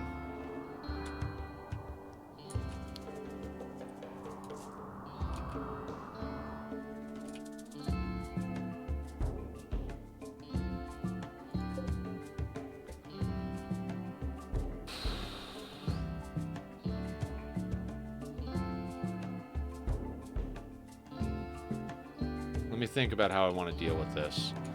Obviously, we've got to hunt animals. And we've got to put down a tailoring bench.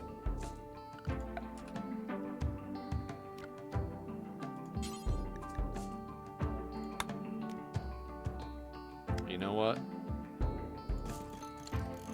I'm just going to put that there. Bigger siblings always win in those areas of life.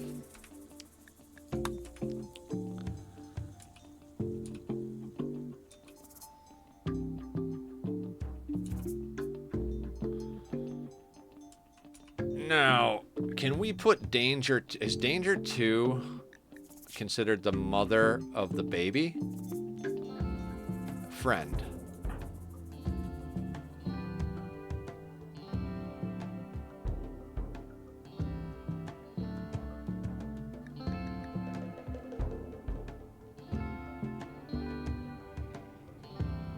Okay.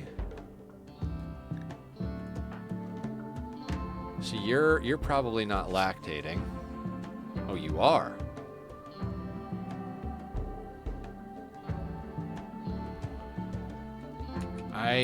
We've got creative problem solving as the main jam for today, guys. When do you get a chance, does John Wick have natural meditation? I think he does, but I'm not sure. He's on the road. I'll check when he gets back home to the colony. Right now, I gotta find a group of animals to murder, and it looks like it's these guys over here. There are alpaca down there, and it's cold. Alright. What is everybody doing?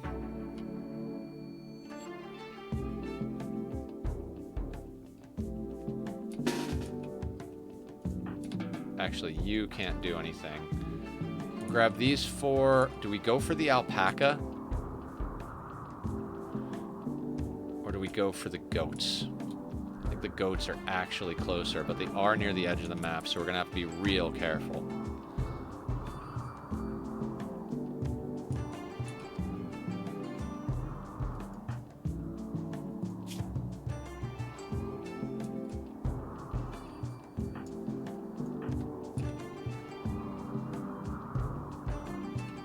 I mean, somebody's going to wind up with that poor machine pistol at this point, right? Because,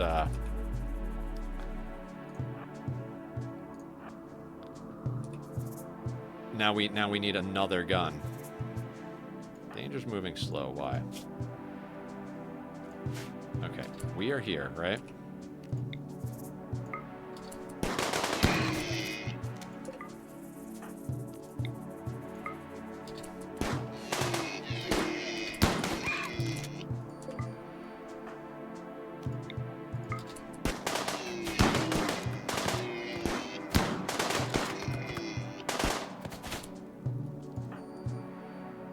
I'm going to do this. I'm going to mark the zone as we go, because it'll be easier to see the zone than the actual animals on the ground.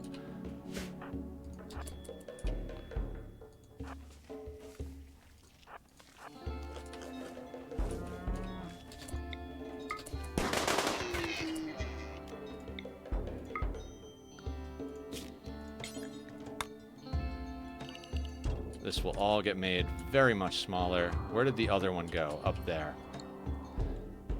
Okay.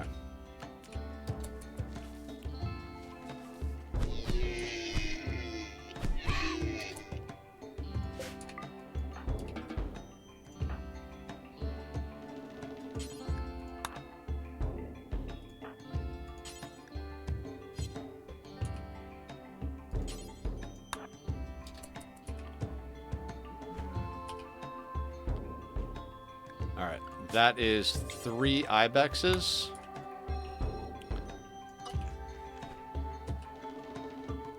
And we'll go back out for that other one.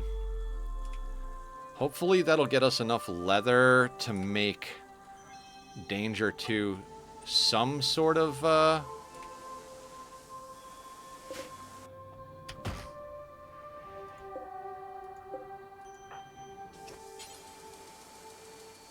Missing 2 wood.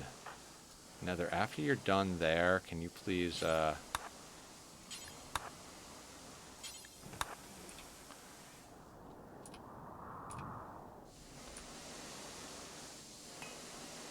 Nether. I meant after you're done hauling, not playing horseshoes. Here, get that stump and that stump. That should be enough to get enough for the bench.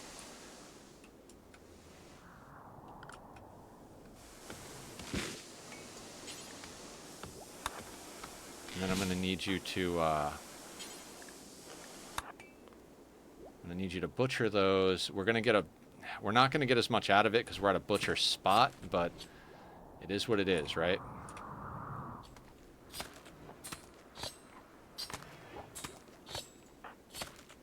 Giggling kid. Gotta love a good giggle. Satis hated me today because I didn't give me an alternative recipe for polymer resin closer to when I called it. Good. Do you know you can re-roll hard drives, Killer?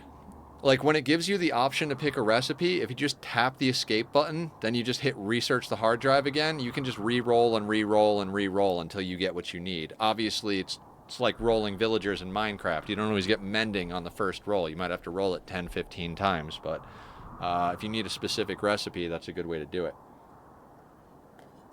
I find the hardest part about that, I keep seeing other recipes that I want, and I'm like, well, this is the one I need now. Okay, so plain leather duster, human leather duster. So we need to set up our tailoring priorities again. God, this is like starting over.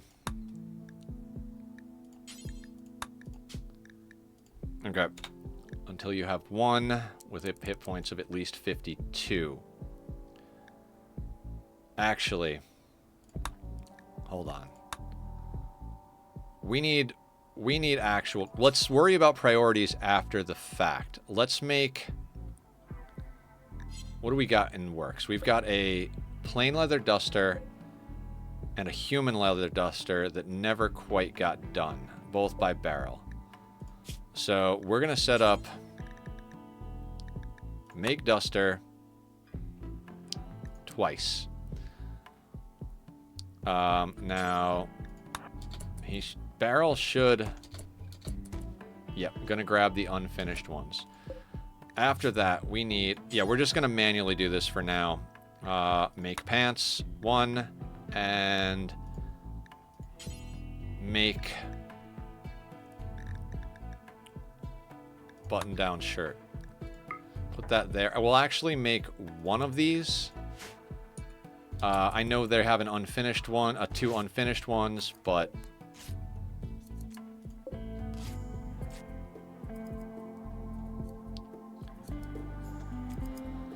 Okay. Here's something I need to do. That rice is going to deteriorate out there. Yep, rice is almost completely deteriorated, so we need to get the whole team hauling rice right now.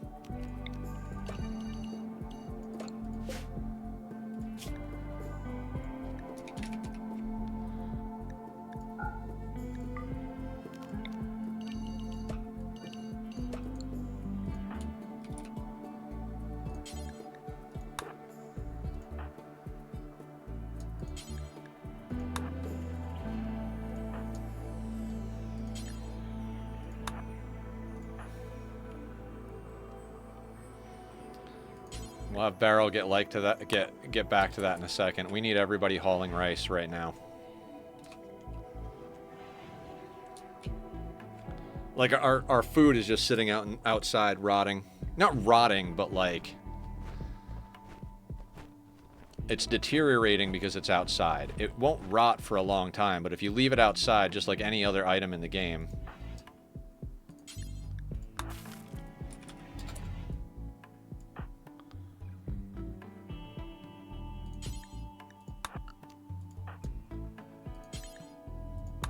it'll deteriorate.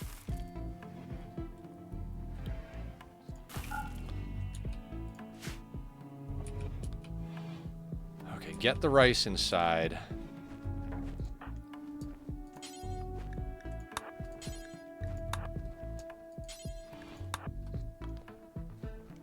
Let's get that stuff hauled in as well. Oh, we need another bed.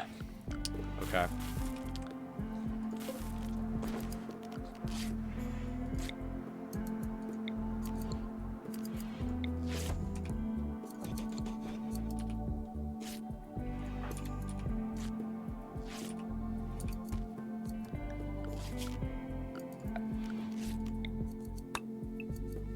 God, we've been having a lot of intense Rimworld stuff. Like the last playthrough we did, the ending, the ship launch, hands down, the hardest, most insane ship launch I've ever done. I've beaten the game 4 or 5 times, something like that. One of which was an all endings 500% run. I've never seen a ship launch that insane. Never.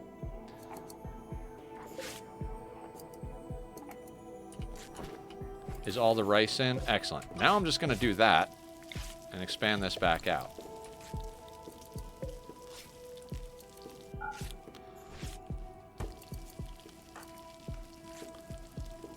Okay, Barb's almost done with the daylilies, which is not necessarily the most important thing, but it is one of the important things. John Wick is halfway home, and every time I press go, every time I press 2 or 3, I wind up messing something up.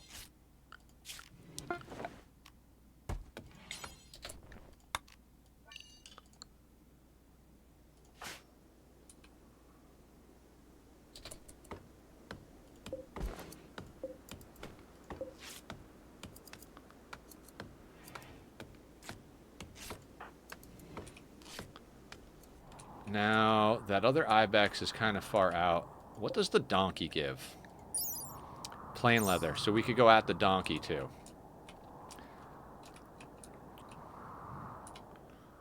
We've got a duster made. Where is that duster? Duster's not the best for cold, but it's better than nothing. And it'll help them later on. We might want to switch over to parkas at some point, but right now we're just manually doing everything anyway, so. We need that stove refueled. That's going to take 45. Danger 2, what are you doing? Okay, you're suppressing the obelisk. That's good.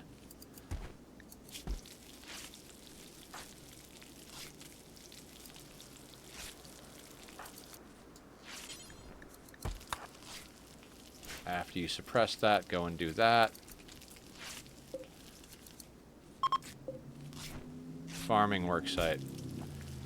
Okay. And then down at the bottom of the list, we're going to add that extra duster on there so they finish the other one. Nether is cooking simple meal. Ran out of food like 3 steps from the front door. Just suck it up already, John.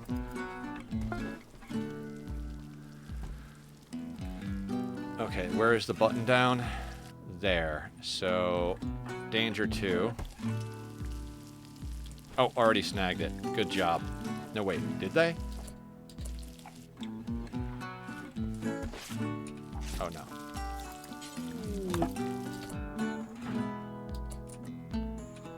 Okay.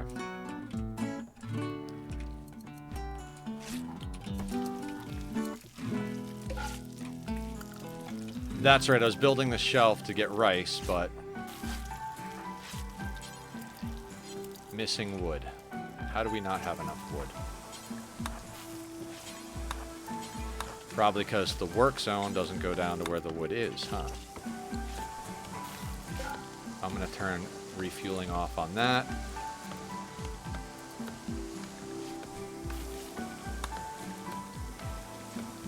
Volcanic Winter's only been going for 2.4 days of Rimworld time.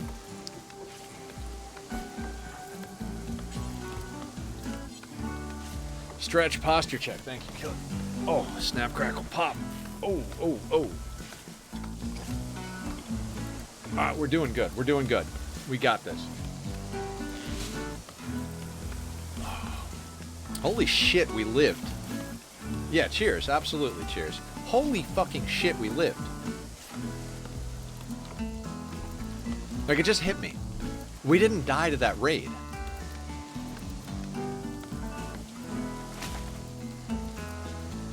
What? Like, we're still alive? How?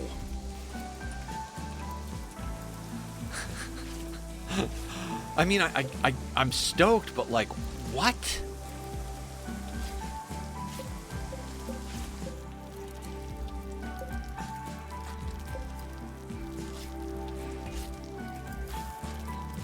I'm just gonna do that, and I'm just gonna expand this zone.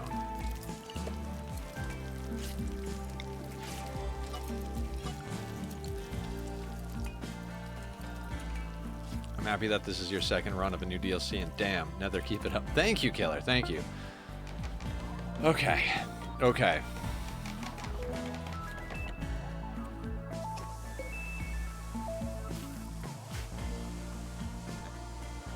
So, like I said, the rest of the day is basically going to be trying to outlast this volcanic winter, stabilize, get food sorted, get some clothing on our new duplicate, apparently.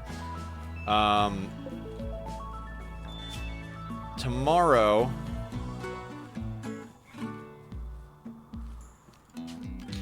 with any luck, tomorrow I want to get outer walls up. Maybe we can get a few more colonists.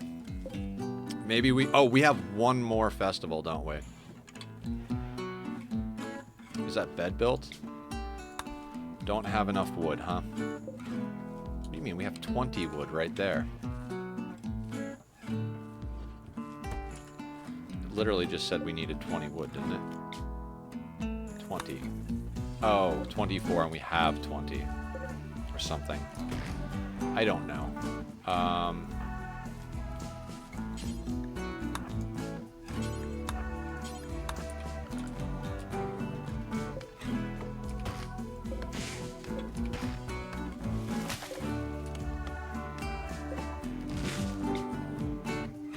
All right, let's get going, guys. We're gonna do this other ritual.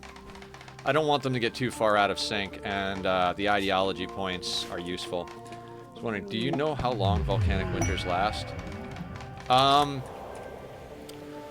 So, in the description, it says something like it can last multiple years or something. I don't think it can. Like Adam was talking about how they never updated the flavor text or the description or whatever the hell it is, right? I think, I'm not 100% sure, but I think that it lasts anywhere from, it could be like a day. I don't know what the top is. I think Barb might have figured it out. I used to think it was like 14 or 16 days. I think maybe it can go a little longer, but I think it could last a season or two. I don't think it can last a full year. A full year is 60. I would imagine at the longest maybe 45, but I'm not sure on that, so please don't quote me.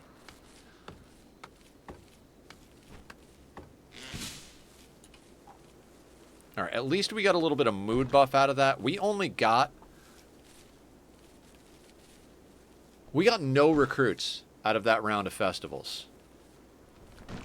Twitted how you doing? I'm doing well. We survived an Impid raid that I literally came on the map after we had dealt with another raid and burned all of our good stuff, and I was like, oh, this is where we die. 100% where we die. They burned everything in this room.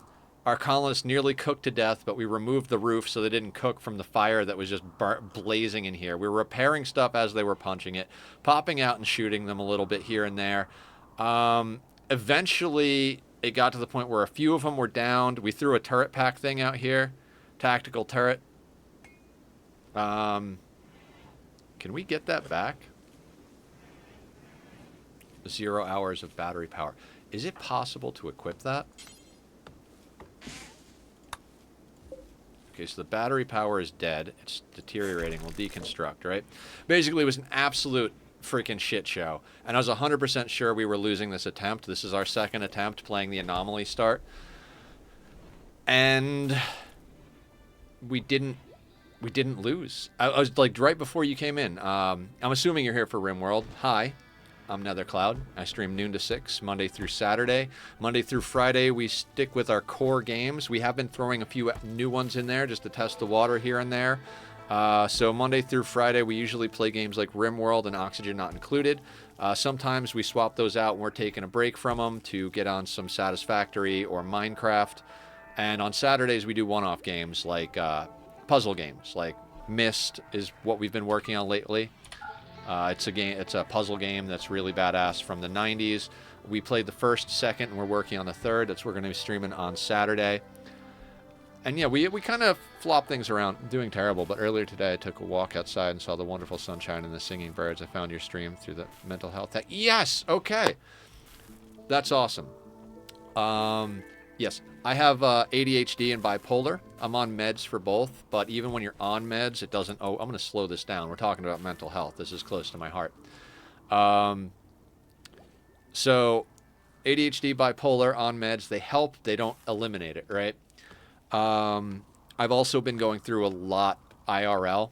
I have genetic stomach problems that I've had 6 surgeries in the last 5 years. A little less than that, but...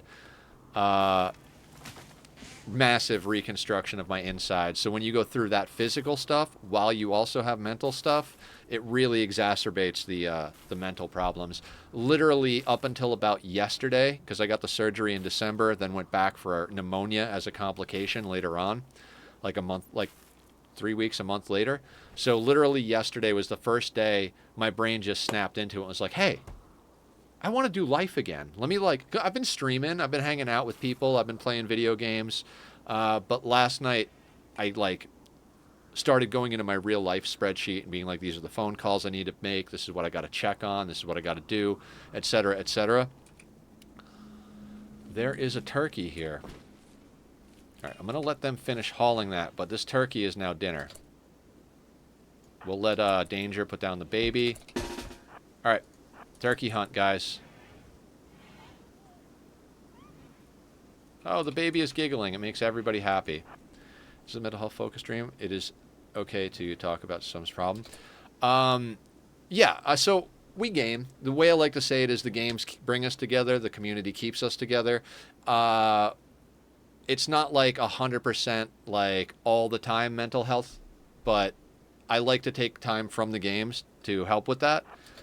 Because it's something that I myself and a lot of our community members go through.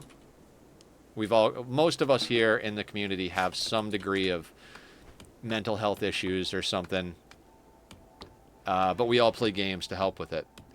I would say, much like when you're in therapy, basically anything is okay here. Mental health, everything. Let me think how I want to say this. Our rules are very simple. Don't be a jerk. Don't sell things. Don't come in trying to sell things. And I guess, yeah, that's more or less it. What I'm trying to say is, as long as it doesn't violate Twitch's terms and service, and as long as it's not something that I'm obligated by law to call, like, you know, the police type of thing. Like, if you're going to talk to me about how you have dreams of murdering someone or something, obviously, I got to not have that here. But if you want to talk about your day, the issues you're having, all that stuff, we're happy to help and talk in any way we can. Yeah, we're here to help.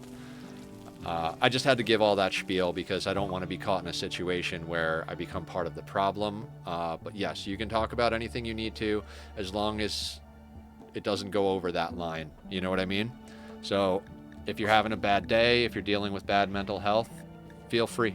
Jump in there. Let us know what's going on. Tell us how we can help.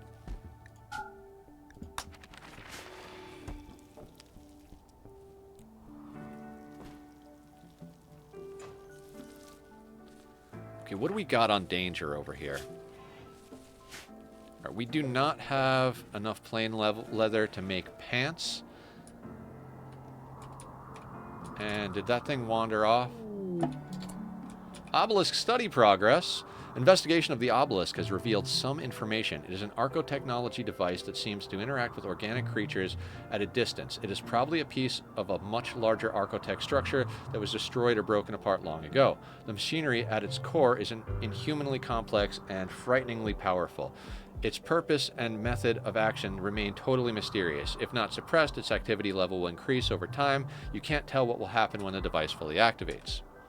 Sorry if that was a little long-winded, by the way, Twit. The reason I started streaming is my two biggest skills in life have always been playing video games and running my mouth, so I will run my mouth.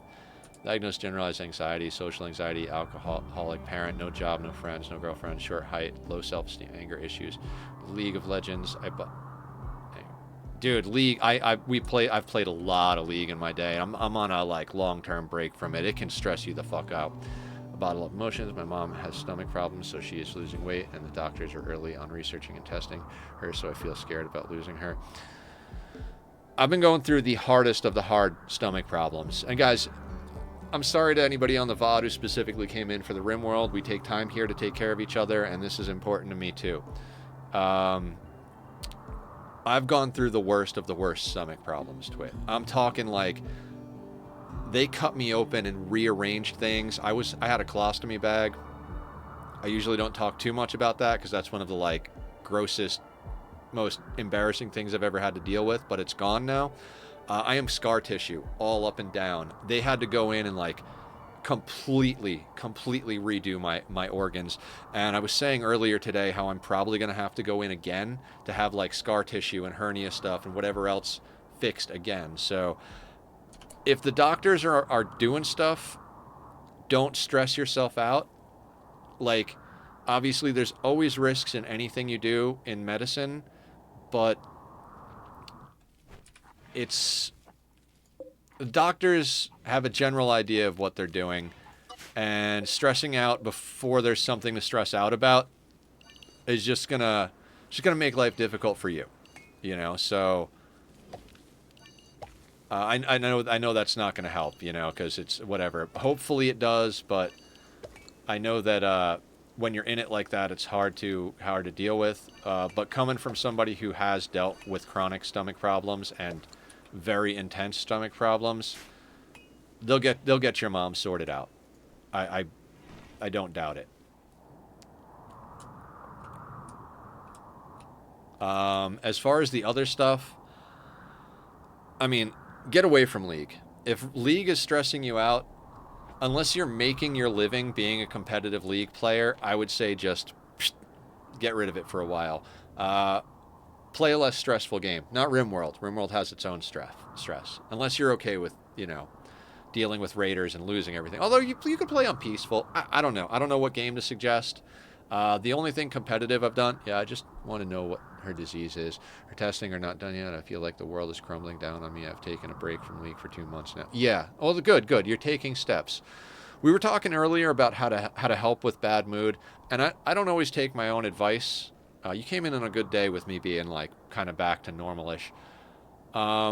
Make sure you've eaten and had a lot of water, and I would always recommend, Minecraft is peaceful. That's a good one.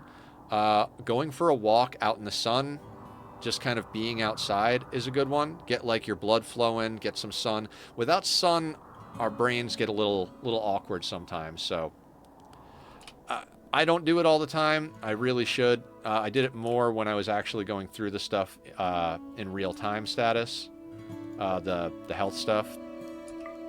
But really, you just gotta. I mean, I'm not gonna say you just gotta, but because that's terrible. I hate when people you just gotta. But it's important to talk to people, lean on the community. If you don't have a therapist, I've been looking for one for a long time. I'm talking well over a year, maybe 2 years at this point. I had one that helped me a lot get through my anger issues. Talking with us or just listening in Discord voice chat. Yeah, we have a voice chat. If you want to join the Discord, I'll put the links up there.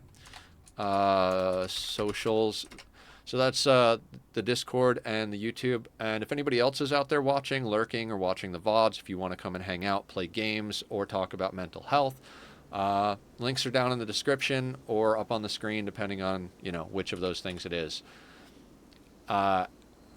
There's no real answer. There's no magic pill that just stops it from hurting, but thank you for following. Appreciate that.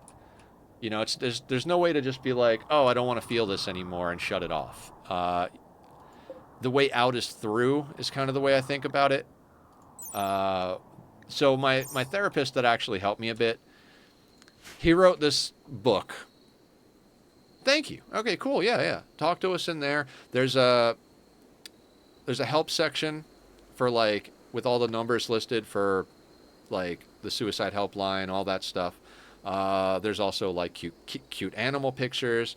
There's food porn if you like to look at good food. We all post on all those things. We've got a life section if you want to talk about whatever's going on in your life. We've got a Minecraft SMP server that you can join. You just got to thumbs up the rules, add your name to the whitelist. We do community seeds for Oxygen Not Included. We talk about Rimworld. Lately we've been playing Magic a bit, some of us. Psychiatrist sent me a letter telling me that they have abandoned me, so I can't get professional help, unfortunately. I don't know how to approach that one right there. Why is that chunk in the doorway? Let's go over here.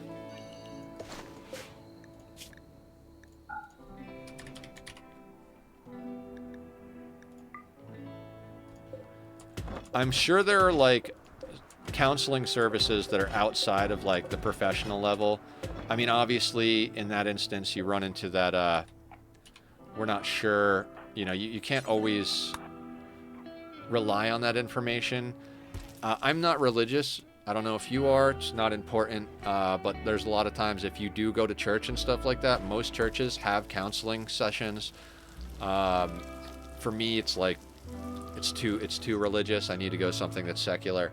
But if that's your jam, that's something you can do. I'm trying to think where else. There's a lot of resources, not a lot, but there's a few resources up in the help and support section. Social workers and people in the government who tries to get me back on my feet. Hates how the professional hospitals won't help me. They fight the psychiatric hospital more than me. Yeah. I totally understand. Okay, John Wick is moving the chunks. That's good. Let's expand that a little bit. And I mean, you came in at a pretty good time, right? We just got our colony just annihilated, so we're rebuilding anyway. We're playing slow, taking our slow and steady time. So yeah. But I know what you're talking about. I've got a caseworker myself that I just set up a meeting for. She's a new caseworker because my caseworker from before I went into the hospital, she actually has her own health problems now and had to take an indefinite leave from the company. So it's just been this whole Jesus, are we all just dying from health problems over here? I'm going to expand this a little bit. And then I'm going to go in here and I'm going to add steel and plasteel. Also going to add bioferret, uranium. That'll do for now. We're going to move this yet again. Oh, shit. This is inside their eventual plans for our base. Bad form, Nether. Bad form. For now...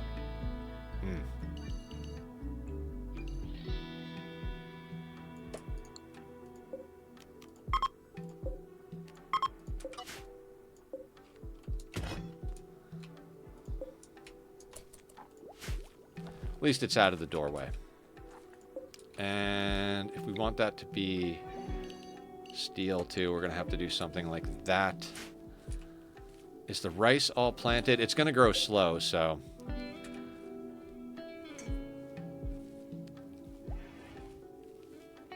Yeah, just like everybody else, I don't have any magical answers, but I'm here 6 days a week. I'm usually on the Discord.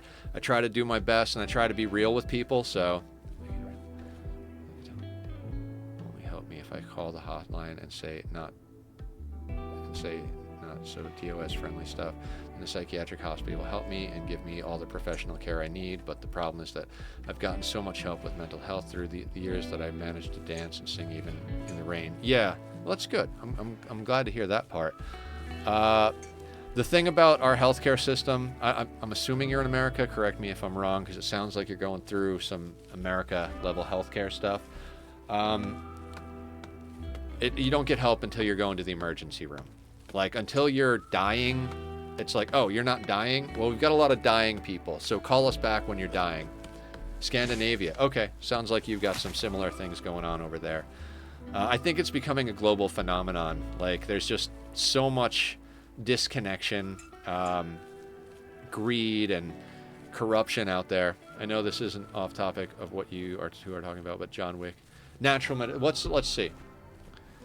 I promised you I'd let you know on that one. No, artistic meditation.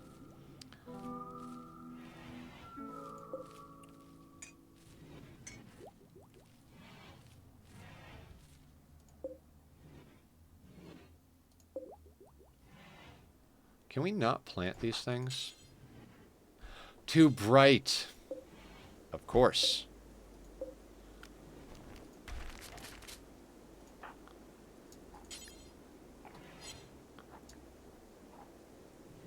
Okay, she's on it. That could have been a problem. Oh no, this one we don't want.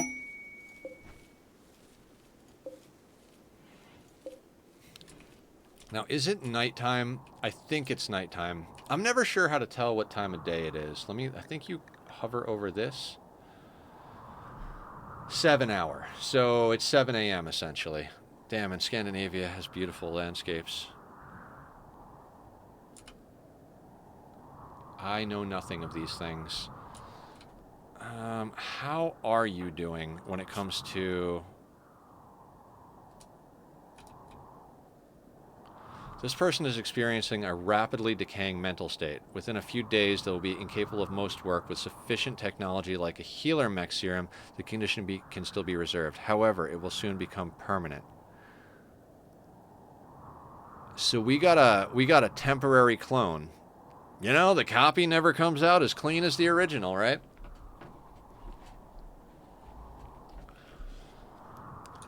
Okay. So, that's interesting. That's interesting. We've got a Psychic Soothe. Volcanic Winter's been going for 4 days. I don't know if any of this can actually grow. I think it can. If not, we're going to have to get some more stuff down. I've been on the mountains and the fjord between Norway and Sweden. The water coming through the top of the mountains are so clean and the transparent and taste like a gift from ancient. That's awesome. That's freaking cool. I want to check something real quick. So, like, why were we not... So, we grabbed Barb and we were like, okay, prioritize sowing area. We can sow area. Let me check something here. If we expand this zone and go out here and we turn this to Nutrifungus, right?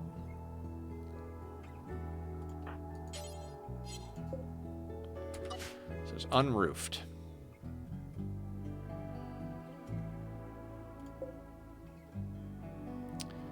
Welcome to the part of the playthrough that happens in every playthrough where we are going to starve to death. We never do, but... God, what a... We'll get alpaca wool from there, but we have plain leather from there. We need meat, is what's going to wind up coming into play here. We can't really... How much pemmican do we have? 892. That's not bad. That should get us through for a while. We only have 3 silver. There's not much we can really trade here.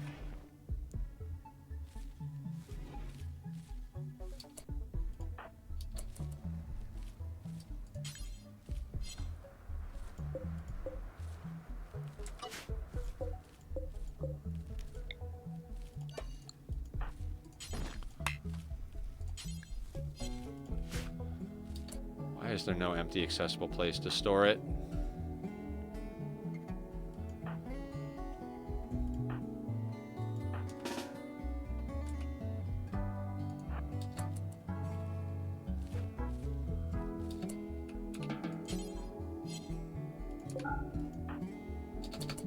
Perfect.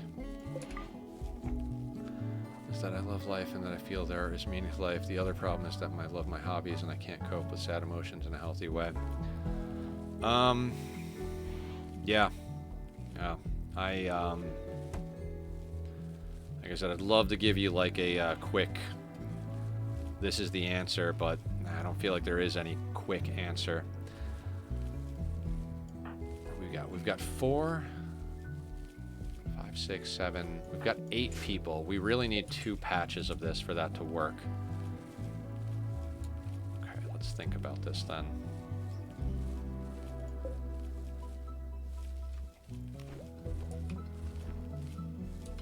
So it's 5, 10, 15, 20, 20. It's 25 per side. There's 20 per, so 100, 200, 300. 300 divided by 20 is 15.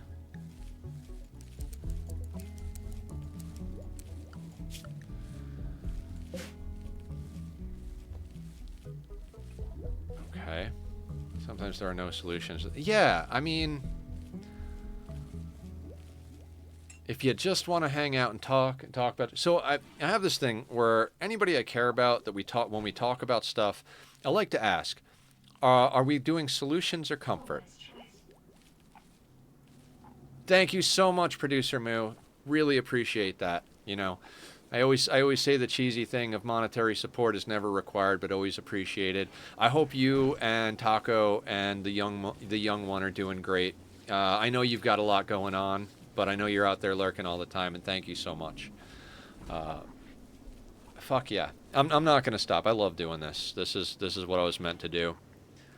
As well, and my prime is always yours. Thank you so much. Thank you so much. I was talking about your content creation earlier. If you want to post up in self promo, we've got some new people around about the stuff. I was talking about that idea I had for Is It a Sandwich, and how I was like, dude, you run with it. I'll never do anything with it. But yeah, we were talking about that earlier. I don't know if you were here.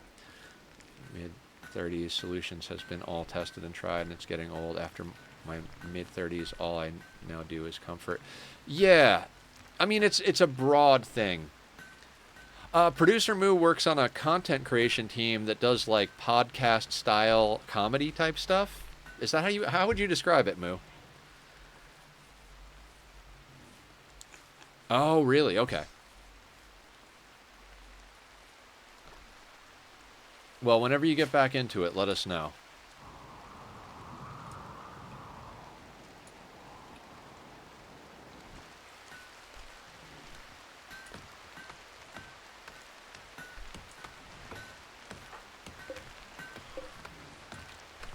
All right, so we have limestone. 5, 10, 15, 20. We'll let them build that one first.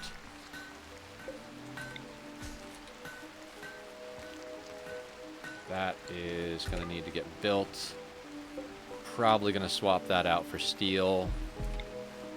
2, 3, 4, 5. I'll just use these as a placeholder. 1, 2, 3, 4. Wait, did I miscount this whole thing? Hang on.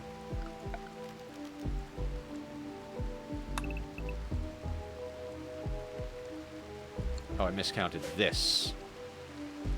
Screw it. We're going to swap these out for steel anyway, because... Oh, no.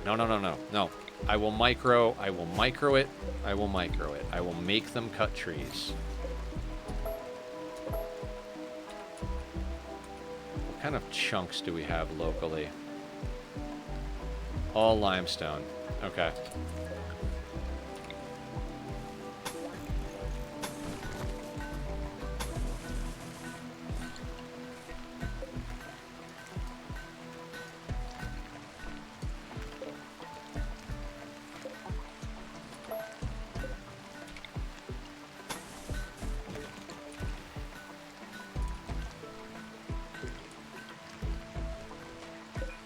Sandstone, limestone, okay. Happy you are playing on the Rim and have mutual health because I enjoy talking to new people.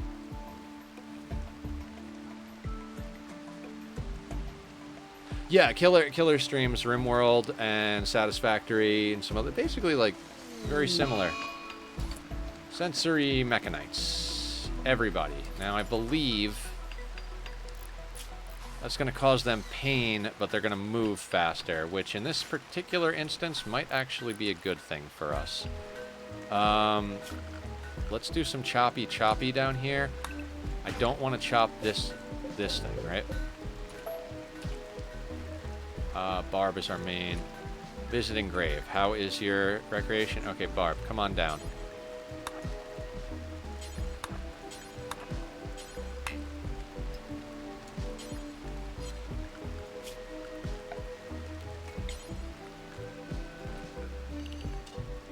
Alright, we're going to put Barb back on the regular work because everything I was doing was sorted. Manage areas. This can get deleted.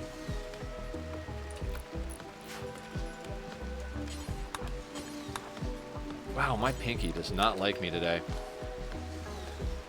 Okay. Okay, we're doing things. And that wood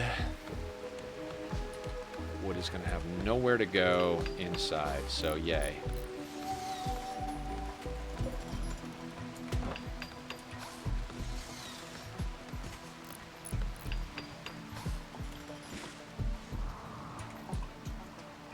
Nether is the best when he can help and has a wonderful community help turn me to the dark side to Twitch. Yeah. I hear rumors that Twitch is going to get bought out and that shit's not going so well for the company. I'm a little concerned that I brought you over here. Adorable Panthers. No. We can't handle any of that nonsense. A 2-star right now. No old complex.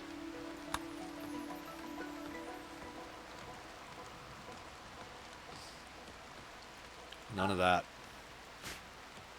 Yeah, I try to help in any way I can. Sometimes I'm a little broken too, but if I can help someone else be less broken. I haven't told the story in a while, so I guess I'll do it. When I started streaming, like I said a little bit ago, I was like, well, I might as well give it a shot. I love games. I love talking. That's like, I love explaining things, teaching, learning, all of that in this context, right? And I was like, let me give it a shot. I was enjoying it. I was only streaming Minecraft back then. I was working on my 2-year-long Nether Hub project, which there's a time-lapse up on the YouTube. Gotta be... I'm helpful, but I'm also a little shameless in promotion. So, Nether Hub. That took 2 years, and it's a 4-minute video. You know I'm not good at budgeting time. So anyway, I was doing the streams, having a good time. Had 1, maybe 2 people that would pop in and watch me from time to time. I had 1 person that was watching all the time. Then we lost touch because there was some stress with things. Bought out and goes down. I may go back. Yeah, I think a lot of people are going back to either going back or going to YouTube, which is why I was like, I'm like, sorry, I brought you here.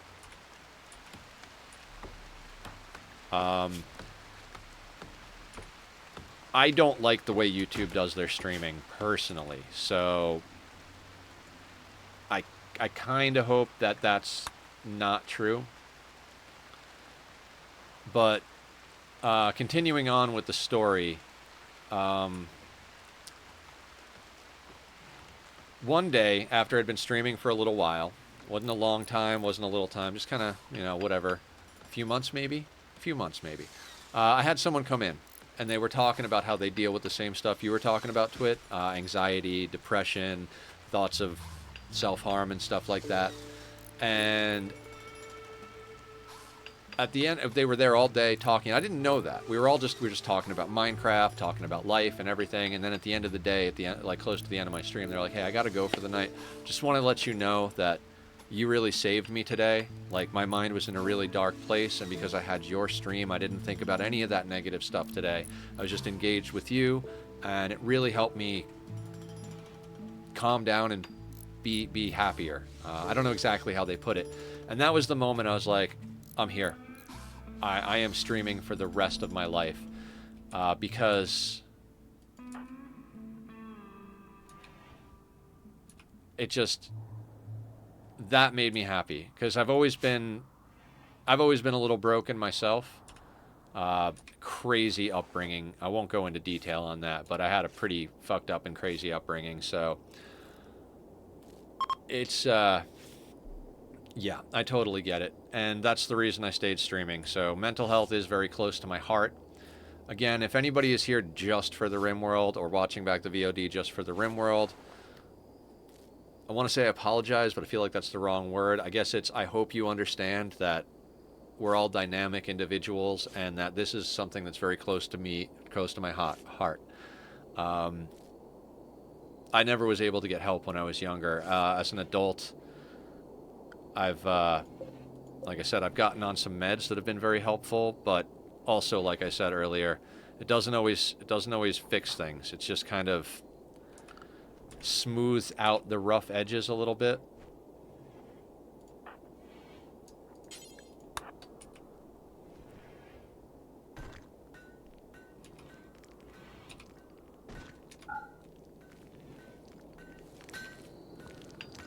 I want you to build this one first, and then we can un-F that.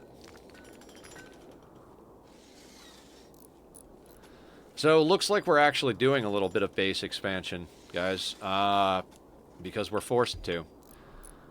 So, this guy, we're going to wind up expanding this zone to out here. It's not going to get built anytime soon, but we're going to put... They are, if they have to eat the Nutrifungus, they're definitely not going to be happy about it.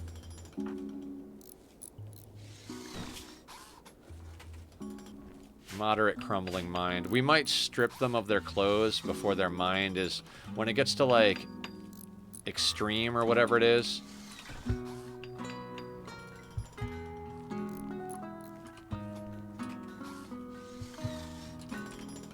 We need a place for wood, right? So we're going to play some little, like, zoning trickery here.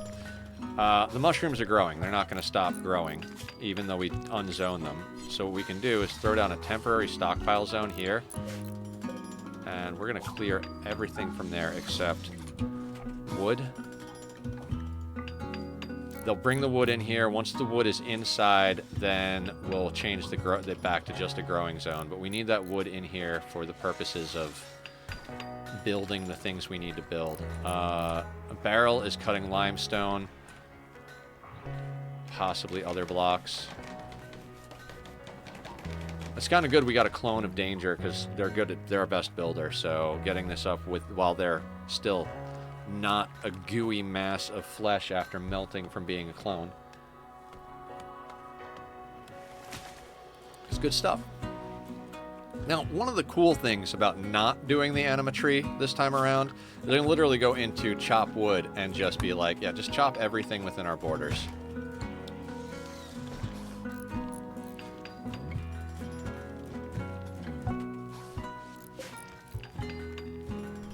Okay, so we're going to get a small growth rate out of our crops that are outside. Oh, you know what? I'm losing. Those won't grow under the roof.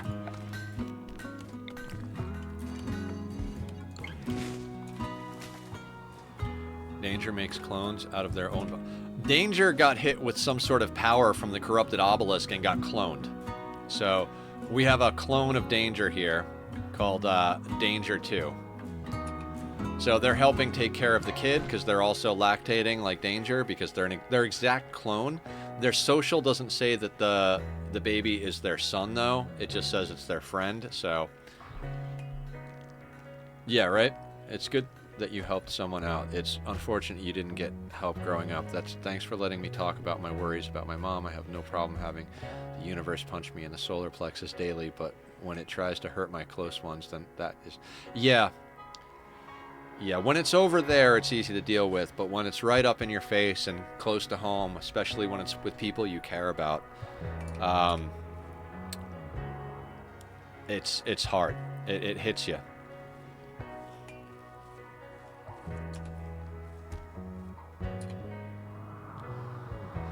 I feel like I'm getting lulled into a false sense of security right now. My focus is dealing with this volcanic winter. Speaking of which, is there anything close enough that I don't... Alright, let's get the mushrooms down, and then we'll worry about doing some hunting. So everything out here is going to grow. 72% is not bad. If we're growing at 72% and we augment some mushrooms, we'll be all right. We might have to cancel out the mushroom fields, but that's fine because we're going to be using this space for rooms anyway. Plus, it gives us an extra bit of wall. So there we are. Harvest botched, of course. What is this? 20 sandstone. So I remember when we first started this, and I was like, I'm going to try and make the walls all the same material. Nope. Patchwork walls for the win. Pass away, but you are right. I shouldn't worry until the doctors make a conclusion. I should trust them since they know what they're doing. Yeah. I mean, I always talk about how you've got to be informed, you know? If you're worried about what's going on, learn as much as you can about it so that you can be well informed to make decisions. I've definitely had my situations where I kind of knew my body better than the doctors did. So sometimes that type of stuff happens. You just have to make sure to talk with the doctors, learn yourself, help educate them about your personal experiences and the stuff that's like unique to you and your situation and all that type of stuff. And you know, some of them are better than others, so don't be scared to ask for second opinions and stuff like that. It's just I'm always an advocate for learning. Like the more I learn, the better I feel about things. It makes things less scary when you understand them, is how I feel. Not everybody feels that way, I guess, but for me that helps. Some people just learn more and get psyched out more and more, but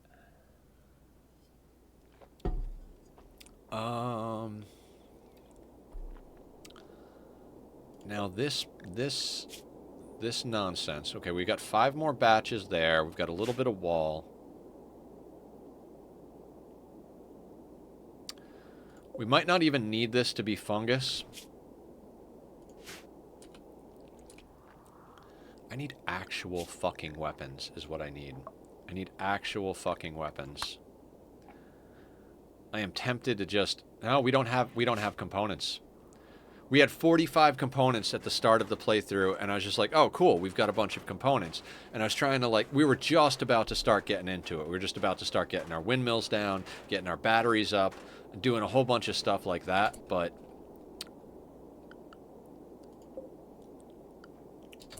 yeah. Okay. So we are going to have to spend a lot of time getting components. I feel like now we're really locked into trading for what we need.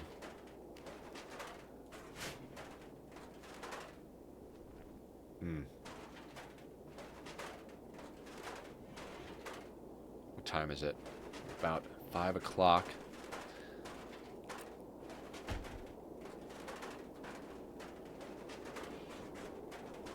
You know what, guys? I hate to do it, but maybe we'll go a little late to make up for it. But I'm going to take another quick restroom break. I do have to use the restroom again, and I'd like to get some more of my beverage because I'm trying to keep liquids going in. It's good for my stomach. If you guys like the music from the Be Right Back screen or from the starting screen, I do use it for time lapses as well. I just put the links to my buddy Bobby's Facebook and Spotify.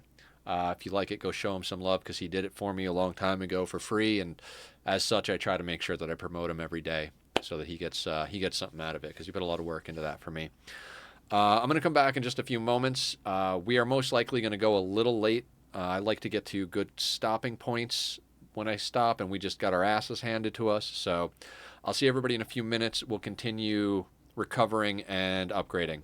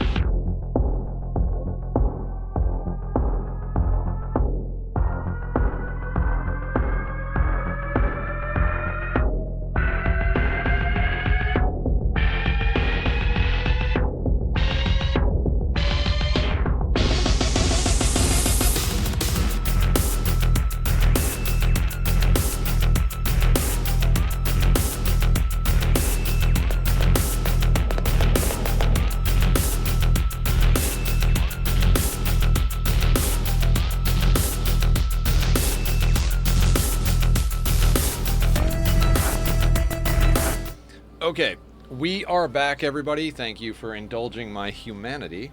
Got some more drink. I'm drinking the Naked brand Blue Machine with 50/50 that and no sugar lemonade. Love it. Helps keep me going. I'm trying to not eat as much anything. I mean, garbage is at the top of the list, trying to cut it off, but I don't know how to. I'm trying to learn how to do that. I don't know really well. Like, I'm one of those people, if I have to force myself to eat something that I don't normally eat or like, I will revert back to my bad habits or just not eat anything. So when I'm not in the mood to eat food, I try to drink this stuff because it's got calories and vitamins and antioxidants. There's also a lot of sugar, but, you know, swings and roundabouts to get to where you need to go. And I need more liquids in my world anyway, so if I'm going to drink a lot of my calories for the day, then I'll get something to eat later tonight. Now, at a 72% growth rate, I think this might have been overkill to throw this in. But we started it, so we're going to do it. Our wealth is at 24. Honestly, not sure how we're going to come through this.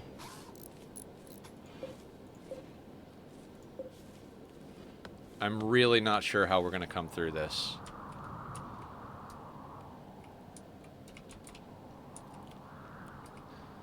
Can we kill the alpacas? I mean, at this point, you know what? We gotta pivot. Do we have a queuing system yet? No, no queuing system. We gotta pivot into different research. I gotta at least be able to get these people recurve or great bows, because we're in a situation where we just don't have anything. Normal SMG, pump shotgun. Pump shotgun may have stopping power, but if you don't hit, it doesn't do anything, and it's got such a close range, you gotta hit that first. Maybe you get a second shot. So I'd like to get the pump shotgun gone. If we could replace it with a normal plus quality great bow, I would do that. We don't have any weapons for Danger 2, but they're probably going to melt or go crazy, and we'll have to kill them anyway. Barb has got a auto pistol normal. I would take a great bow, a good quality great bow, over a normal quality auto pistol. Same thing with the machine pistol, auto pistol. One of them is poor, right? That's poor quality. Definitely prefer that. So we got to get our research on. If we see anybody go idle, we'll make a second workbench.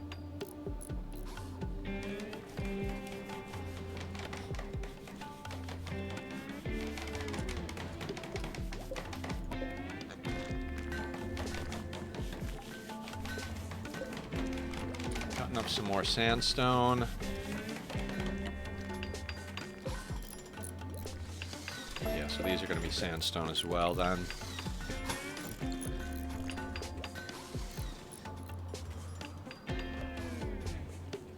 I mean, slowly but surely we're coming together.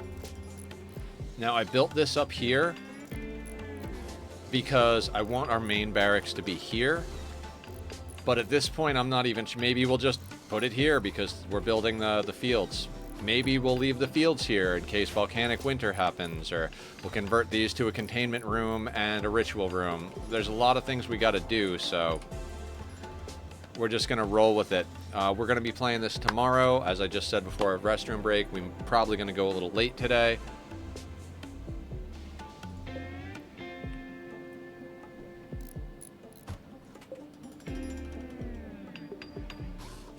Is there anything queued up in here? All right, let's suspend that because we've got enough blocks to finish the project. How is our roofing zone looking?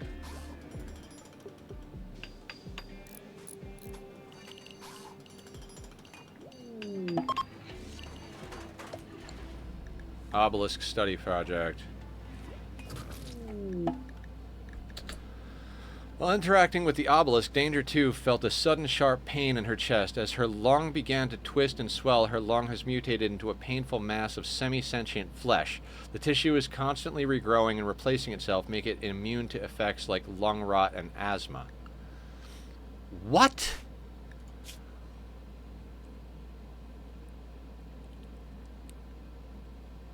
Pain increase, but toxic environment decrease?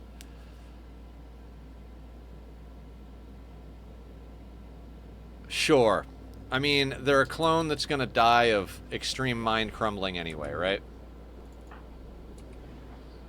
We'll let them finish this round, but they're at extreme crumbling mind, so we're probably going to have them drop everything. I'm guessing they're technically considered a colonist, right?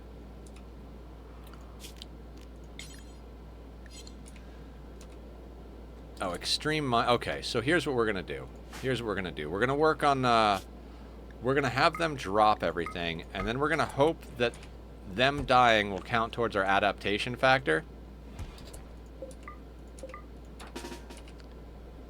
You're going to come over here, and John Wick is going to come over here. Don't worry.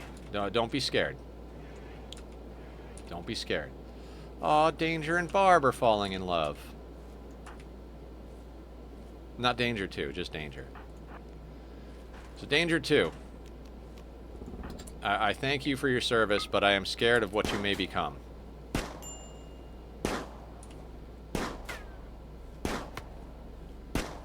Wow.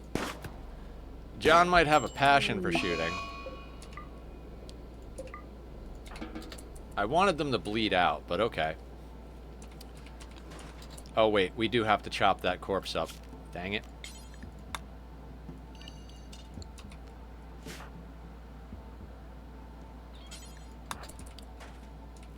We gotta bury our colonist. Yeah, bury him at the butcher table.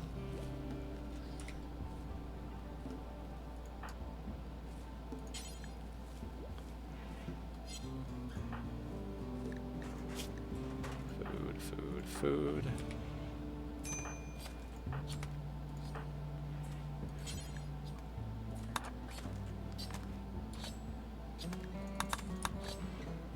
We're not risking somebody mutating into a horrible flesh beast in the center of our colony. We are going to eliminate threats like that. There we go. Now, everybody's going to have a bit of a mood debuff from that, aren't they? Colonist died -3 for 6 days. Easy peasy lemon squeezy. Okay.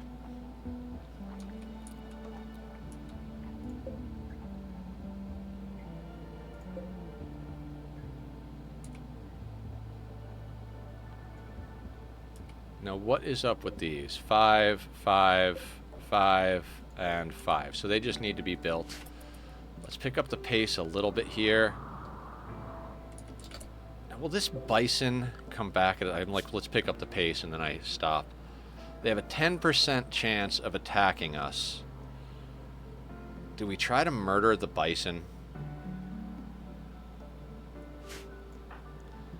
I mean, I kind of feel like we gotta, right? Sure. Sure we do.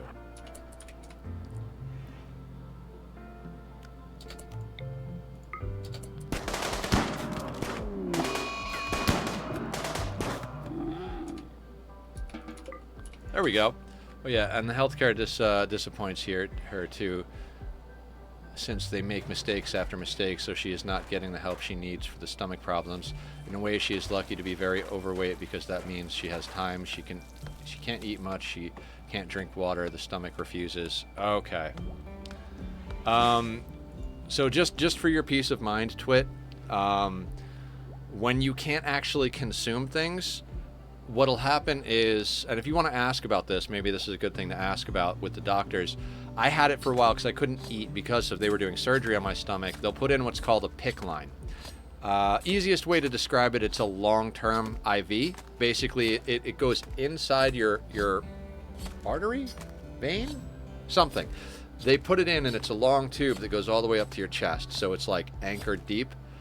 And you basically get a bag that looks like milk and a backpack or carrying case or whatever to put it in with a little pump, and it pumps that fluid into your body, and it has all of the nutrients, minerals, vitamins, everything you need.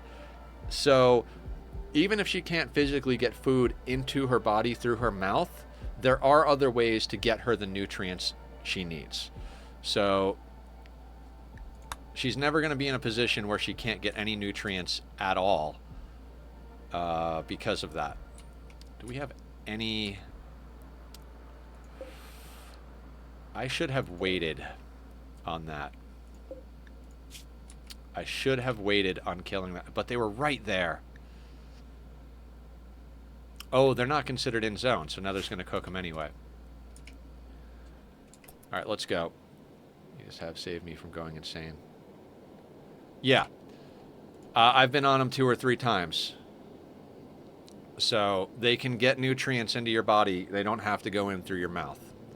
Long term, if let's say it becomes a lifelong thing and she can't ever eat food again, knock on wood, whatever, they can put in like kind of like a lifetime feeding tube. I think it goes somewhere in your chest or something, and it needs maintenance. You got to go in regularly to make sure it's like cleaned properly. With both of them, there's always a bit of a risk of infection, but you get an infection, you get on antibiotics. It's not a great solution, but it is a solution. So she's not going to starve or go malnourished. If it gets bad enough that there's no other way to do it, then we'll get nutrients into her intravenously. So hopefully that helps. I'm glad it helped.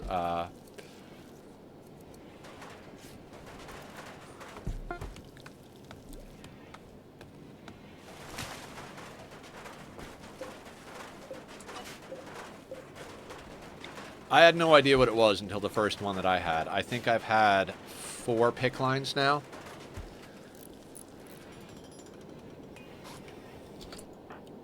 What are you doing? Playing chess now. Let's prioritize that, please. Yeah, it helps a lot. All I've been doing so far is waiting for all her weight to disappear, and then she is gone. No. That will not end her. That's what I was saying. You just gotta not worry until the doctors tell you it's time to worry. They've got things that they can do. I'm sorry that they didn't tell you about that. Like, doctors and medical people are not always the best at knowing how to comfort people. So 28 bird skin. Oh, he made bison wool pants, right? Plain leather pants. Okay, so we've got pants, shirt, and duster for another colonist. What are you wearing? Pants, shirt, parka, cloth veil. Okay.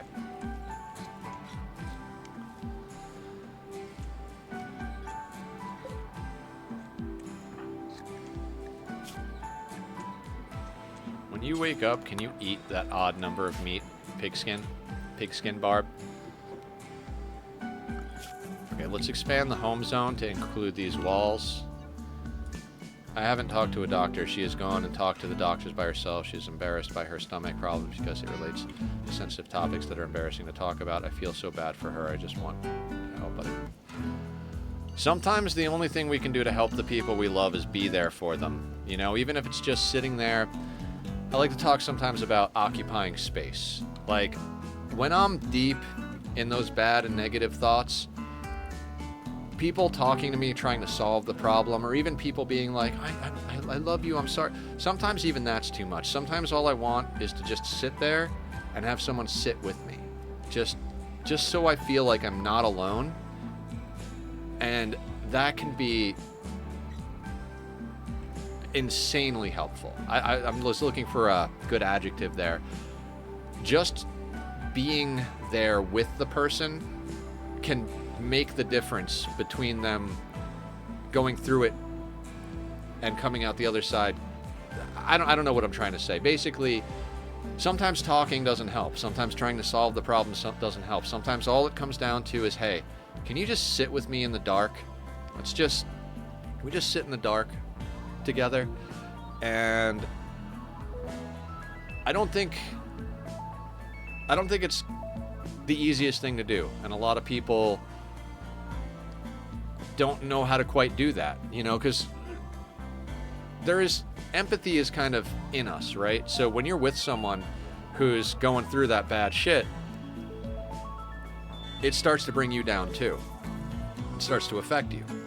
So you're trying to cheer the other person up, both to help them and to help stop you from falling in with them.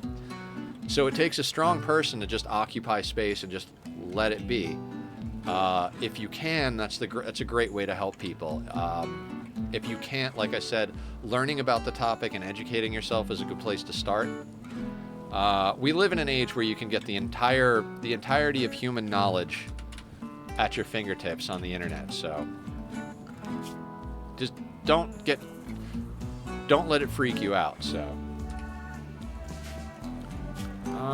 before I'm gonna queue up to remove roof basically around all of this, just so our people don't start building it when I inevitably start putting other stuff in. We'll have to make adjustments accordingly when we do decide to expand the core base part.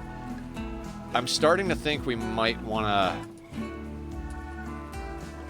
I think we definitely want to start making a real go at getting these outer walls up. I'm looking at our wealth, and it's not going up that much putting up walls.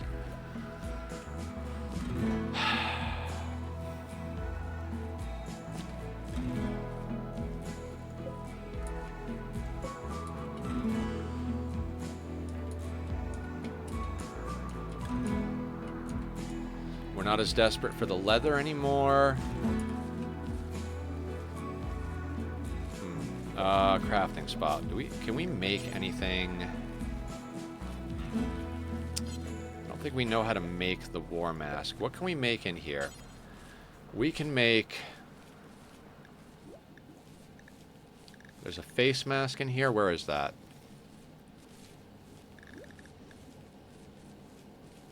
Let's make a cowboy hat. Let's make patch leather. And then if we have... Where's the face mask?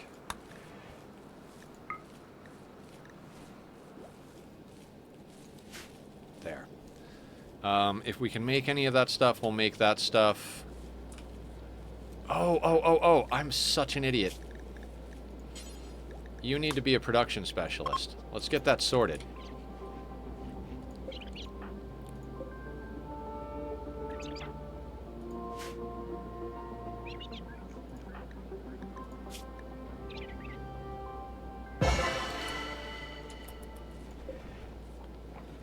And crazy enough, our first ritual is up in like 3 days.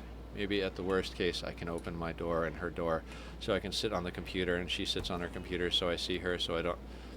Yeah! And like, never underestimate the power of I love you. You know, if you're doing that, just maybe every hour or two, go over, give her a big hug, give her a kiss on the cheek and be like, Mom, I love you.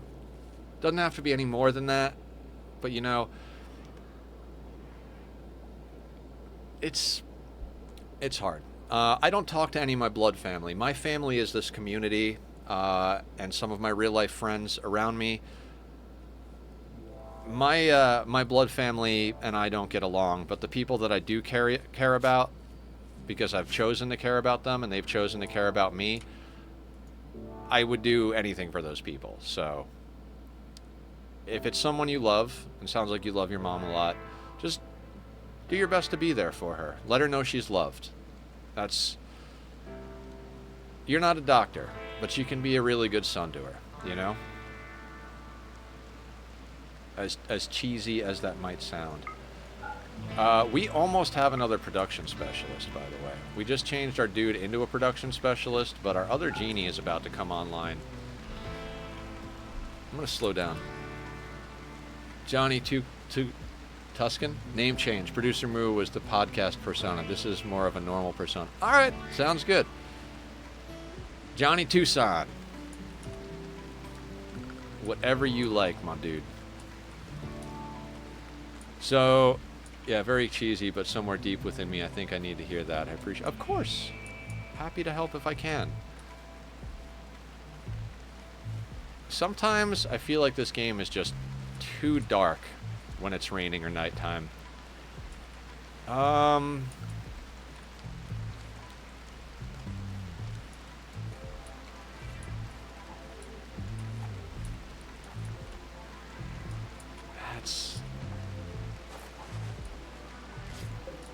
Okay. I am going to expand our work zone up to here, and I'm going to tell them to haul all this stuff. You know my IRL name, and it's a play on that. Tucson is one of the oldest nicknames, and yeah, pronounced Tucson like the city. Okay, cool. It is Tucson, right? Am I saying that right? We do have compacted machinery around here. Okay. Sweet, sweet. Did you change it on Discord as well, I'm guessing?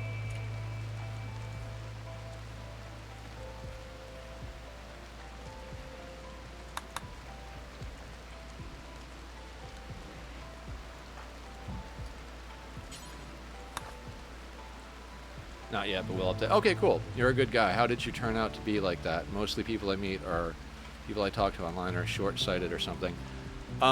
Short answer, trauma. Like I said, I grew up in a really messed up situation. So I went through my hard times, and I'm not going to claim that I've been an easygoing good person my whole life. Plus, when I'm online, I always try to put my best foot forward. I do stream even when I'm not feeling good, just so that I can present a real person to the world. But even when I'm not doing well, I kind of like, I try to be strong type of thing, especially when I'm doing stuff like this. Basically, I went through a bunch of fucked up shit, had some really crazy experiences in my life. I moved 3,000 miles away to the opposite side of the country from my family. I went through some crazy stuff. I don't even know how to begin to describe it, but basically, the hard way is the answer to that.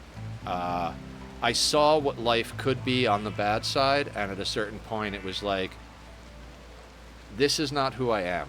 I'm not this crazy, fucked up rocker. I don't know, whatever it is. I used to play a lot of metal. I used to produce music, play in metal bands, and just like, I lived most of my, this is a good way to describe it. I lived most of my life by this philosophy. It doesn't matter what the right choice is. The choice you make is the one that gives you the best story. And I got into some fucked up shit with that philosophy. I was like, my whole thing about life was I want to die with a story. I don't want to die with a story. I want to live with happiness and with people. And I think that was always inside of me. It's just, when you come from a bad place and you don't have people not believed you before when you tell your background experiences, I don't think it's that people haven't believed me. I think that people don't know the extreme. Like, there's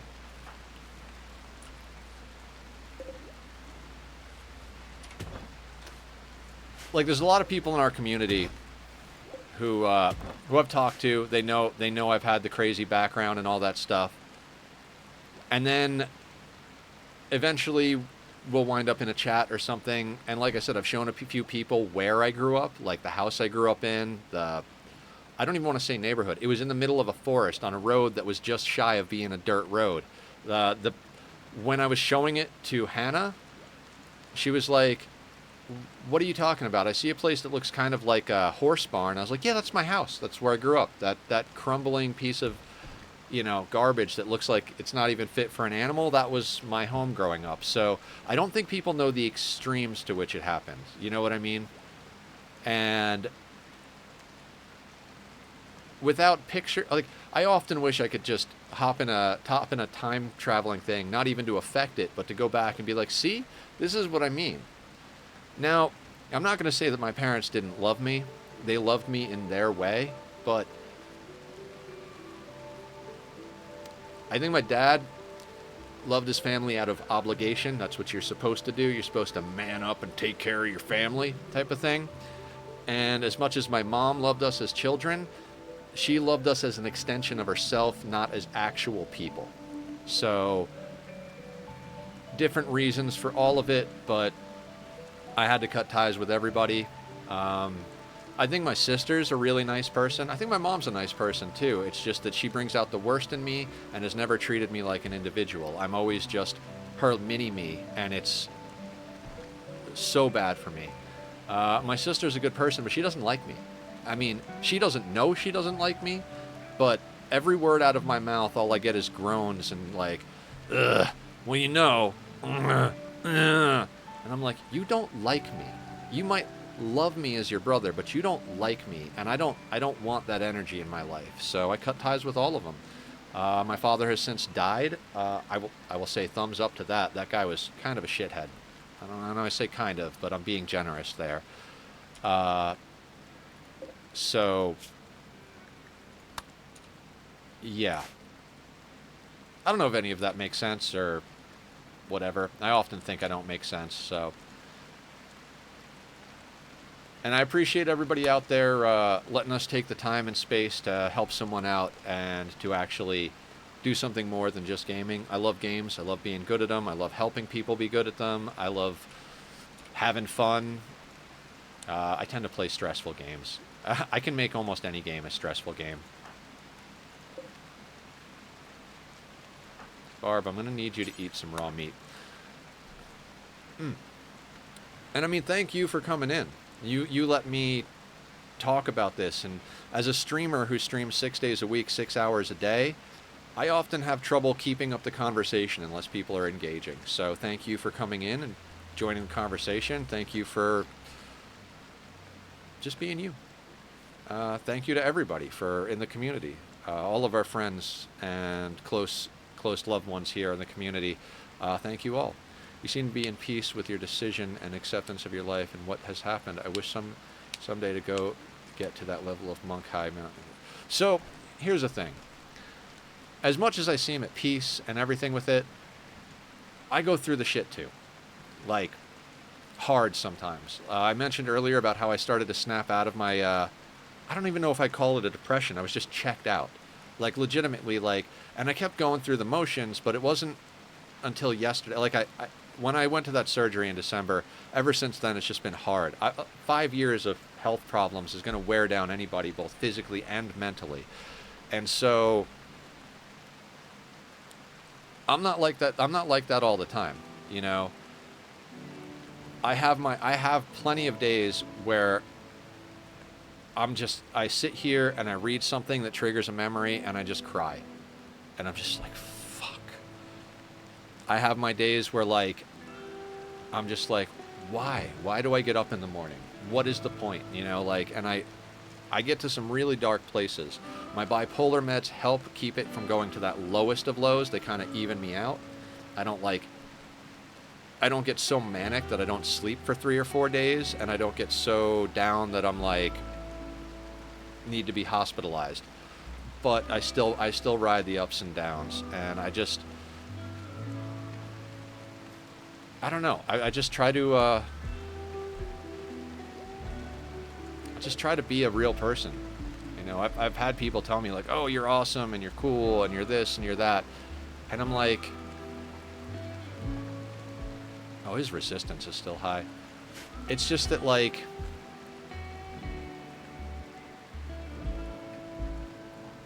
God, I'm explaining this terribly.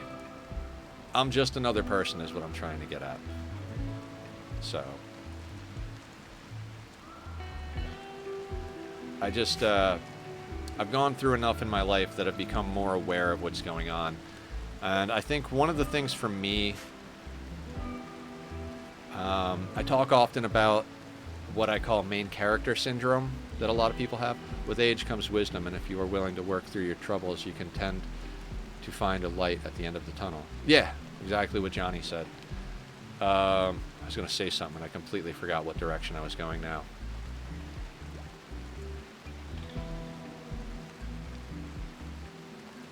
God, okay, never mind. I'll loop back around to it. John Wick in a cowboy hat. Okay. We've got normal temperatures. We're still in volcanic winter. Our food is growing at about 70%. We threw down some mushrooms in the interim. We'll probably only run 1 crop of mushrooms across the board. But we'll see what happens. Also, there's some stuff that isn't zoned anymore.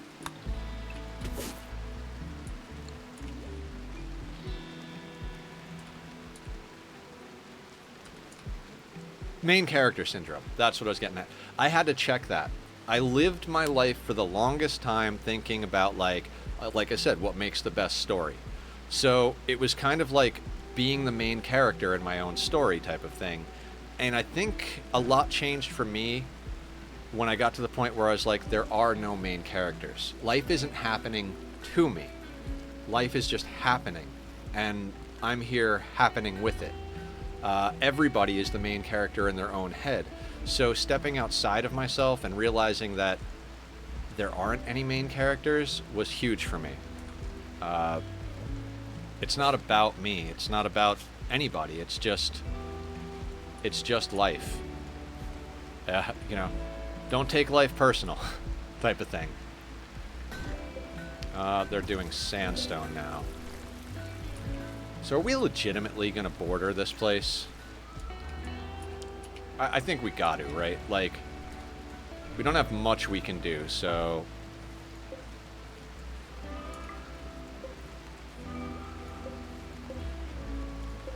Some of this is granite. Do we have any granite blocks? I love this new search feature. We have 43 granite.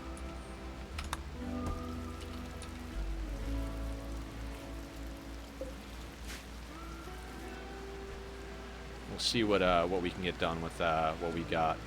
Is that a full 5? Excellent. So I guess we're working on borders right now, outer walls. I think it's probably going to be one of the best things we can do. We've got low firepower, so we need tactical stuff. I feel inspired. I have a hard time crying, but I try since it's a good way to decompress strong emotions. That you go through hardship and still manage to inspire others is inspiring. Thank you. Thank you. I try. One of my big things in life is I've always felt like I was better at bringing people together and helping people and taking care of others, and it's not really something you can monetize. So I struggle with feeling invalid. So thank you for saying that, because that helps me with my inner problems as well. When all you want to do is try and make the world a little nicer and a little better, and you can't afford to pay your bills and stuff, it starts to wear on you after a while. So when you say things like that, or others say things like that, I do appreciate it. But yeah, that's just what I do. Also, I have a wonderful kitty cat. Therapist figured out how to monetize. Yes, I've been told I should be a therapist or a counselor or something numerous times. I've also been told I should write a book. Good point, though. If I had come up a different way with the resources and the type of family that would support things like that, maybe that would have been the route I went down, but I get to help people on stream in the context of being a gamer, so I'm pretty okay with what we're doing. I'll figure it out. Or not, and either one is fine. We're only one day away from our next set of festivals. Probably don't have any wood to use for them, right? So let's choppy. Let's manipulate our zones a little bit again.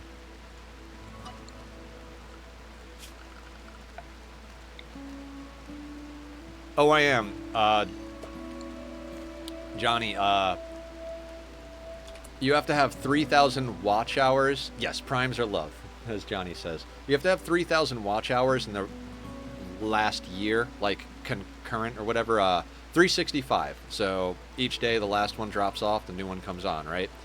I'm at like 2639, 2640, something like that. And in November I was at 1600. So everything is really going in the right direction. And if anybody out there has the time or has like an extra monitor, if you could just put up anything from my YouTube, the shorts, the VODs, the time lapses, the Minecraft series, it will definitely help me a lot get to where I need to get to that next level. But yeah, the YouTube stuff is starting to come together. I'm hoping that my channel will be eligible for monetization within the next few months. You know, with a little help from everybody and news people. But I upload everything pretty much. I upload all of the VODs from Rimworld and Ani. I put up the clips that you guys do from stream as shorts. I am still working on the tree on the SMP server, but it's a lot closer to done. We've put in a few sessions. Barb, myself, and Killer. Killer's been really helping bring resources over. The three of us took a little break from that project to go work on a Nether hub. And again, we had some people doing a really big Nether hub project on the SMP. If you guys want to take over and finish that project, cool. Just leave ours intact until yours is ready to use and safe.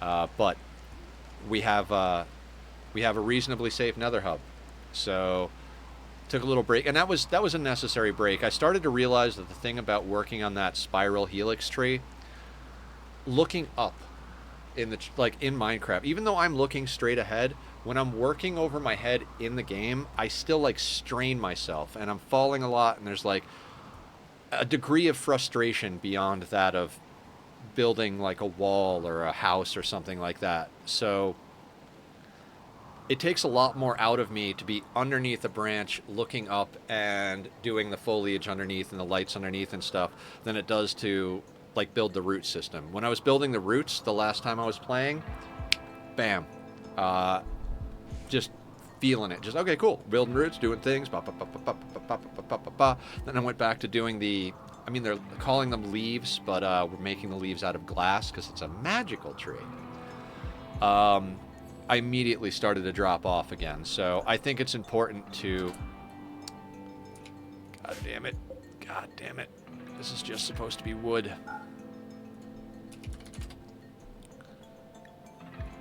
It's fine. Everything is fine.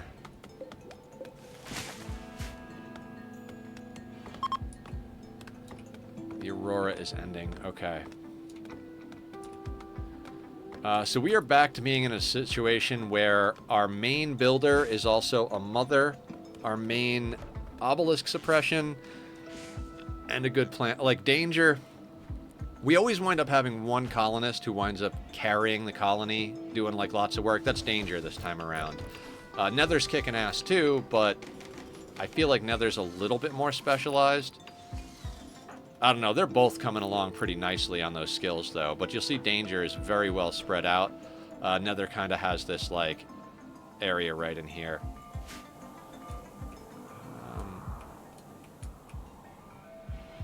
Danger is idle.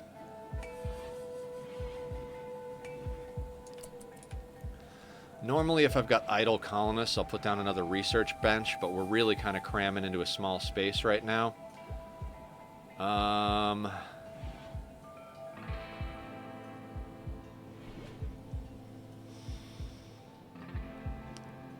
am tempted to turn this into a freezer after we do our mushrooms here.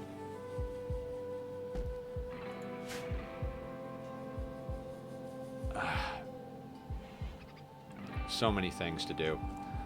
All right, let's keep up with this wall then. Okay, that's that stuff. What do we got? We have 40 sandstone and 60 limestone, so...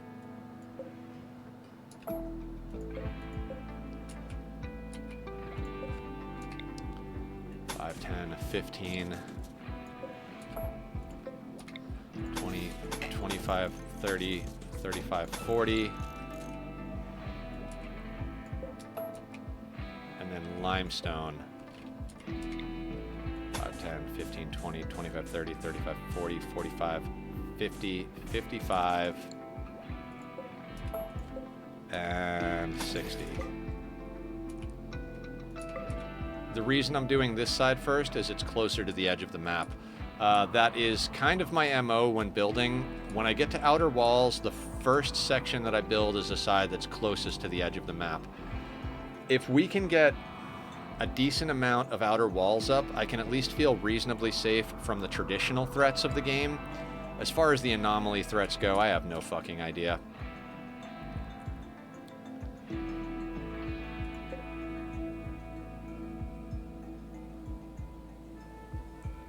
Man, it's late. Oh, it's it's almost 6 o'clock already, guys. We're gonna go late. I'm feeling this. I'm feeling talking to everybody. I'm glad everybody's coming in and talking. Thank you for coming in, Twit. Welcome.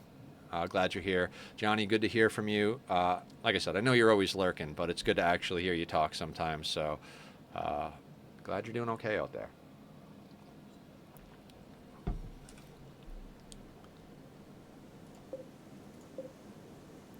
Cloth veil. It's 3 a.m. here, so it's time for me to go to sleep. All right, sounds good. You followed and you joined the Discord, so you know where to find us. Like I said, I'm here 5 days a week streaming, and I've always got Discord open. Usually on Sundays, I just kind of veg out and sleep, but if people need me, they can find me. So we'll be around. Okay, let's go on a 2. We're not in the worst place we've been. I want to say I've been in worse situations in colonies, but I really do kind of feel like this one is on another level. I anticipate losing this playthrough. The first one, I'm like, oh yeah, we're definitely losing the first one. This one, I'm like, we don't know nearly enough about this DLC. That's the word I'm looking for. I was trying to look for something on the screen and talk at the same time. Of course, Twit. Anytime. Anytime. And thank you for your kind words. We've still got a few things to go there.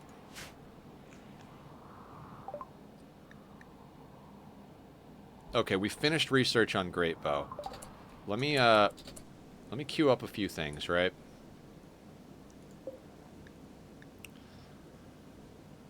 What do we got? Replace the shotgun and the poor auto pistol for sure.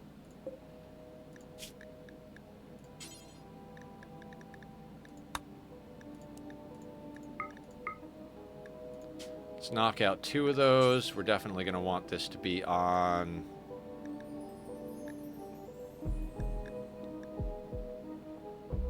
Beret?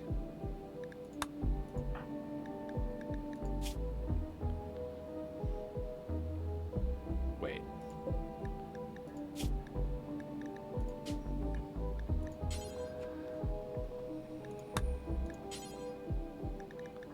Oh, I've been calling them barrel. It's beret. Eh. It is what it is.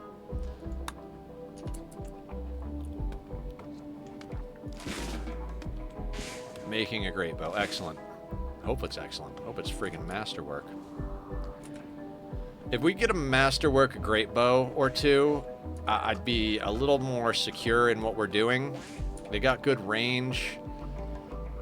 If you got a decent enough shooter, they'll get the job done. I mean, Adam did a whole playthrough where he just basically did a tribal playthrough, so they all had great bows in that situation.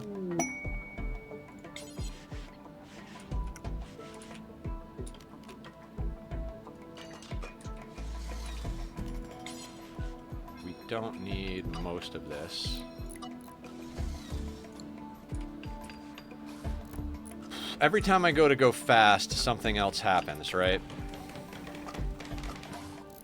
And we're still at the point where if we have a bear or a cougar or a wolf or something like that come close, we're gonna get...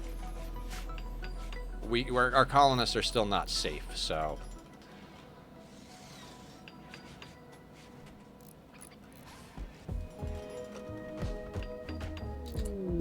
Is that a masterwork great bow? Hell yeah. What did I just say about that, right? Hey, dude, before you build another one, let's equip that. Ah, oh, yes.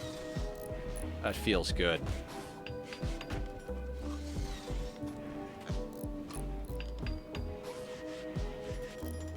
Danger's up to help.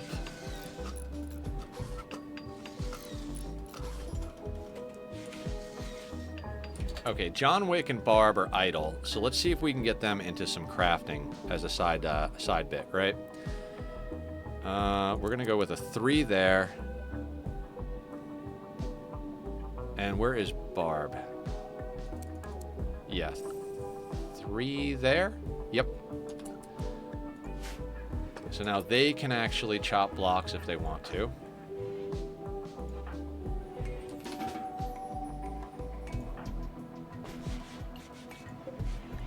Oh, I don't have this queued up. Let's just do forever for now.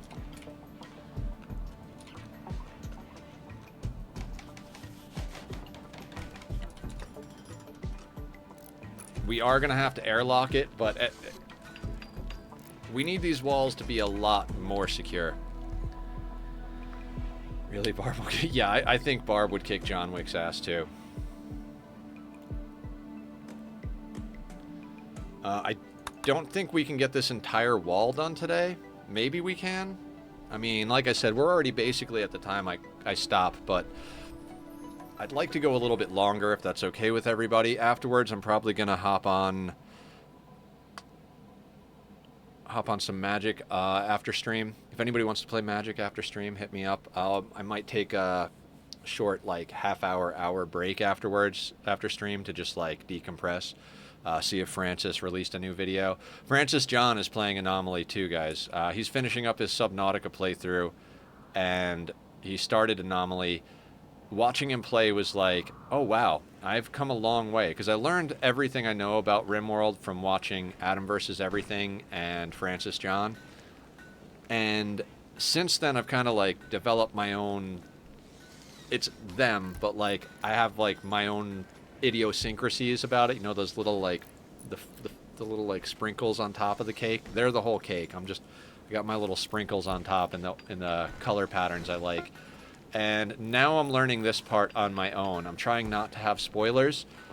Francis hasn't even activated the monolith yet in his playthrough, so he's basically running a standard playthrough. He's learning about the ghoul and stuff like that. Alright, that's another 60 limestone. 10, 15, 20, 25, 30, 35, 40, 45, 50. 60, 65, nope, just that.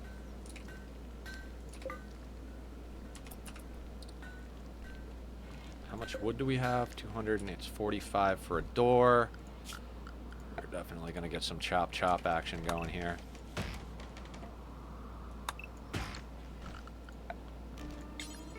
Work. And there's Nightbot posting up the Discord and the YouTube. Usually Nightbot's better about that stuff than me, but I posted it not too long ago. If you guys missed it, Nightbot did just post the links. Come join us on Discord, hang out with us, play games, talk about life, all the things. That's 40 sandstone, and 10, 15, sorry, counting and talking do not go hand in hand. 20, 25, 30, no. How much was it? 40.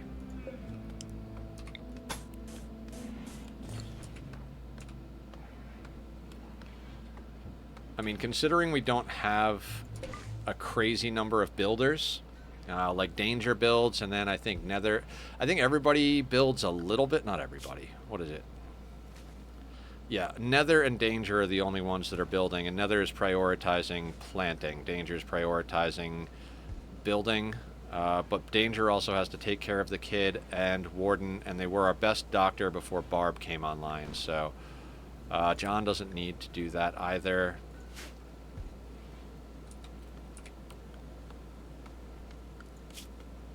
Yeah, our wealth hasn't really changed. We've been bouncing up and down, and now we have walls, so I'd rather have the walls than most other things.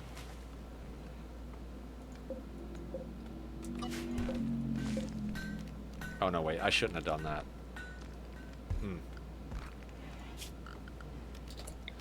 Let me redo that.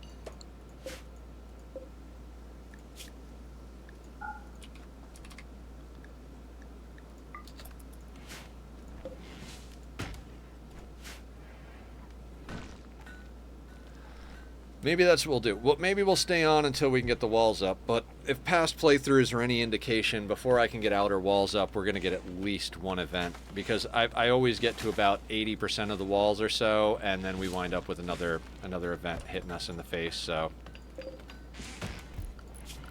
On the plus side, we're caught up enough that when I queue up to chop trees, they're actually chopping trees right now, so.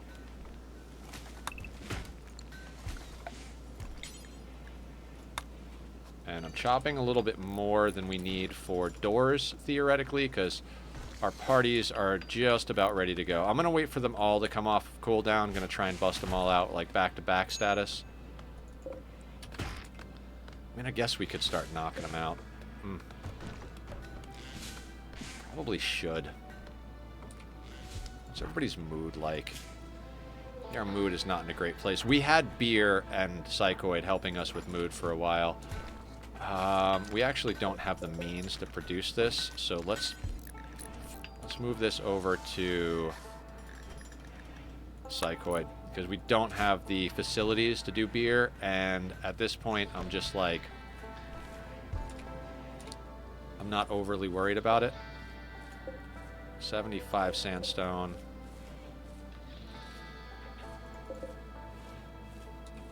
100. I believe that's how much this is, so let's go like that. It doesn't register up here all the time because this is not in a stockpile zone. So, got to kind of count there and look other places. Are blocks allowed here? Oof, no. It says we have 60 limestone. 5, 10, 15, 20, 25, 30, 35, 40, 45, 50, 55, and 60. So that's limestone. Let's get that going. My walls always wind up looking very patchwork.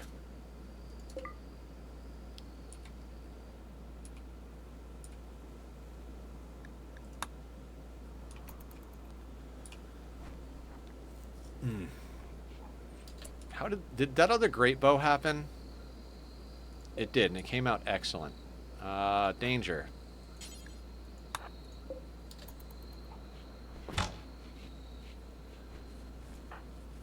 So, we've got a normal SMG, excellent great bow, normal auto pistol, masterwork great bow, good auto pistol. I want to queue up 2 more of these. With how good our crafter is, there's a chance we might wind up with a couple of masterwork great bows, and that's going to be a lot better than some of the stuff we've got going on here with these normal and, you know, normal quality things. I don't know for sure. Might be a bad decision, but did I pick a new research? Gosh darn it, I did not. We're trying to go into microelectronics because that's going to get us to the research level we need to get assault rifles. We don't have the components to really do that, which is why I'm leaning into the great bows. I was kind of like, man, we can get enough trade that we can go straight to assault rifles, but beelining to assault rifles is not an option anymore. We really need to do whatever we have to.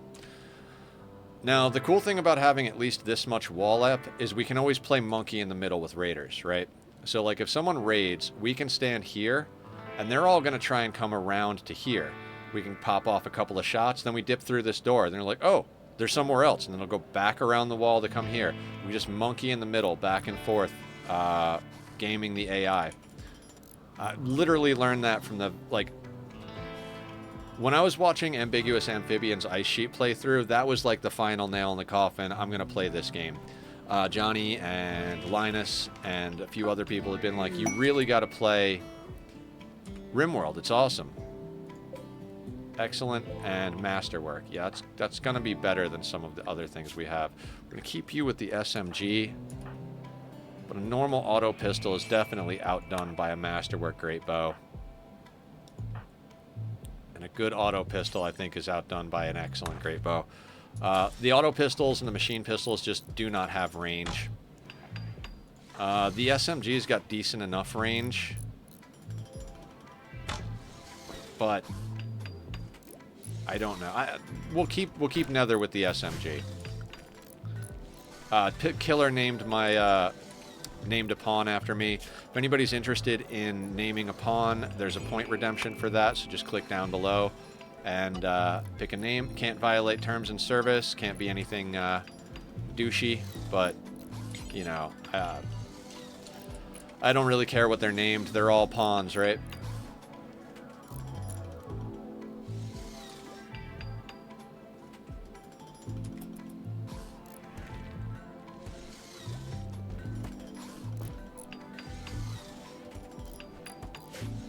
Limestone is 465. Sandstone is 420, and granite is 510. Wait a second. Oh, yeah. Wanderer joins. What the fuck is going on? Just out of nowhere? Hold on. Construction is okay. Like, man. Plants, medical, mining. 61 years old, but no health conditions. Of course you're coming with a knife. Of course you're coming with a knife. Let's queue up another great bow. In the meantime,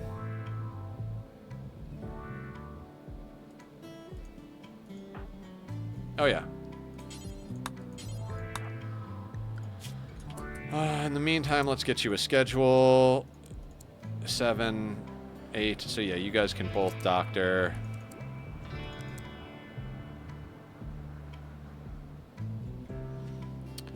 Better planter, so we'll go 2 into plants, 3 into construction, 3 into mining. You don't need to do art. That's a 3, that'll be a 4, that'll be a 4, and that'll be a 4. I used to have the work mod installed where you go all the way up to a 9 if you needed to, and what I found is I don't need to, so...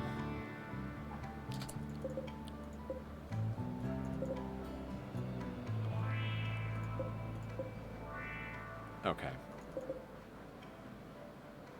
184 various of that. Okay, I'm losing it here. 63, 20, so 80 granite.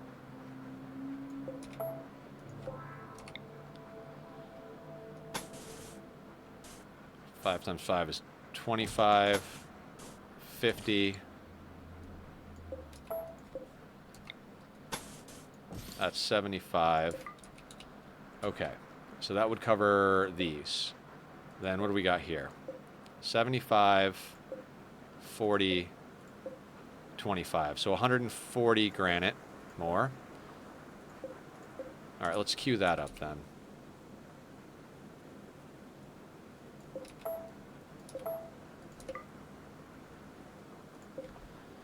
So that should be 100.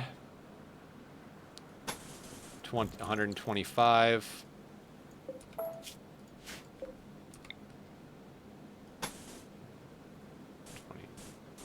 Oh my god, it counts it for you. I'm such a dick.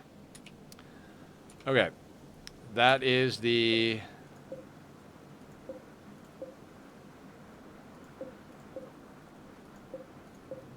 granite, right? Wait, 75 and 25? 100, what was this one? That's sandstone. Limestone is 20. You know what? I'm going to just let this play. Volcanic winter is still a thing.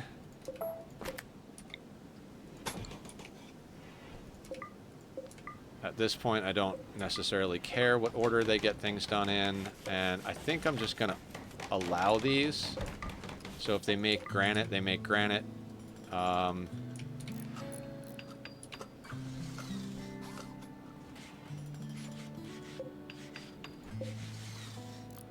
We don't need these mushrooms.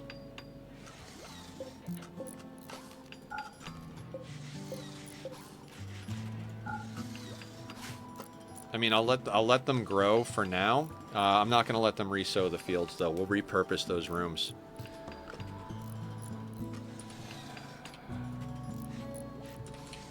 We are definitely hosed on that. Oh, wait, you know what I didn't do for her? Yeah, random wanderer joins, and they are obviously a different ideology. That's the thing, is early on when you can't afford to imprison people to convert them, I like to leave my, there's the, you can choose like neutral or intense bigotry or whatever the other side of acceptance is as far as ideologies are concerned. I like to start with neutral now. I used to just go straight up for intense bigotry because it's a mood boost, but the problem with that is I heard a ding and I didn't see what happened. The problem with that is you inevitably wind up in situations like this where someone from a different ideology joins for whatever reason, and now your people are getting a mood debuff because not everybody is the correct ideology, and you can't afford to have them as a prisoner, which is the safest way to get a recruit of a different ideology. Minor break risk, what the hell is your problem? Underground or outdoors, unsightly environment. Danger tried to convert me. Yeah, unfortunately, we don't have a whole bunch of drugs to deal with that situation.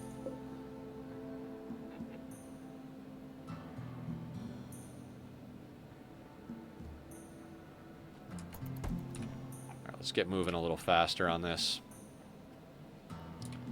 We are going a little late.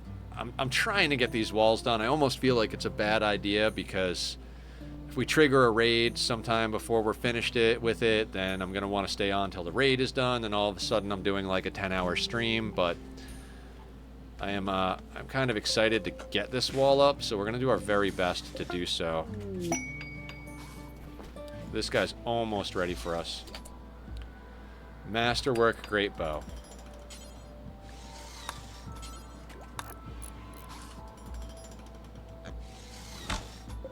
Is the other one done already? Oh, we just made one more, that's right. So, having a genie for a crafter is definitely paying off. Yeah, they might be wimps and delicates. And this is another good reason. I was just thinking about it. I was like, should we do the festivals? Like, no. Doing the festivals just wastes time. We need to get the walls up ASAP. Then we need to... The next stage is going to be solar flare. Don't care. Haven't even gotten to power yet. Been here forever. Haven't even gotten to power. Was going to get to power. Had plans for power. God.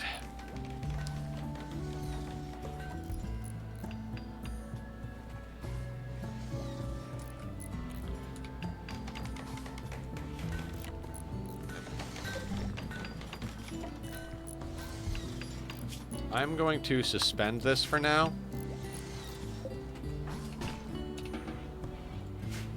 Because we might have enough blocks and I don't want to overproduce.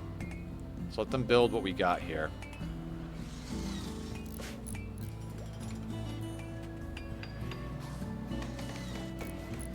See, the sandstone builds super quick, but the granite has more.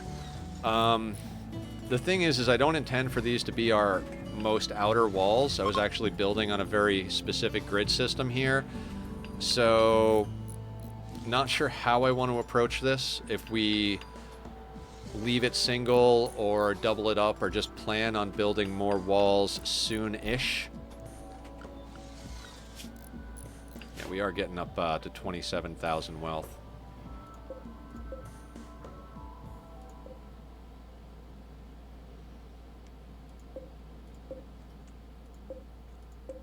Sandstone, limestone, sandstone, limestone. So that's why this is not being built. This is all queued up as granite, so we'll just cancel that. You've got enough wood.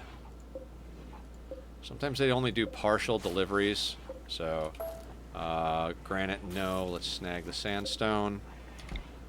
Boop that into place there. Do a little of that.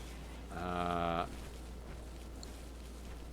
going to queue up all of this to be limestone.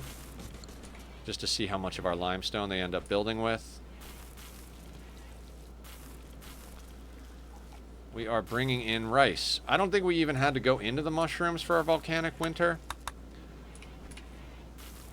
But we did. So... Okay, Royal Tribute Collector, that's awesome. Not because we're going to do anything with it, but because they're here. If something goes wrong, we prefer it to be when a royal tribute collector's around. Because they got guns and they got armor, they can handle business. If we're going to have like a manhunter event, having them standing outside the walls is a plus. Even a raid, whatever it is.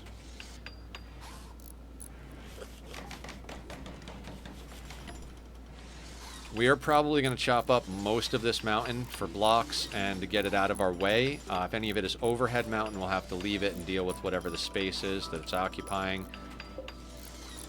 So that's sandstone, so my thought process is that's got to be sandstone.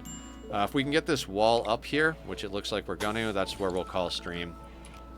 I don't think we have enough limestone to do that.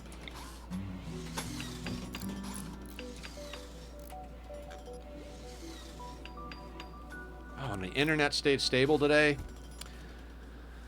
It's a good day. Today is a good day, everybody. Thank you all for being here for it. It's fantastic. Tomorrow, again, more Rimworld. Saturday, we'll be playing Myst 3 Exiles. Next week, we'll probably be doing Monday, Wednesday, Friday Rimworld. And then Tuesday, Thursday, I'll figure out. It's either going to be... Let me think. Let me think about what we're going to do on Tuesday, Thursday.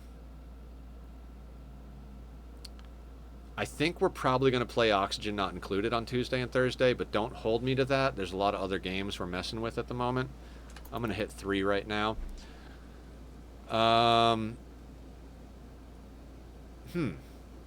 Probably playing Oxygen Not Included on the mini base.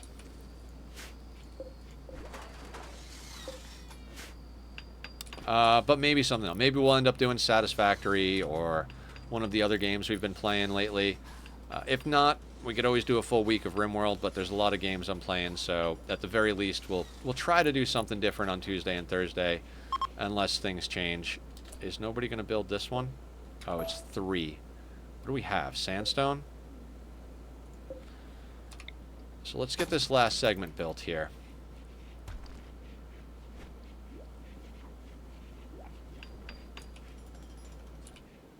Okay. We have some sort of a reasonable base. We've got outer walls. They're kind of flimsy, but they're better than nothing. So tomorrow's goal is really to upgrade our weapons and try to build the rest of this thing. I might legitimately segment this entire thing into sections other than... So I'm thinking... So our core base is going to be here, so we're going to put in these wall segments over here. I'm thinking we might even do the same thing over here and leave them outside area, you know, leave them growing these crops, but just to like split it up a little bit more for the sake of us having stuff to do. We can't do it here because this is where the geothermal is going to go, but we could try to figure out how that's going to be. We got a lot of stuff to do tomorrow. We're going to be able to do our next 6 festivals. That won't get us to our next reform. I mean, if we got like the luckiest RNG in the entire world, it would. We'll try. Our main goal is to get people outfitted with the proper stuff. It was a crying shame that those 2 raids had happened so quick to each other. Let's see who's online. Let's see if we can raid out to somebody, friends and family, and or a fellow Rimworlder. Let me look up everything on Twitch. And again, thank you all for being here today. It was a great Thursday. Zed's on? Oh, yeah, well, you know we got... Oh, and he's playing status! Oh, we got to go bug Zed. Thank you, Killer. I mean, I'm looking at it right here, but...